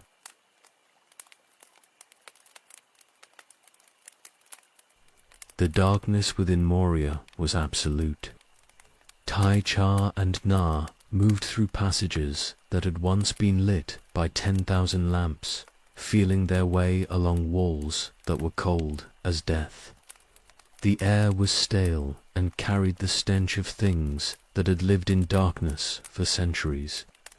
Their own lamps barely pushed back the shadow, creating tiny circles of light that seemed to make the surrounding blackness more oppressive.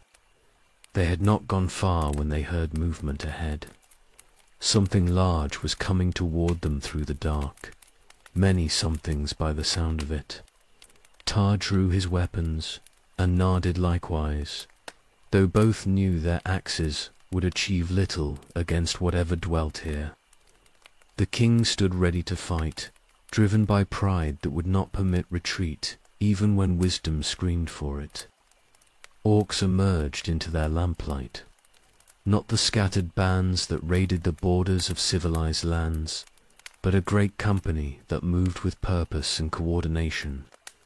These were the creatures that had claimed Moria after the Balrog's presence drove out the dwarves, and they had made the ancient halls their own. They surrounded the 2 dwarves quickly, weapons drawn, and their numbers made resistance futile.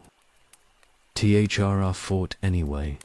He struck down several before weight of numbers overwhelmed him, before he was disarmed and seized and dragged deeper into the mountain. Nawa they took as well, though he had surrendered immediately when he saw the hopelessness of combat. They were hauled through passages that had once been beautiful, past halls that had housed dwarf civilization's greatest achievements, into regions where orcs had made their foul nests.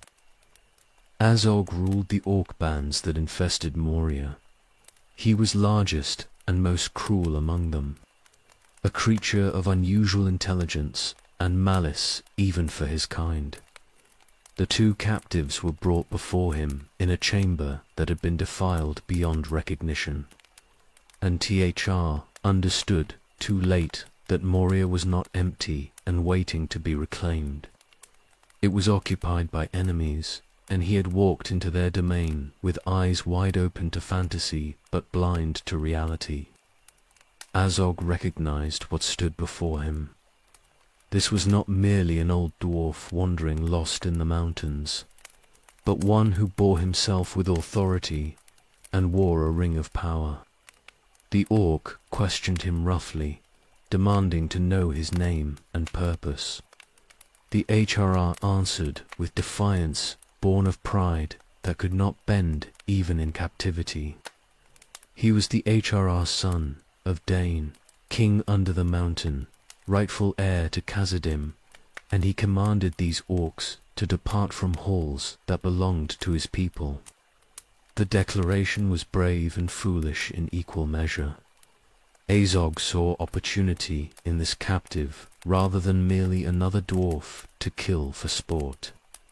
This was a king, however fallen, and his death could serve purposes beyond simple murder.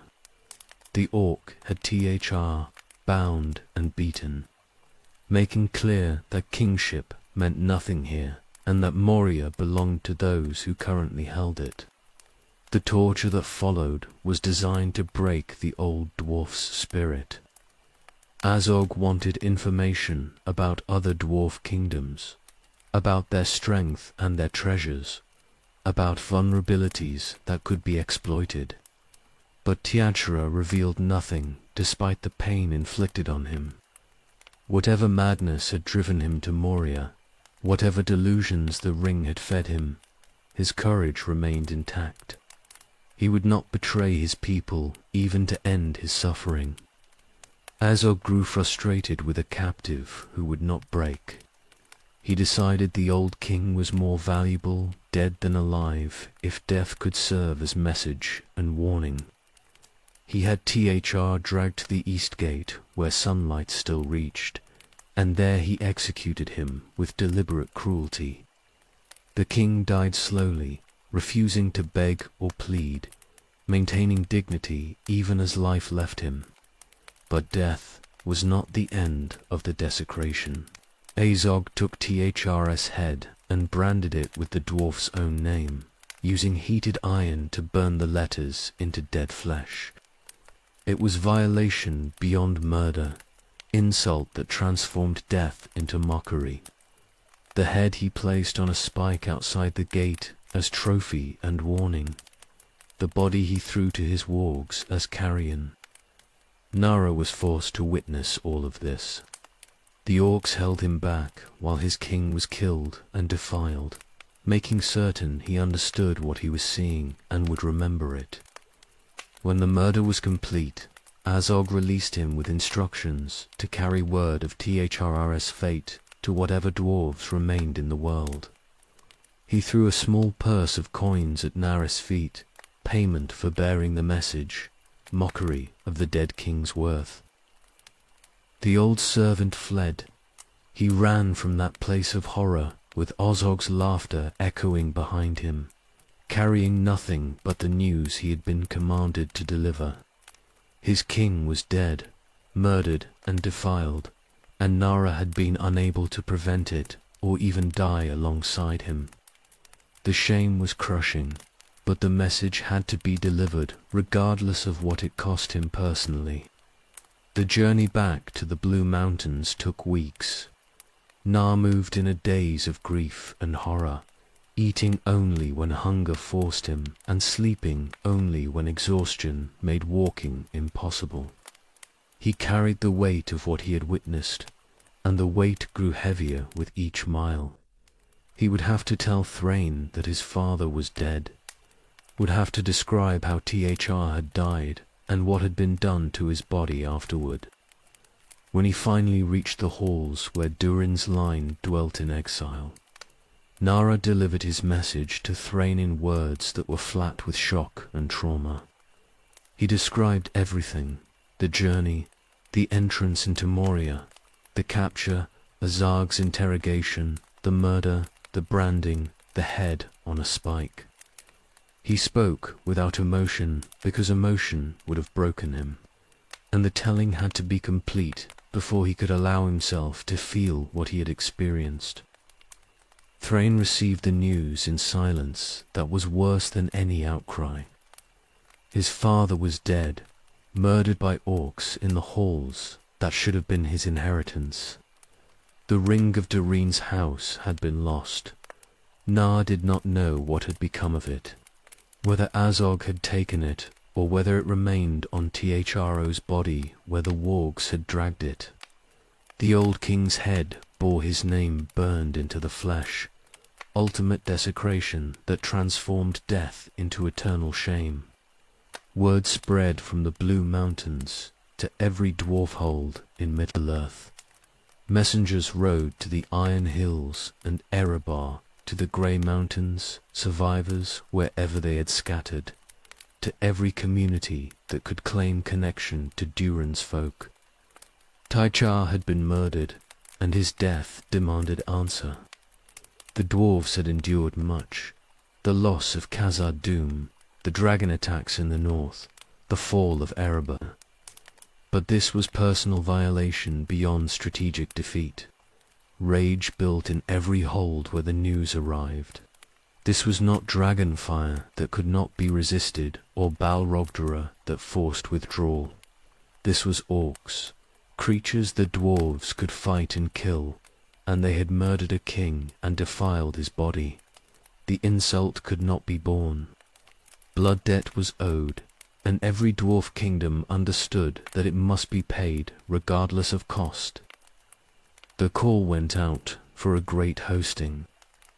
Every hold would contribute warriors, and they would march on Moria to exact vengeance for Tartarus death. Azog and his orcs would learn that dwarves did not forget injuries and did not forgive desecration. The war of the dwarves and orcs was beginning, and it would be prosecuted with fury that would make the mountains run red with blood.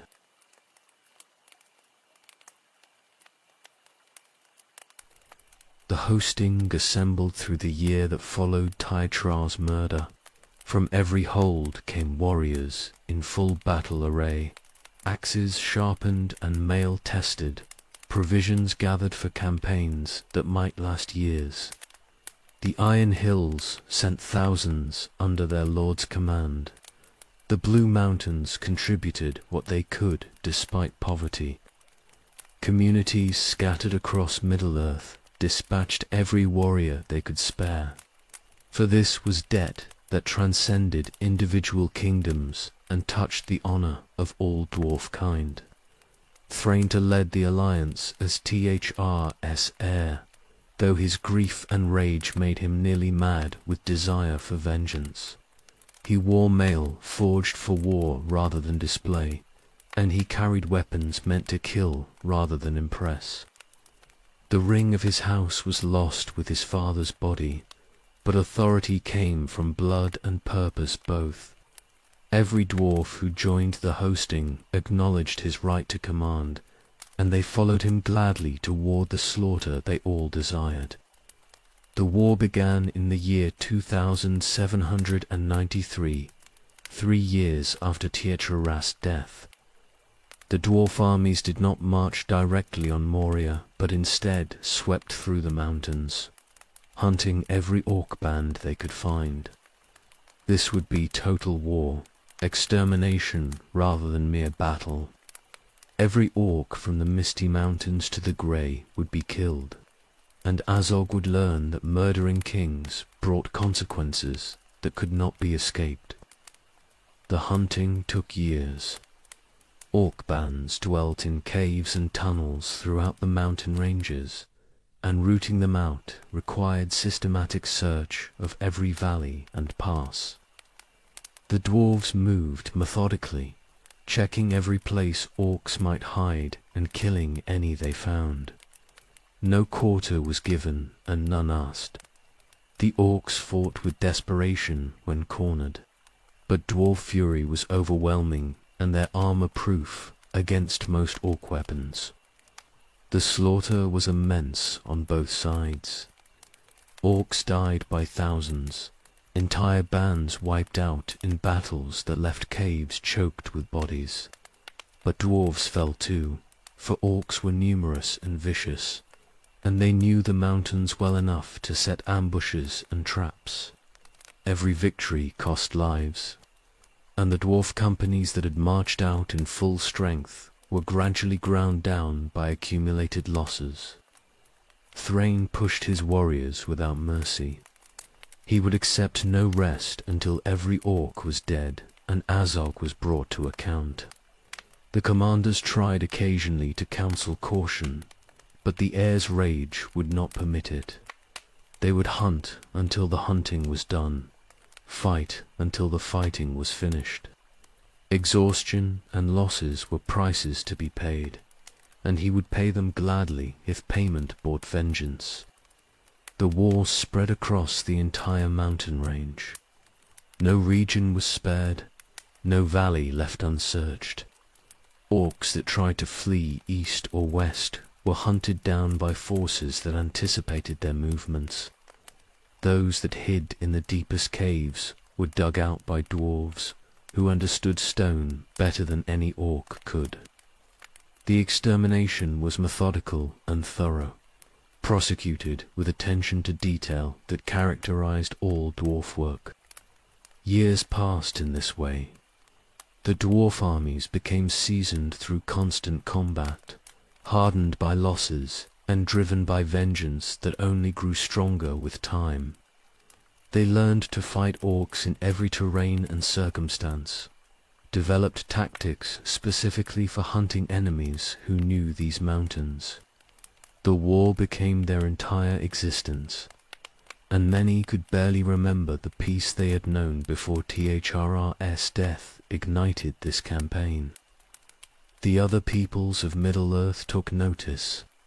Elves and men saw dwarf armies marching through regions where they had rarely ventured before, and they heard tales of battles and orc bands destroyed.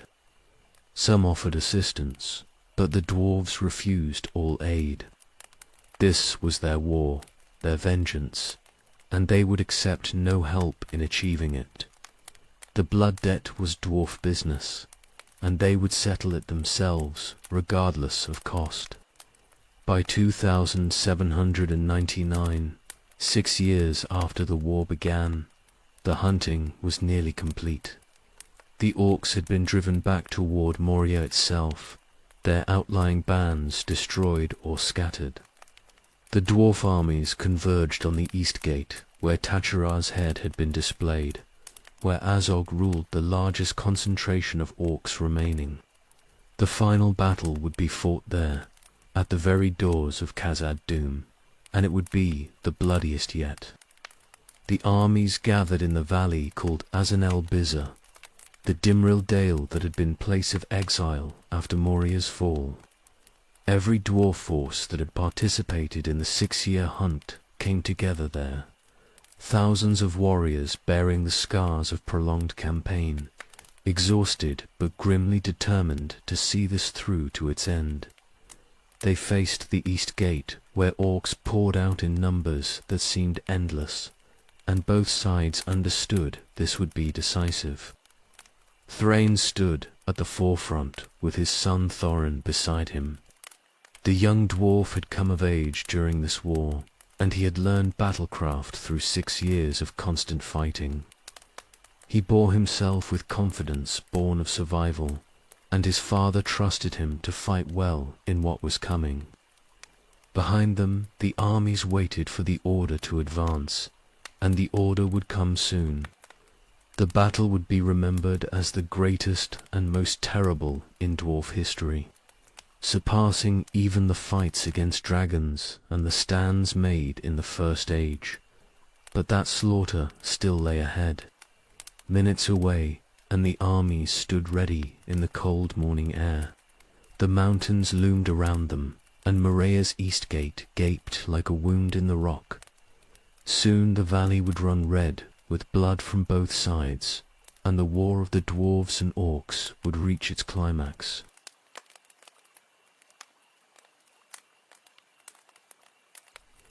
The battle began at dawn, when the orc armies poured from Moria's east gate in numbers that made the dwarf forces seem small by comparison. Azog had gathered every band that could reach him, calling them from distant tunnels and deep caves, assembling a host that was meant to crush the dwarf alliance utterly. The orcs came in waves that seemed endless, and their war cries echoed from the surrounding peaks like thunder. The dwarves met them in disciplined formations that held despite the initial shock. They had fought orcs for 6 years and learned every trick these enemies possessed. The front ranks locked shields and presented a wall of steel and courage that the orc charge broke against. Behind them, archers shot into the mass of enemies, and every arrow found a target in the packed orc ranks. The fighting was close and brutal from the first moments. Orcs wielded crude weapons with vicious strength, and they cared nothing for their own lives as long as they could drag dwarves down with them. The dwarves fought with axes that clove through armor and helms, with hammers that crushed bone, with short swords designed for the press of melee where longer blades were useless. Blood soaked into the valley floor within minutes, and the wounded began to pile among the dead. Thrain commanded from the center, directing forces with signals that his captains understood and obeyed instantly. The discipline that had been built through 6 years of campaign held despite casualties and chaos. When a section of the line weakened, reserves moved to support it. When an opportunity opened to press forward, warriors advanced in coordinated rushes rather than individual heroics. The dwarves were outmatched in numbers, but superior in organization. Azog led his orcs from the gate itself, easily visible because of his size and the banner he carried. He wore armor looted from dwarves, killed in earlier fights, and he bore weapons that had been dwarf-made before being stolen. The sight of him drove the dwarf warriors to greater fury, for this was the creature who had murdered Tychar and defiled his body. Every dwarf in the valley wanted to be the one who killed him. The battle spread across the entire dale. Thousands fought in the main press before the gate, but other combats erupted along the flanks where orc bands tried to encircle the dwarf position. Smaller contingents of dwarves met these threats and held them, preventing the envelopment that would have spelled disaster. The fighting lasted hours without pause, neither side gaining clear advantage despite the losses mounting on both. The Iron Hills forces under Nain's son Dane arrived late, having farther to travel than the other contingents. They came down from the north in full battle array, fresh warriors who had not been ground down by the morning's slaughter. Their arrival tilted the balance that had been precarious. The dwarves pressed forward with renewed strength, and the orc lines began to buckle under the combined assault. Azog saw his forces failing and responded with the desperation of one who understood defeat was near. He led a personal charge toward where Thrain fought, intending to kill another king and break dwarf morale through shock. The Orc Lord was vast and terrible, and he cut through the warriors who tried to stop him. He reached Thrain and struck him down, not killing but wounding gravely. Thorin threw himself forward to defend his fallen father. He fought Azog briefly, matching courage against size and malice. But he was young, and the Orc Lord was mighty beyond normal measure. Thorin was beaten back, his shield shattered, and his left arm wounded. He would have died there if not for intervention. Dane Ironfoot saw what was happening and charged across the battlefield. He was cousin to Thorin and young himself, barely of age, but he was strong and fresh where others were exhausted. He met Azog in single combat before the East Gate, and the duel was fierce beyond any other fight that day. The Orc Lord was larger and more experienced, but Dane fought with fury that would not accept defeat. The end came suddenly. Dane found an opening in Azog's defense and struck with his red axe, cutting deep into the Orc Lord's body. Azog fell, mortally wounded, and Dane stood over him to finish the kill. The Orc Lord's death sent shock through his forces, and the momentum that had been turning against them became rout. The orcs broke and fled, pursued by dwarves who showed no mercy. The slaughter continued as the orcs were hunted down. Most died in the valley or in the passes beyond, cut down by warriors who remembered 6 years of hunting and the murder that had started it all. Few escaped to carry news of the defeat to whatever holes they might find in the eastern mountains. The Battle of Azon-Obiza was won, and the victory was absolute. But Dane had seen something that changed everything. In the moment after killing Azog, he had looked through the east gate into Moria's darkness. His eyes were keen, and he saw what dwelt there still, shadow and flame, the presence that had driven the dwarves from these halls 1,000 years before. Doran's Bane lived, and it was aware of the battle at its threshold. To enter Moria now would be to face the Balrog, and that was death for any force, however victorious. The commanders gathered to assess the situation. Thrain was wounded but alive, being tended by healers who worked to stop his bleeding.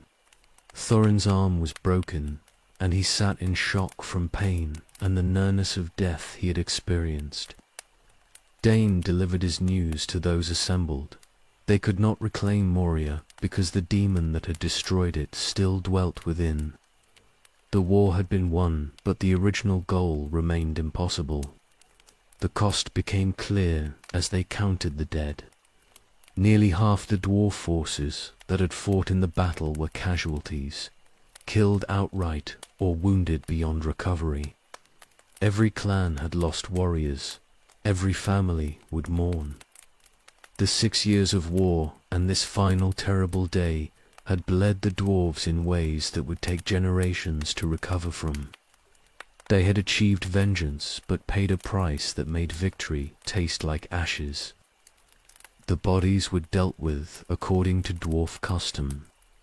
Their own dead were burned on pyres, built from what wood could be gathered, and the smoke rose to the sky in columns that could be seen for miles. The orc bodies, they left where they fell, or piled them and set them alight without ceremony. Azarg's body they beheaded, and his head they mounted on a spike before the east gate, answering desecration with desecration. Thrain addressed the survivors when he was able to stand again. He spoke of victory and vengeance achieved, of THRO avenged and honor restored. But he also acknowledged what they could not do. They could not reclaim Khazad Dûm, could not recover the treasures or walk the halls their ancestors had built. Moria would remain lost, and this war had won nothing beyond blood price for an old king's murder. The armies dispersed to their various homes. They carried their wounded and their grief, and they carried knowledge that dwarf power had limits that courage alone could not exceed. The Battle of Azanalbiza would be remembered as their greatest military victory, but also as proof that some losses were permanent and some enemies could not be defeated. The war was over, and they had won, and the winning had cost more than most of them could bear.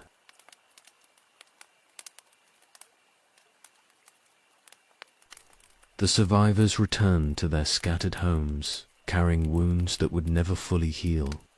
Thrain led those of Durin's line back to the Blue Mountains, where they had dwelt before the war, and the halls that had seemed cramped before now felt vast, with all the empty spaces where the dead should have stood.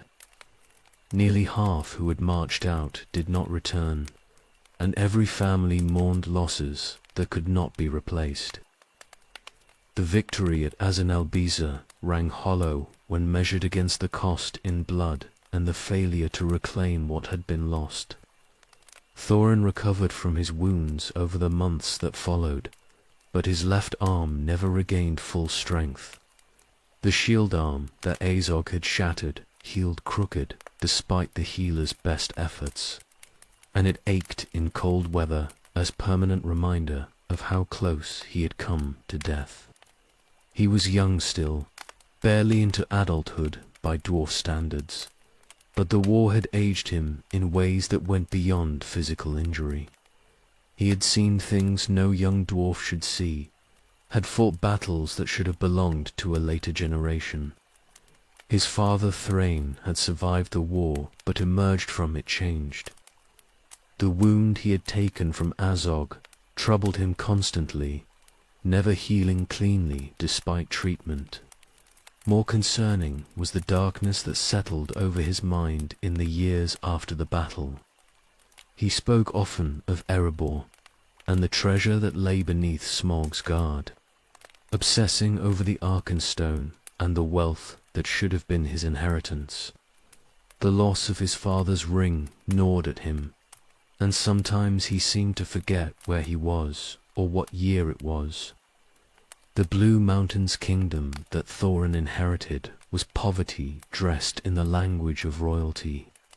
They had halls but not mansions, workshops but not great forges, a treasury that barely deserved the name. The population that looked to him for leadership numbered in the hundreds rather than thousands, and most were old or wounded from the war. This was what remained of Durin's line, refugees twice over, broken by disasters they could not prevent and victories that cost more than defeat. Thorin took up his grandfather's old trade. He worked as smith and craftsman, selling what he made to whoever would buy it. The prices were never what the quality deserved, for buyers knew the dwarves needed the sales and bargained accordingly. He swallowed his pride with every transaction and accepted what was offered, because feeding his people mattered more than honor. The humiliation was constant and corrosive, but he endured it because endurance was what his line did best. The years ground on through labor that was unending but unrewarding. Thorin worked his forge and dreamed of Erebor, of halls he had never seen but heard described until he could picture every detail. The lonely mountain became obsession for him as it had been for his grandfather. The lost kingdom that represented everything his people had once been and might be again. He knew the dragons still lived there. New reclamation was impossible, but the dream sustained him through poverty that would have broken lesser spirits.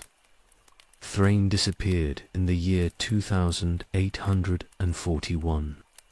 He had been wandering more frequently, his mind increasingly unstable, and one day he simply did not return from wherever he had gone. Search parties found no trace of him, and eventually Thorin was forced to assume his father was dead. The circumstances remained mysterious. Some said orcs had taken him, others that he had wandered into the wild and perished there. The truth would remain hidden for another century, but the result was the same. Thorin was king now, however diminished his kingdom. The decades that followed were long grey years of survival without hope of improvement. The Blue Mountains offered little beyond subsistence, and the wider world cared nothing for a handful of impoverished dwarves dwelling in played-out mines. Trade was minimal, prosperity non-existent, and the future appeared to offer only more of the same. Thorin aged into middle years, without wife or children, too poor to support a family and too proud to inflict his circumstances on any dwarf woman. He kept the old customs alive because they were all that remained. The festivals were observed, the songs sung, the stories told to the few children born into their community. He taught the young about Erebor and Khazad-dûm, about glory their people had once possessed and might someday reclaim. The teaching felt hollow sometimes, but it was necessary. The young needed to know what they were part of, needed to understand that poverty was accident of history rather than natural state. His companions were those who had survived the war and chosen to remain with him rather than scatter to other holds. Dwalin was among them, a fierce warrior who had lost brothers at Azon el-Biza, but never lost his loyalty to Durin's line. Balin had been his father's advisor and became Thrin's, offering counsel that balanced the king's tendency toward brooding with practical concerns. Others joined them over the years, dwarves who heard that Thorin Oakenshield dwelt in the Blue Mountains and chose to serve him despite the poverty that service entailed. The epithet Oakenshield had come from Azanalbazar, where he had used a broken oak branch as shield after his own was shattered. The name stuck, and he wore it with mixture of pride and pain. It reminded him of survival, but also of how close he had come to death, of his father's wounding and the cost of victories that accomplished nothing. Still, it was better than being Thorin nobody, Thorin the penniless, Thorin who had lost everything. He worked iron and copper, occasionally silver when he could afford the material. Gold was beyond his means, except in tiny quantities used for inlay work that might increase an item's value. His hands grew calloused and scarred from years at the forge, and his beard went grey earlier than it should have. He was king under the mountain in exile, ruler of nothing, heir to disasters. The bitterness of it never fully left him, but he learned to function despite it. The dreams persisted through all the years of exile. He saw Erebor in his sleep, saw the Arkenstone blazing in a treasury he had never entered, saw halls filled with gold that should have been his birthright. The dreams were vivid enough to seem like memories, and he woke from them with longing so intense it was physically painful. Somewhere a dragon slept on his inheritance, and there was nothing he could do about it. But he survived. They all survived, these remnants of Durin's folk who had been broken by dragons and demons and their own mistakes. They survived because that was what dwarves did, and they maintained their identity through sheer stubborn refusal to surrender to circumstances. The Blue Mountains kingdom was poor and small and seemingly without future, but it persisted. Thorin persisted. And persistence, however unrewarded, was its own form of victory.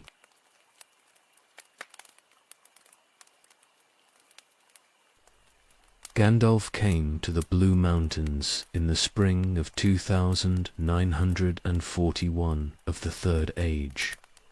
The wizard had not visited Thorin in years, and his arrival was unexpected but not unwelcome. He brought news from the wider world and possibilities that dwarf isolation had kept hidden. Thorin received him with what hospitality poverty allowed, and they spoke long into the night about matters that had been festering for decades. The wizard proposed what seemed impossible, an expedition to Erebor to reclaim the lonely mountain from Smaug. The dragon had ruled there for 171 years, and most assumed he would rule there until the world ended. But Gandalf had information that suggested otherwise. The worm had not been seen outside his lair in years, and reports from the region indicated he might be vulnerable in ways he had not been when younger. More than this, Gandalf offered to help organize the expedition, and even suggested a 14th member who might prove useful. The burglar he proposed was a hobbit from the Shire, a creature Thorin had never heard of, and certainly never considered employing for serious work. Gandalf insisted this Bilbo Baggins possessed qualities that would prove valuable. Cleverness and stealth and luck that might succeed where dwarf strength would fail. Thorin was skeptical, but desperate enough to accept almost any chance of reclaiming his inheritance. If the wizard vouched for this hobbit, then the hobbit would be given opportunity to prove himself. The company was assembled from those dwarves who had remained loyal to Thorin through the long exile. Balin and Dwalin came without hesitation, and Yin and Gloin, who were healers and warriors both. Thorin's young nephews, Fili and Kili, insisted on joining despite their youth, and he could not refuse them when their courage matched any elders. Others were recruited, Bifur and Bofur and Bombor, who were skilled in various crafts, Dori and Nori and Ori, who brought different abilities to the group. 13 dwarves in total, and with Bilbo they would be 14. They met the hobbit at his home in the Shire, and Thorin's first impression was dismay at what Gandalf had recruited. Bilbo was small, even by Hobbit standards, round and comfortable, and completely unprepared for adventure. He had never been beyond his own borders, had no experience with danger or hardship, and seemed appalled by the entire proposal once he understood what was being asked. This was the burglar who would help them steal from a dragon. The wizard's judgment seemed questionable at best. But the contracts were signed and the company assembled, and they set out toward the lonely mountain in what passed for spring in those northern lands. The journey would be long and dangerous, crossing territories where enemies dwelt and wilderness that offered no shelter. Bilbo proved better than initial impressions suggested. He was soft and complaint-prone, but also resilient in ways that surprised everyone, including himself. The trolls nearly ended the expedition before it truly began. 3 stone trolls caught the dwarves while they camped near the road, and the entire company was bound and prepared for cooking.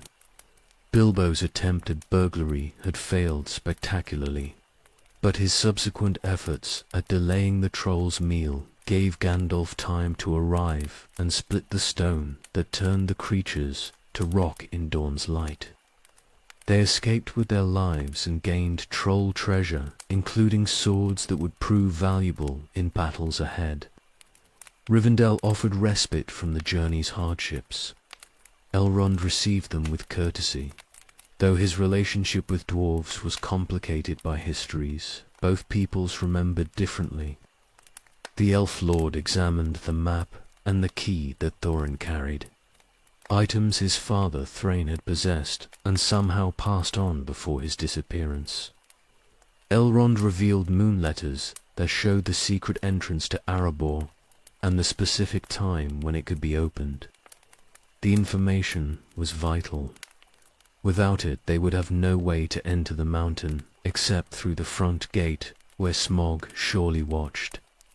The company rested in Rivendell for weeks, recovering strength and gathering information about the road ahead. Thorin used the time to plan, studying what they knew of Erebor's interior and considering how they might approach the dragon. The Arkenstone dominated his thinking.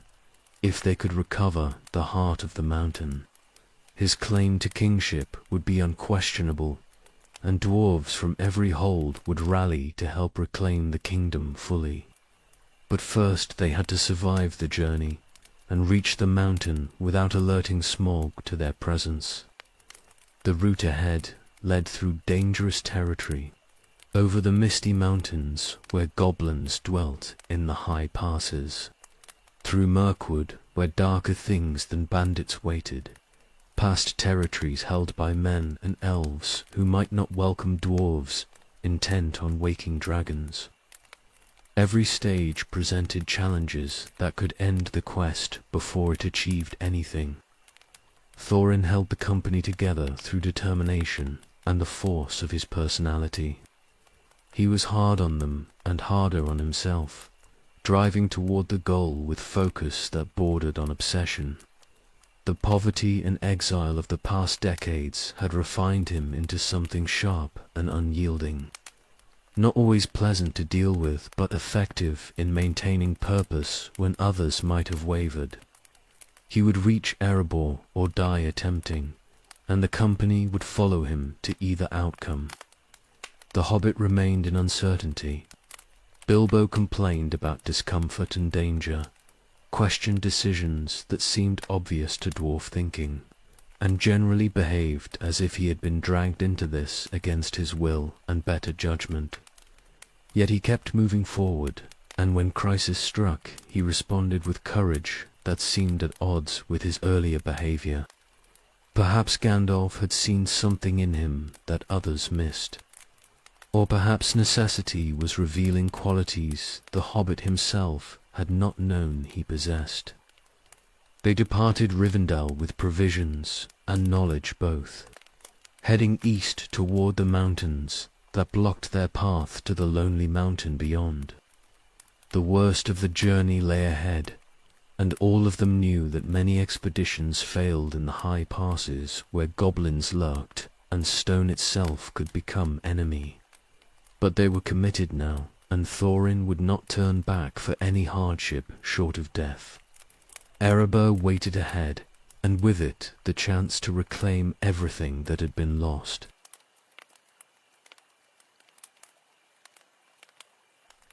The company was captured by goblins in the high passes of the Misty Mountains. They had sheltered in a cave that seemed safe, but was actually a trap, and the stone opened beneath them to drop them into tunnels where the goblin kingdom sprawled. The creatures swarmed over the dwarves, seizing weapons and binding them, dragging them deeper into the mountain, toward their chieftain who would decide what death these trespassers deserved. Bilbo was separated in the chaos. He fell during the initial capture and was knocked unconscious, and when he woke, the others were gone. He found himself alone in darkness with only his small sword and the courage that had been growing in him since the journey began. The goblin tunnels stretched in every direction, and he could hear their voices echoing from passages he could not see. Escape seemed impossible, but remaining where he was meant eventual discovery and death.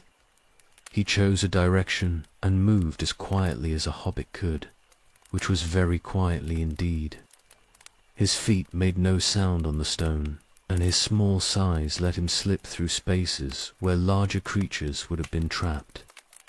He descended deeper into the mountain, driven by some instinct toward lower passages where the goblin voices were fewer and the air smelled of water and ancient things. A lake lay in the mountain's roots, black and still in darkness that no light had touched in ages. Bilbo nearly stumbled into it before his eyes adjusted enough to see the water's edge. Something lived in that lake, something that noticed the small creature standing on its shore. A boat appeared from the darkness, and in it sat a creature that was neither goblin nor dwarf nor anything Bilbo recognized. Gollum was ancient and twisted, changed by centuries and darkness, and by the ring he possessed. He challenged the hobbit to a riddle game, proposing that if Bilbo won, then he would show the way out, but if Bilbo lost, then he would be eaten. The hobbit accepted because he had no choice, and the game began with riddles that tested wit and memory and the ability to think clearly when death waited for wrong answers. They traded riddles back and forth, each searching for questions that would stump the other. Bilbo drew on memories from his comfortable life in the Shire, on stories he had read and puzzles he had solved in safety and comfort. Gollum pulled from longer memory and darker experiences, riddles that spoke of things Bilbo had never imagined. The contest was close, each winning and losing rounds, neither able to gain clear advantage. Bilbo asked about time and wind and eggs, and Gollum answered correctly each time, though the answers came slower as the creature struggled with concepts far removed from his underground existence.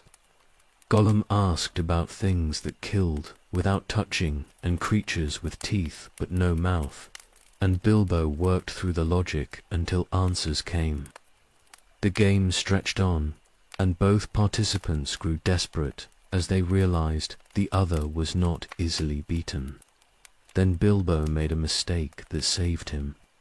In his nervousness, he reached into his pocket and felt something there that should not have been. A ring that must have fallen from Gollum's possession during the riddle game. His hand closed around it, and without thinking he asked aloud what he had in his pocket. Gollum took it as a riddle and could not answer, for how could he know what the hobbit possessed? The creature realized what must have happened. His precious ring was lost, and this intruder had taken it. The rage that filled Gollum was terrible beyond reason, and he lunged at Bilbo, intending to kill, regardless of what the Riddle Game's rules had been. The hobbit ran, driven by terror that gave him speed he had never possessed before. He fled through passages with Gollum pursuing, and the creature's howls echoed behind him, promising death and worse than death. Bilbo slipped the ring on his finger in desperation, hoping it might offer some protection or power. He vanished. The invisibility was complete and unexpected, and Gollum passed right by him without seeing what stood inches away. The hobbit pressed against the wall and held his breath while the creature searched frantically for prey that had disappeared. The ring had saved him, though he did not yet understand what he possessed or what it would eventually cost. Gollum gave up the search eventually and returned toward his lake, muttering about the precious that was lost and the thief who had stolen it. Bilbo followed at safe distance, reasoning that Gollum knew these tunnels and might inadvertently lead him to an exit. The creature did indeed move toward the outer regions where goblins dwelt, and Bilbo stayed behind him, using the ring's power to remain unseen. The path led to the back door that goblins used when they hunted outside the mountain. Guards stood there watching the entrance, and Gollum stopped before them, crying about the thief who had stolen his birthday present. The goblins paid him little attention, for the creature often came to this door, raving about various grievances. Bilbo saw his chance and took it, slipping past both Gollum and the guards while invisible, escaping into sunlight that felt like salvation after the underground darkness. He found the others waiting outside, having escaped the goblins through violence and Gandalf's intervention. They had thought him dead and were stunned to see him alive. Bilbo told them a version of his adventure that omitted certain details about the ring and how he had acquired it. The lies came easily, and he kept the ring's power secret even from the wizard who might have understood its significance. The company was reunited, and they had escaped the Goblin Kingdom despite capture and separation. Bilbo had proven himself in ways none of them had expected, and Thorin's estimation of the hobbit rose considerably. The burglar could move unseen and think quickly under pressure, qualities that would be essential when they finally reached Erebor and faced the dragon. The journey continued, and they still had far to go before the lonely mountain came into view.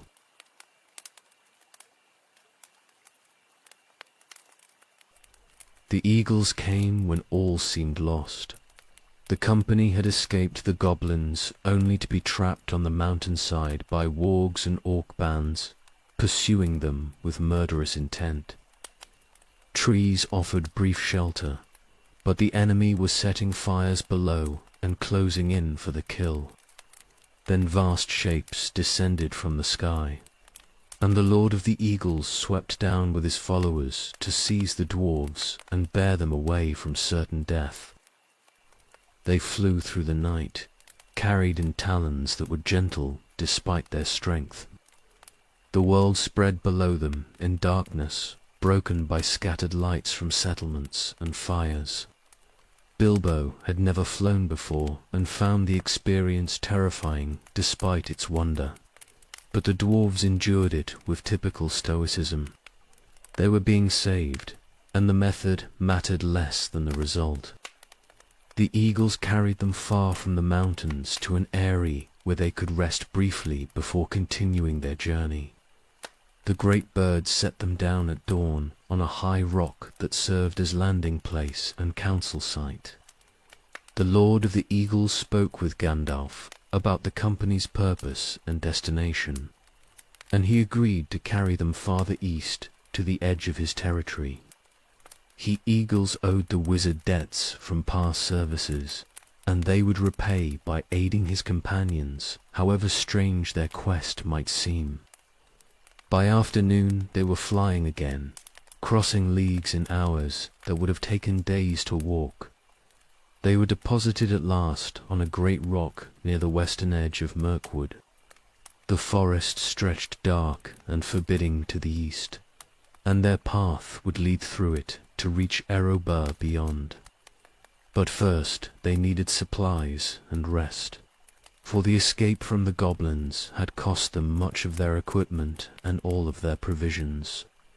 Gandalf knew someone who might help if approached correctly, a skin changer who dwelt alone in these lands and was dangerous to those who offended him. Beorn's house stood in lands he had claimed and defended against all intruders. He was no man, exactly, though he wore man-shape most of the time. His other form was bare, vast and terrible, and in that shape he could kill with casual ease. Gandalf explained all this as they approached, warning the company to be polite and let him do the talking. Beorn did not love dwarves particularly, and the wrong word could turn hospitality into violence. The wizard's strategy was cunning. He introduced the dwarves in pairs over the course of telling their tale, keeping Beorn interested enough that he continued listening rather than driving them away. The skin changer was intrigued, despite himself, by the story of their quest and the enemies they had already faced. His hatred of goblins and wargs exceeded his dislike of dwarves, and anyone who fought such creatures earned a measure of his respect.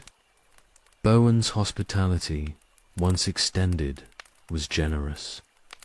His hall was built to suit his size in both forms, vast and high-roofed, with furniture that dwarves had to climb. The food he provided was simple but abundant, bread and honey and cream from his own animals. He kept bees the size of small birds and horses that seemed almost intelligent in how they responded to his wordless commands.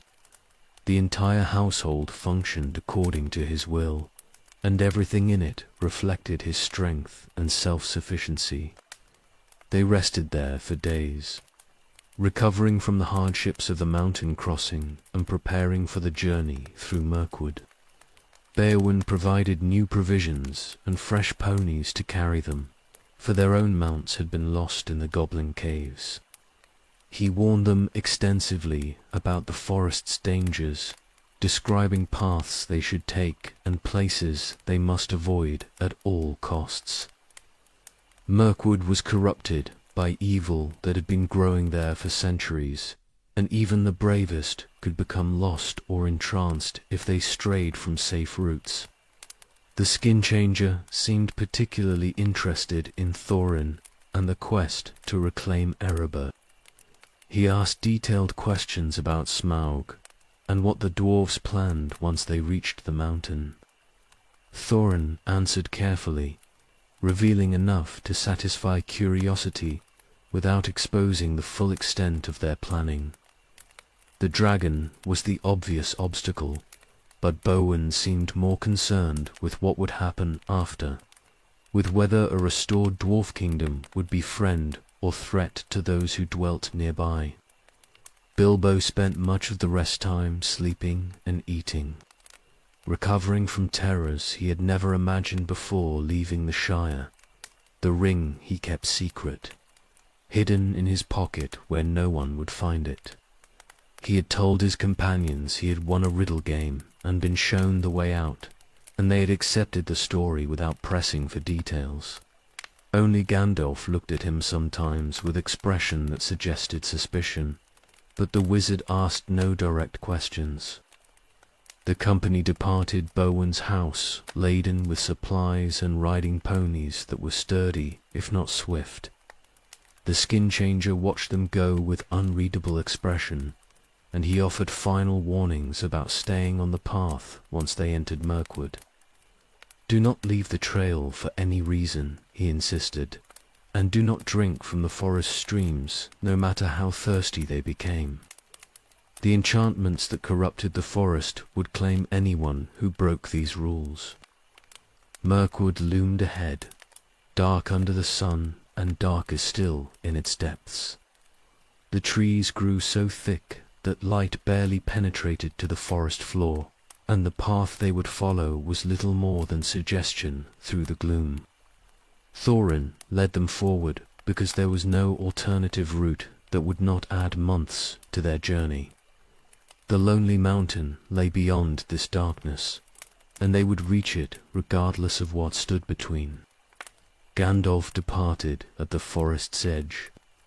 He had business elsewhere that could not be delayed, matters he would not explain despite the company's protests. The wizard insisted they could manage Mirkwood without him if they followed Bowen's instructions exactly, and he promised to meet them again before they reached Erebor. His departure left them feeling abandoned despite the logic of his words, for the wizard's power had saved them multiple times already. They entered the forest as a company of 14 without their guide. Thorin took command as was his right, and they moved along the path in single file with weapons ready. The trees pressed close on both sides, and the silence was oppressive in ways that suggested watching presence.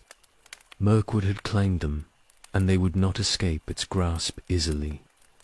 The journey through darkness had begun, and Erebor remained distant beyond leagues of corrupted forest.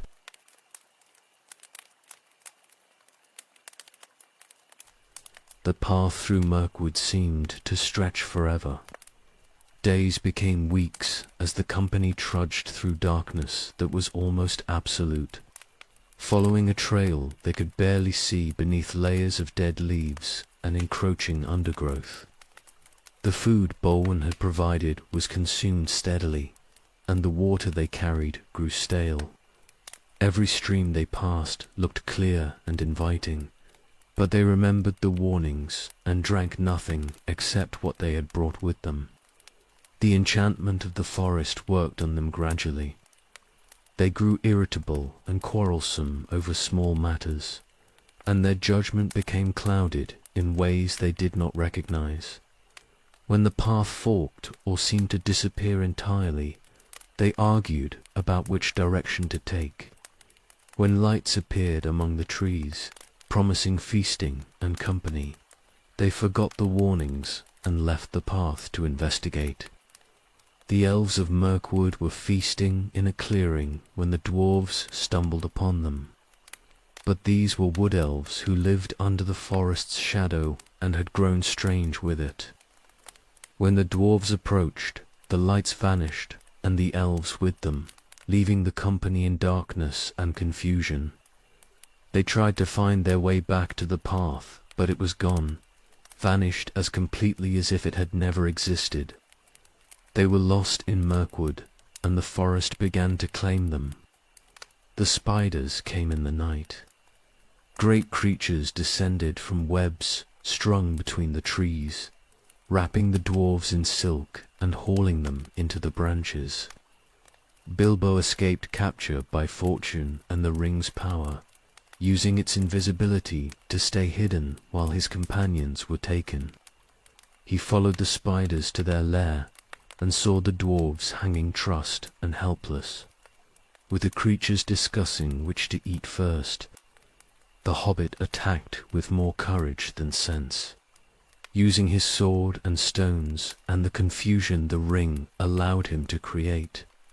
He cut the dwarves free one by one while keeping the spiders distracted, and together they fought their way clear of the webs.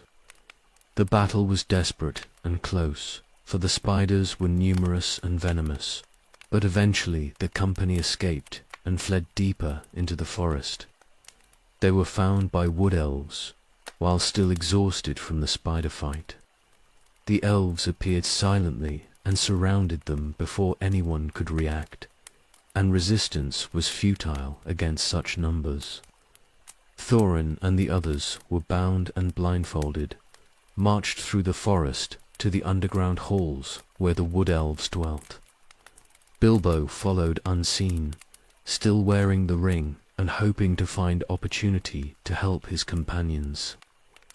The elven king who ruled these halls was Thranduil, and he was suspicious of dwarves travelling through his forest without permission or explanation. He questioned Thorin closely about their purpose and destination, but the dwarf revealed nothing. To speak of dragon treasure and reclamation would invite interference, and Thorin trusted no elf with such information.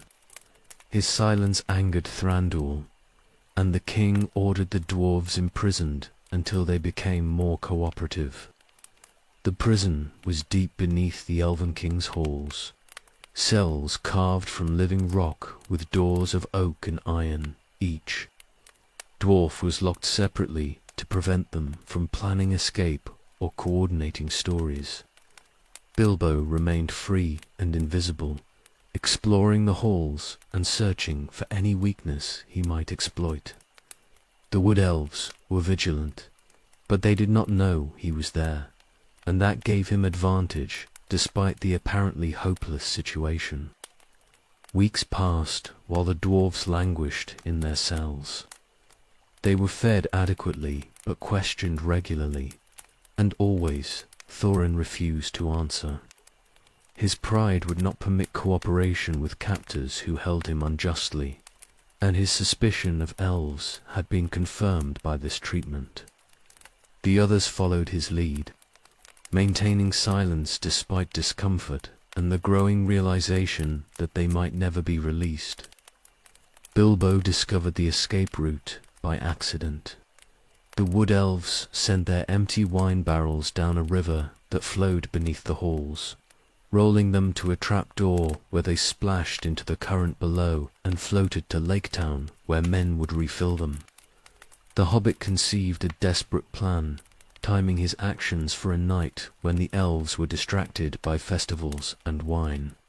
He stole keys and released the dwarves one by one, stuffing them into barrels before the alarm could be raised. The escape was chaotic and undignified.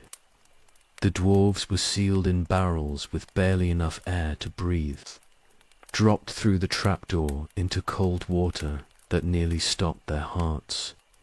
The current carried them downstream in darkness and confusion, battered against rocks and logs, soaked and freezing and completely helpless.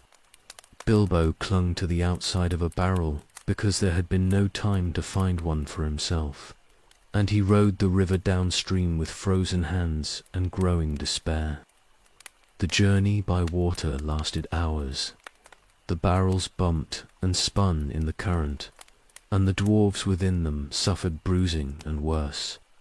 Those who tried to call out swallowed water and learned to keep silent. Bilbo nearly lost his grip several times, saved only by desperate strength and the luck that seemed to follow him. The forest eventually gave way to open country, and the river broadened as it approached the long lake. Lake Town stood on stilts in the water, a city of men who lived by fishing and trade. The barrels washed up at the town's water gate, where workers gathered them for refilling and returned to the wood elves. The dwarves were hauled ashore, still sealed in their barrels, stiff and cold and barely conscious. Bilbo crawled onto the dock unseen and found a place to hide while he planned their next move. The town's guards eventually discovered that the barrels contained dwarves rather than wine. The alarm was raised, and the company was taken before the master who ruled Lake Town. Thorin revealed himself then, announcing his name and lineage and his intention to reclaim Erebor from Smaug. The declaration caused sensation. Among the men who had lived under the dragon's shadow for generations and preserved legends of the dwarves who had once dwelt in the mountain. The master was cautious but could not refuse hospitality to one who claimed to be king under the mountain. The people of Lake Town saw opportunity in Thorin's quest. For if the dragon was somehow defeated, then trade with a restored dwarf kingdom would bring prosperity. They welcomed the dwarves, and provided food and clothing and rest after the ordeal of escape and river journey. But they also watched carefully, for dragons were not easily killed, and the company's chances of success seemed remote. Thorin recovered his dignity along with his strength. He was no longer a prisoner, but a king among potential allies, however skeptical those allies might be. The lonely mountain stood visible to the north, and between Lake Town and that peak lay only the distance that could be covered in days rather than weeks. The quest's end was finally near, and whatever awaited them in Erebor would be faced soon. The river had carried them to their destination's threshold, and now only the dragon remained between them and reclamation of all that had been lost.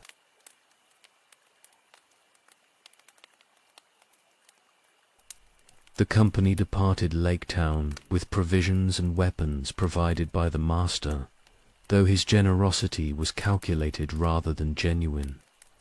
The men watched them go with mixed hope and dread, for if the dwarves somehow angered Smough without killing him, the dragon's wrath would fall on Lake Town. But the promise of restored trade and the end of living under dragon threat was worth the risk. And the people cheered as the boats carried Thorin and his companions north toward the mountain. The journey up the lake took days. The lonely mountain grew larger with each mile, dominating the horizon and reminding them all of what they were approaching. Erebor stood as it had for 171 years, beautiful and terrible, a kingdom become dragon lair. Thorin looked at it with emotions too complicated to name, seeing both his inheritance and his doom in that single peak. They landed on the western shore and continued on foot, circling around to approach from the west where the secret door should be. The front gate was impossible, for Smaug surely watched it, and to enter that way was to die. The hidden entrance that Elrond's moon letters had revealed was their only hope. If they could find it before Durin's day passed, and the opportunity was lost for another year. The slopes of Erebor were desolate. Nothing grew where the dragon had breathed, and old bones littered the ground where Smaug had left the remains of meals. The company climbed through this wasteland, searching for the location marked on their map. The rock face looked uniform and unwelcoming, and finding a hidden door in leagues of cliff seemed almost impossible despite the map's guidance. They found it at last, on the proper day, a smooth section of stone that was almost invisible unless you knew what to seek. The keyhole appeared when the setting sun struck the rock at precisely the right angle, and Thorin used the key his father had carried and somehow passed on before his death. The door opened silently, revealing stairs that descended into darkness and the faint smell of dragon that drifted up from below. Bilbo went down alone. This was burglars' work, and the dwarves had no skill for stealth that would serve them in a sleeping dragon's lair. The hobbit wore the ring and moved with silence, born of terror, descending stairs that seemed endless and feeling the heat increase with every step. The dragon's presence became overwhelming as he approached the lowest levels, and his courage nearly failed before he reached the treasury. Smaug slept on gold piled higher than houses.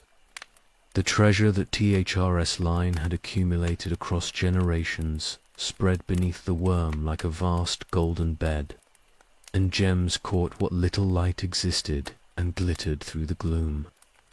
The dragon himself was massive beyond belief, covered in scales that were red and gold, breathing slowly in sleep that was never quite unconscious. He knew the moment Bilbo entered, despite the ring's power, for dragons sensed theft like sharks sensed blood. The conversation that followed was a game of words and wits, with Bilbo trying to learn about the dragon without revealing too much about himself or his companions. Smaug was ancient and intelligent and enjoyed conversation with prey who might be interesting before being eaten. He spoke of his strength and his invulnerability, boasting about armor that no weapon could pierce. But Bilbo noticed something the dragon did not intend to reveal, a gap in the scales over the left breast where the armor was incomplete. The hobbit fled back up the stairs carrying a single cup from the treasury, proof that he had done what he promised. Smaug noticed the theft immediately and exploded into rage that shook the mountain. The dragon emerged from the secret door in fury, searching the mountainside for the thief who had dared enter his lair. The company hid in the tunnel behind the closed door, while Smaug raged outside, and they felt the mountain tremble under his anger. The Wyam's suspicions turned toward Lake Town. Men had helped the dwarves, and they would burn for their interference. Smaug took wing and flew south toward the lake, leaving the mountain in darkness behind him. His anger was terrible and focused now, and nothing would turn him from vengeance on those who had aided the thieves. Lake Town saw the dragon coming like doom descending from the north. The alarm was raised too late to evacuate, and Smaug fell upon the city with fire that ignited everything it touched. The wooden buildings became torches, and people fled toward boats that offered only temporary safety. The dragon circled overhead and breathed flame that turned the lake itself to steam, and his shadow covered the town like shroud. Bard stood among the defenders with his great bow and the black arrow that was heirloom of his line. He was descended from lords of Dale who had ruled before Smaug came, and he knew the old tales better than most. The story of the dragon's weakness had been passed down through generations, and he knew where to aim if he could get clear shot. The moment came when Smaug wheeled overhead pursuing boats full of refugees. The dragon's left breast was exposed, and Bard drew his bow with the black arrow nocked. He aimed for the gap he could not see but knew must exist, trusting in legends and the testimony of a thrush that had heard Bilbo's report and carried the knowledge to one who could use it. The arrow flew true and struck home, piercing scales and driving deep into the dragon's heart. Smaug fell from the sky like a mountain dropping from the heavens. He crashed into Lake Town with impact that shattered what remained of the city, and his death throes completed the destruction his fire had begun. The dragon was dead, killed by a single arrow and the courage of one man who had believed old tales and acted when the moment came. The great worm that had ruled Arrowbur for nearly 2 centuries was gone, and the treasure he had guarded was suddenly available to whoever dared claim it. The survivors of Lake Town gathered on the shore and realized what had happened. The dragon was dead, slain by Bard's arrow, and the gold that lay in Erebor belonged to no one now. The men had lost their city and their livelihoods, and they looked north toward the mountain where wealth beyond measuring waited. Bard had killed the dragon, and that deed entitled him to something, surely. The question of who owned the treasure was about to become more complicated than simple reclamation.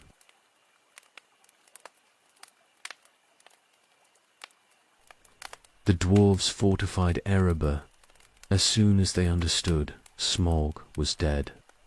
Thorin ordered the front gate sealed with a wall built from broken stone and whatever materials could be found, for he knew others would come seeking the treasure now that the dragon no longer guarded it. The gold was his by right of inheritance, and he would defend it against any who tried to take what belonged to his line. The Arkenstone he sought obsessively, searching the treasury for the gem that would prove his kingship beyond question. The refugees from Lake Town arrived within days, led by Bard, who had killed the dragon and now spoke for the survivors. They came seeking aid and compensation, for their city was destroyed and winter was approaching with no shelter except what the mountain might provide. Bard requested a share of the treasure, arguing that Lake Town's destruction was consequence of the dwarves' actions and that his arrow had made reclamation possible. The request was reasonable, but Thorin refused it utterly. The king had been changed by finding the treasure.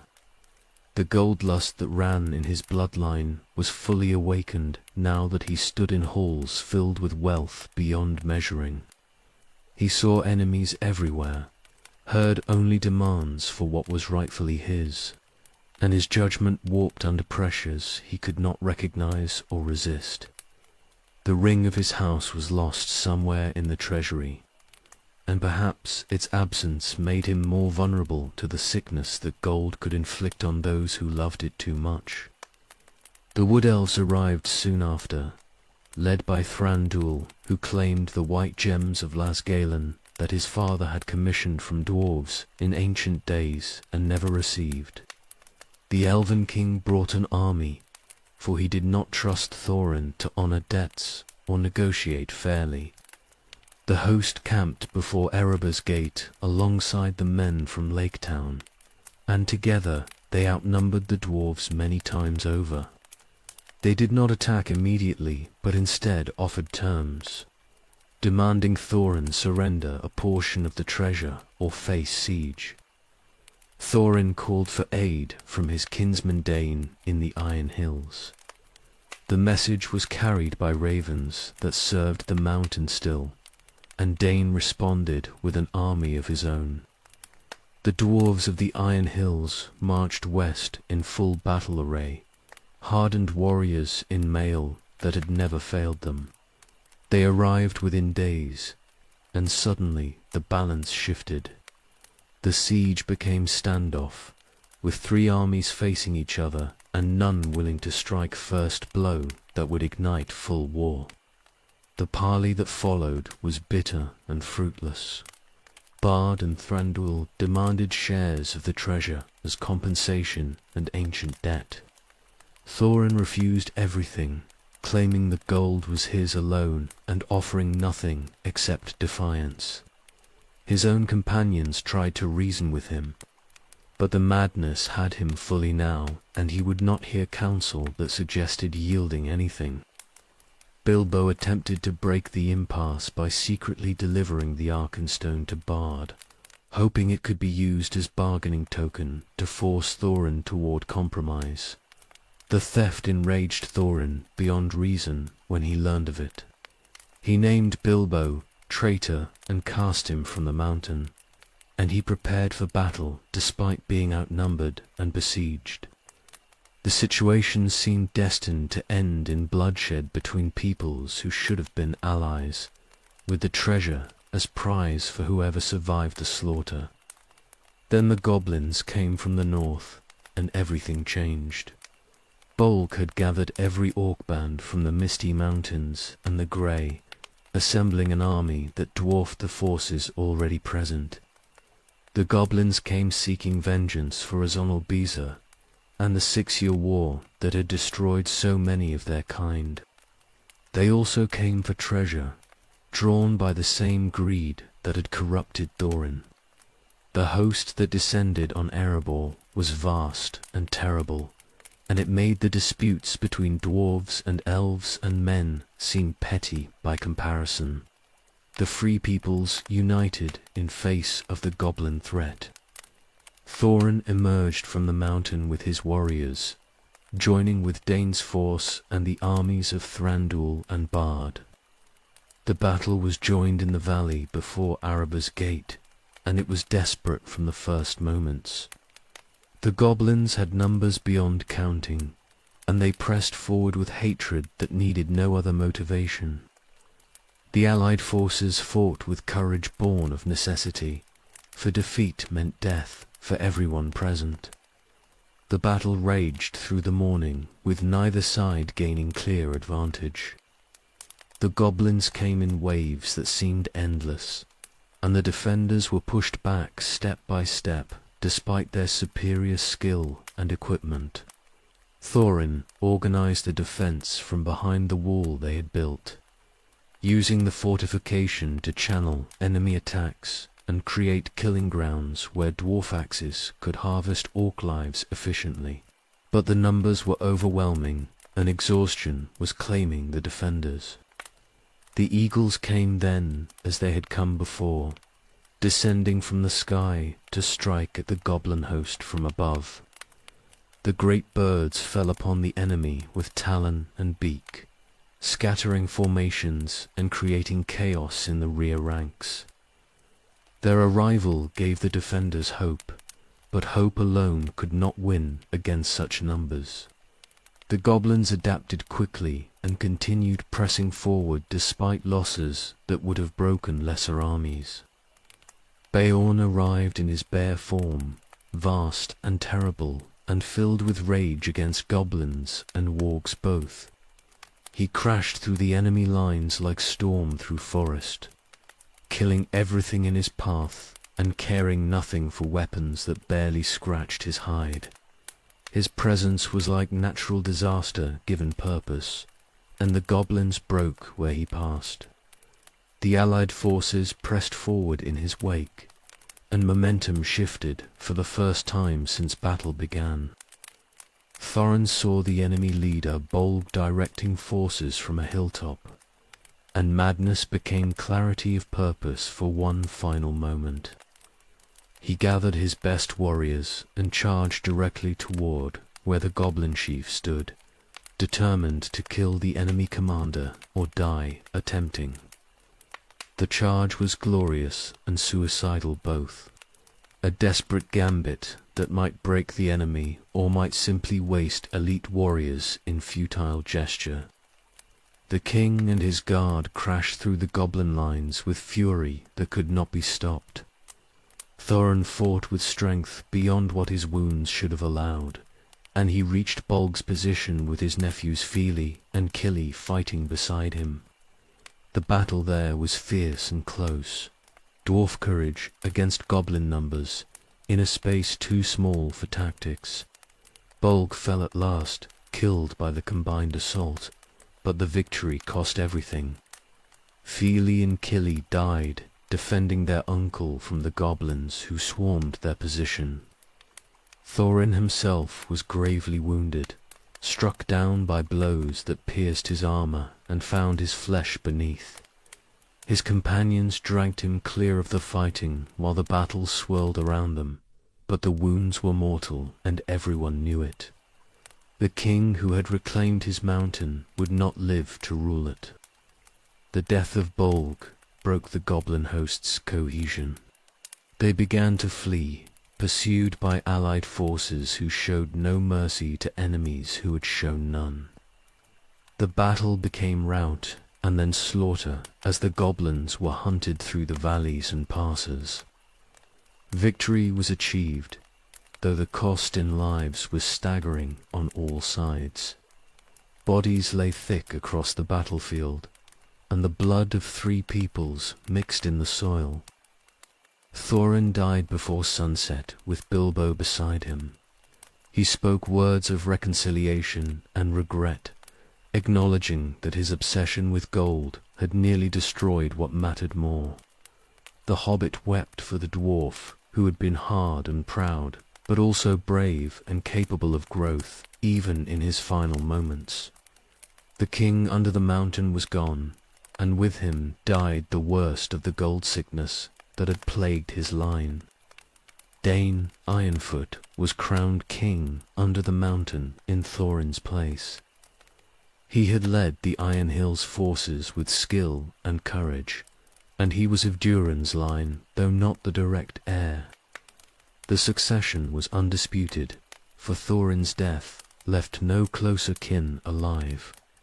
Dane would rule Araba through the war with Sauron and into the Fourth Age, proving himself worthy of the crown that came to him through tragedy and blood.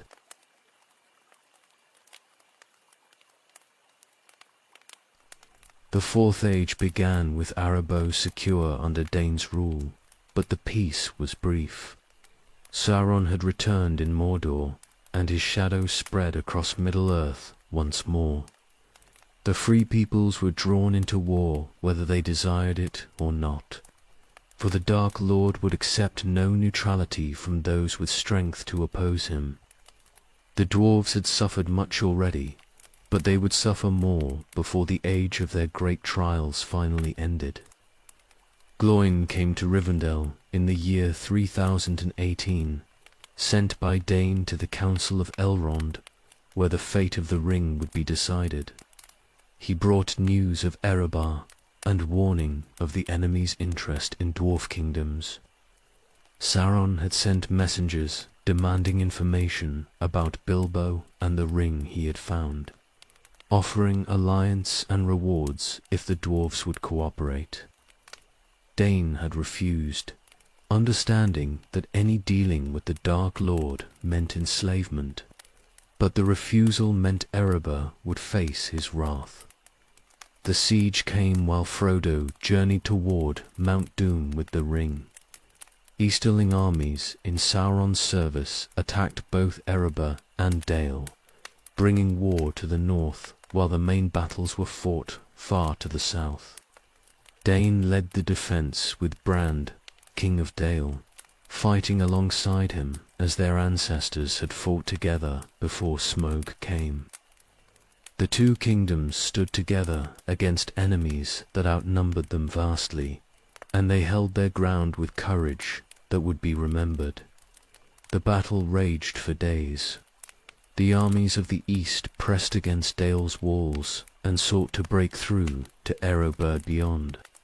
Brand and Dane led from the front, as kings should, rallying their warriors when exhaustion threatened to break the defense. They were both old by then, aged beyond normal years by long rule and accumulated wounds, but neither would yield while strength remained to fight. They fell together defending Dale's Gate, overwhelmed by numbers that could not be stopped by courage alone. Bran died first, struck down while holding a breach that enemies poured through. Dane stood over his friend's body and fought on until his own strength failed and the darkness took him, the greatest of the Iron Hills warriors.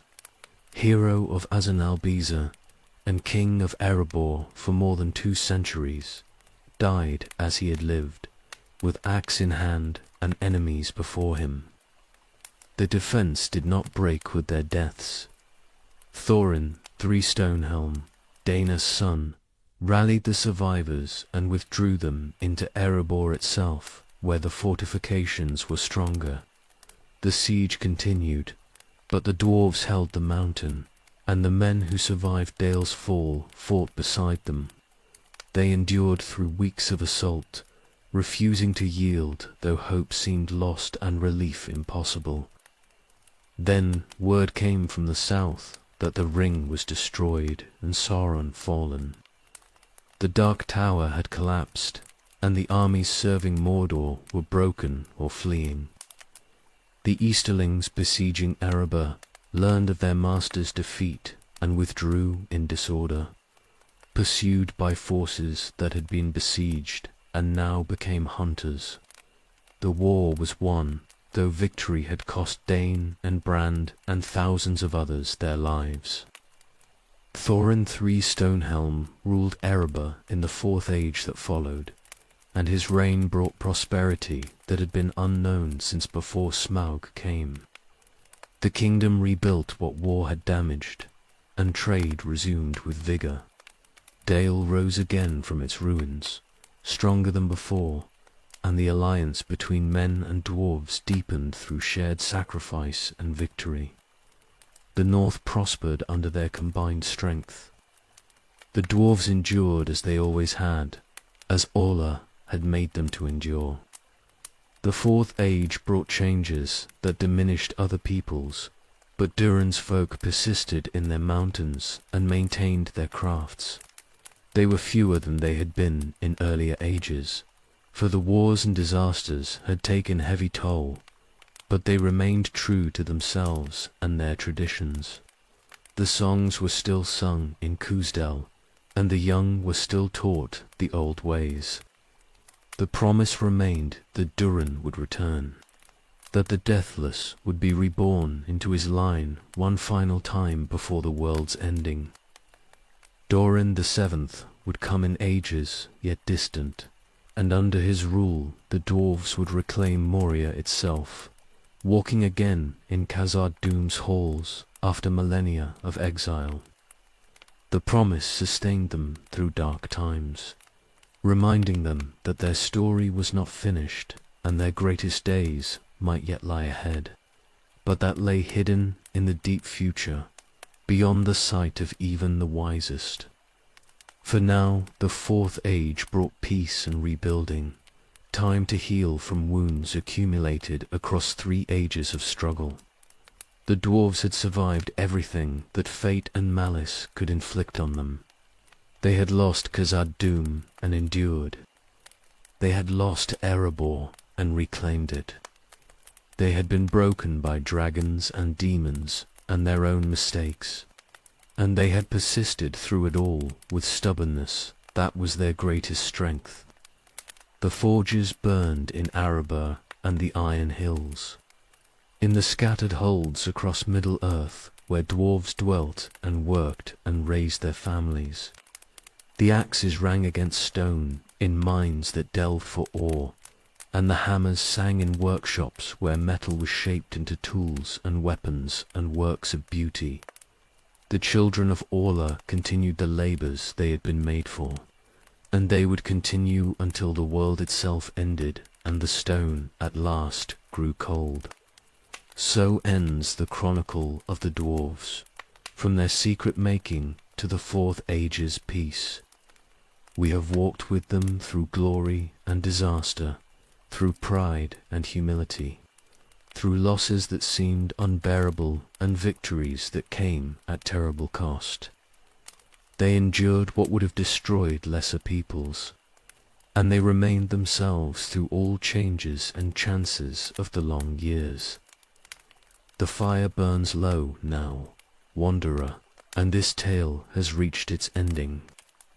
You have heard of the 7 fathers and their waking, of kingdoms risen and fallen, of treasures found and lost and sometimes found again. Rest now and let the weight of ages slide from your shoulders. The Dwarves endure in their mountains still, and their hammers will ring long after we have passed into sleep. May your own road lead you to halls of stone and the warmth of hearth fires, and may you find rest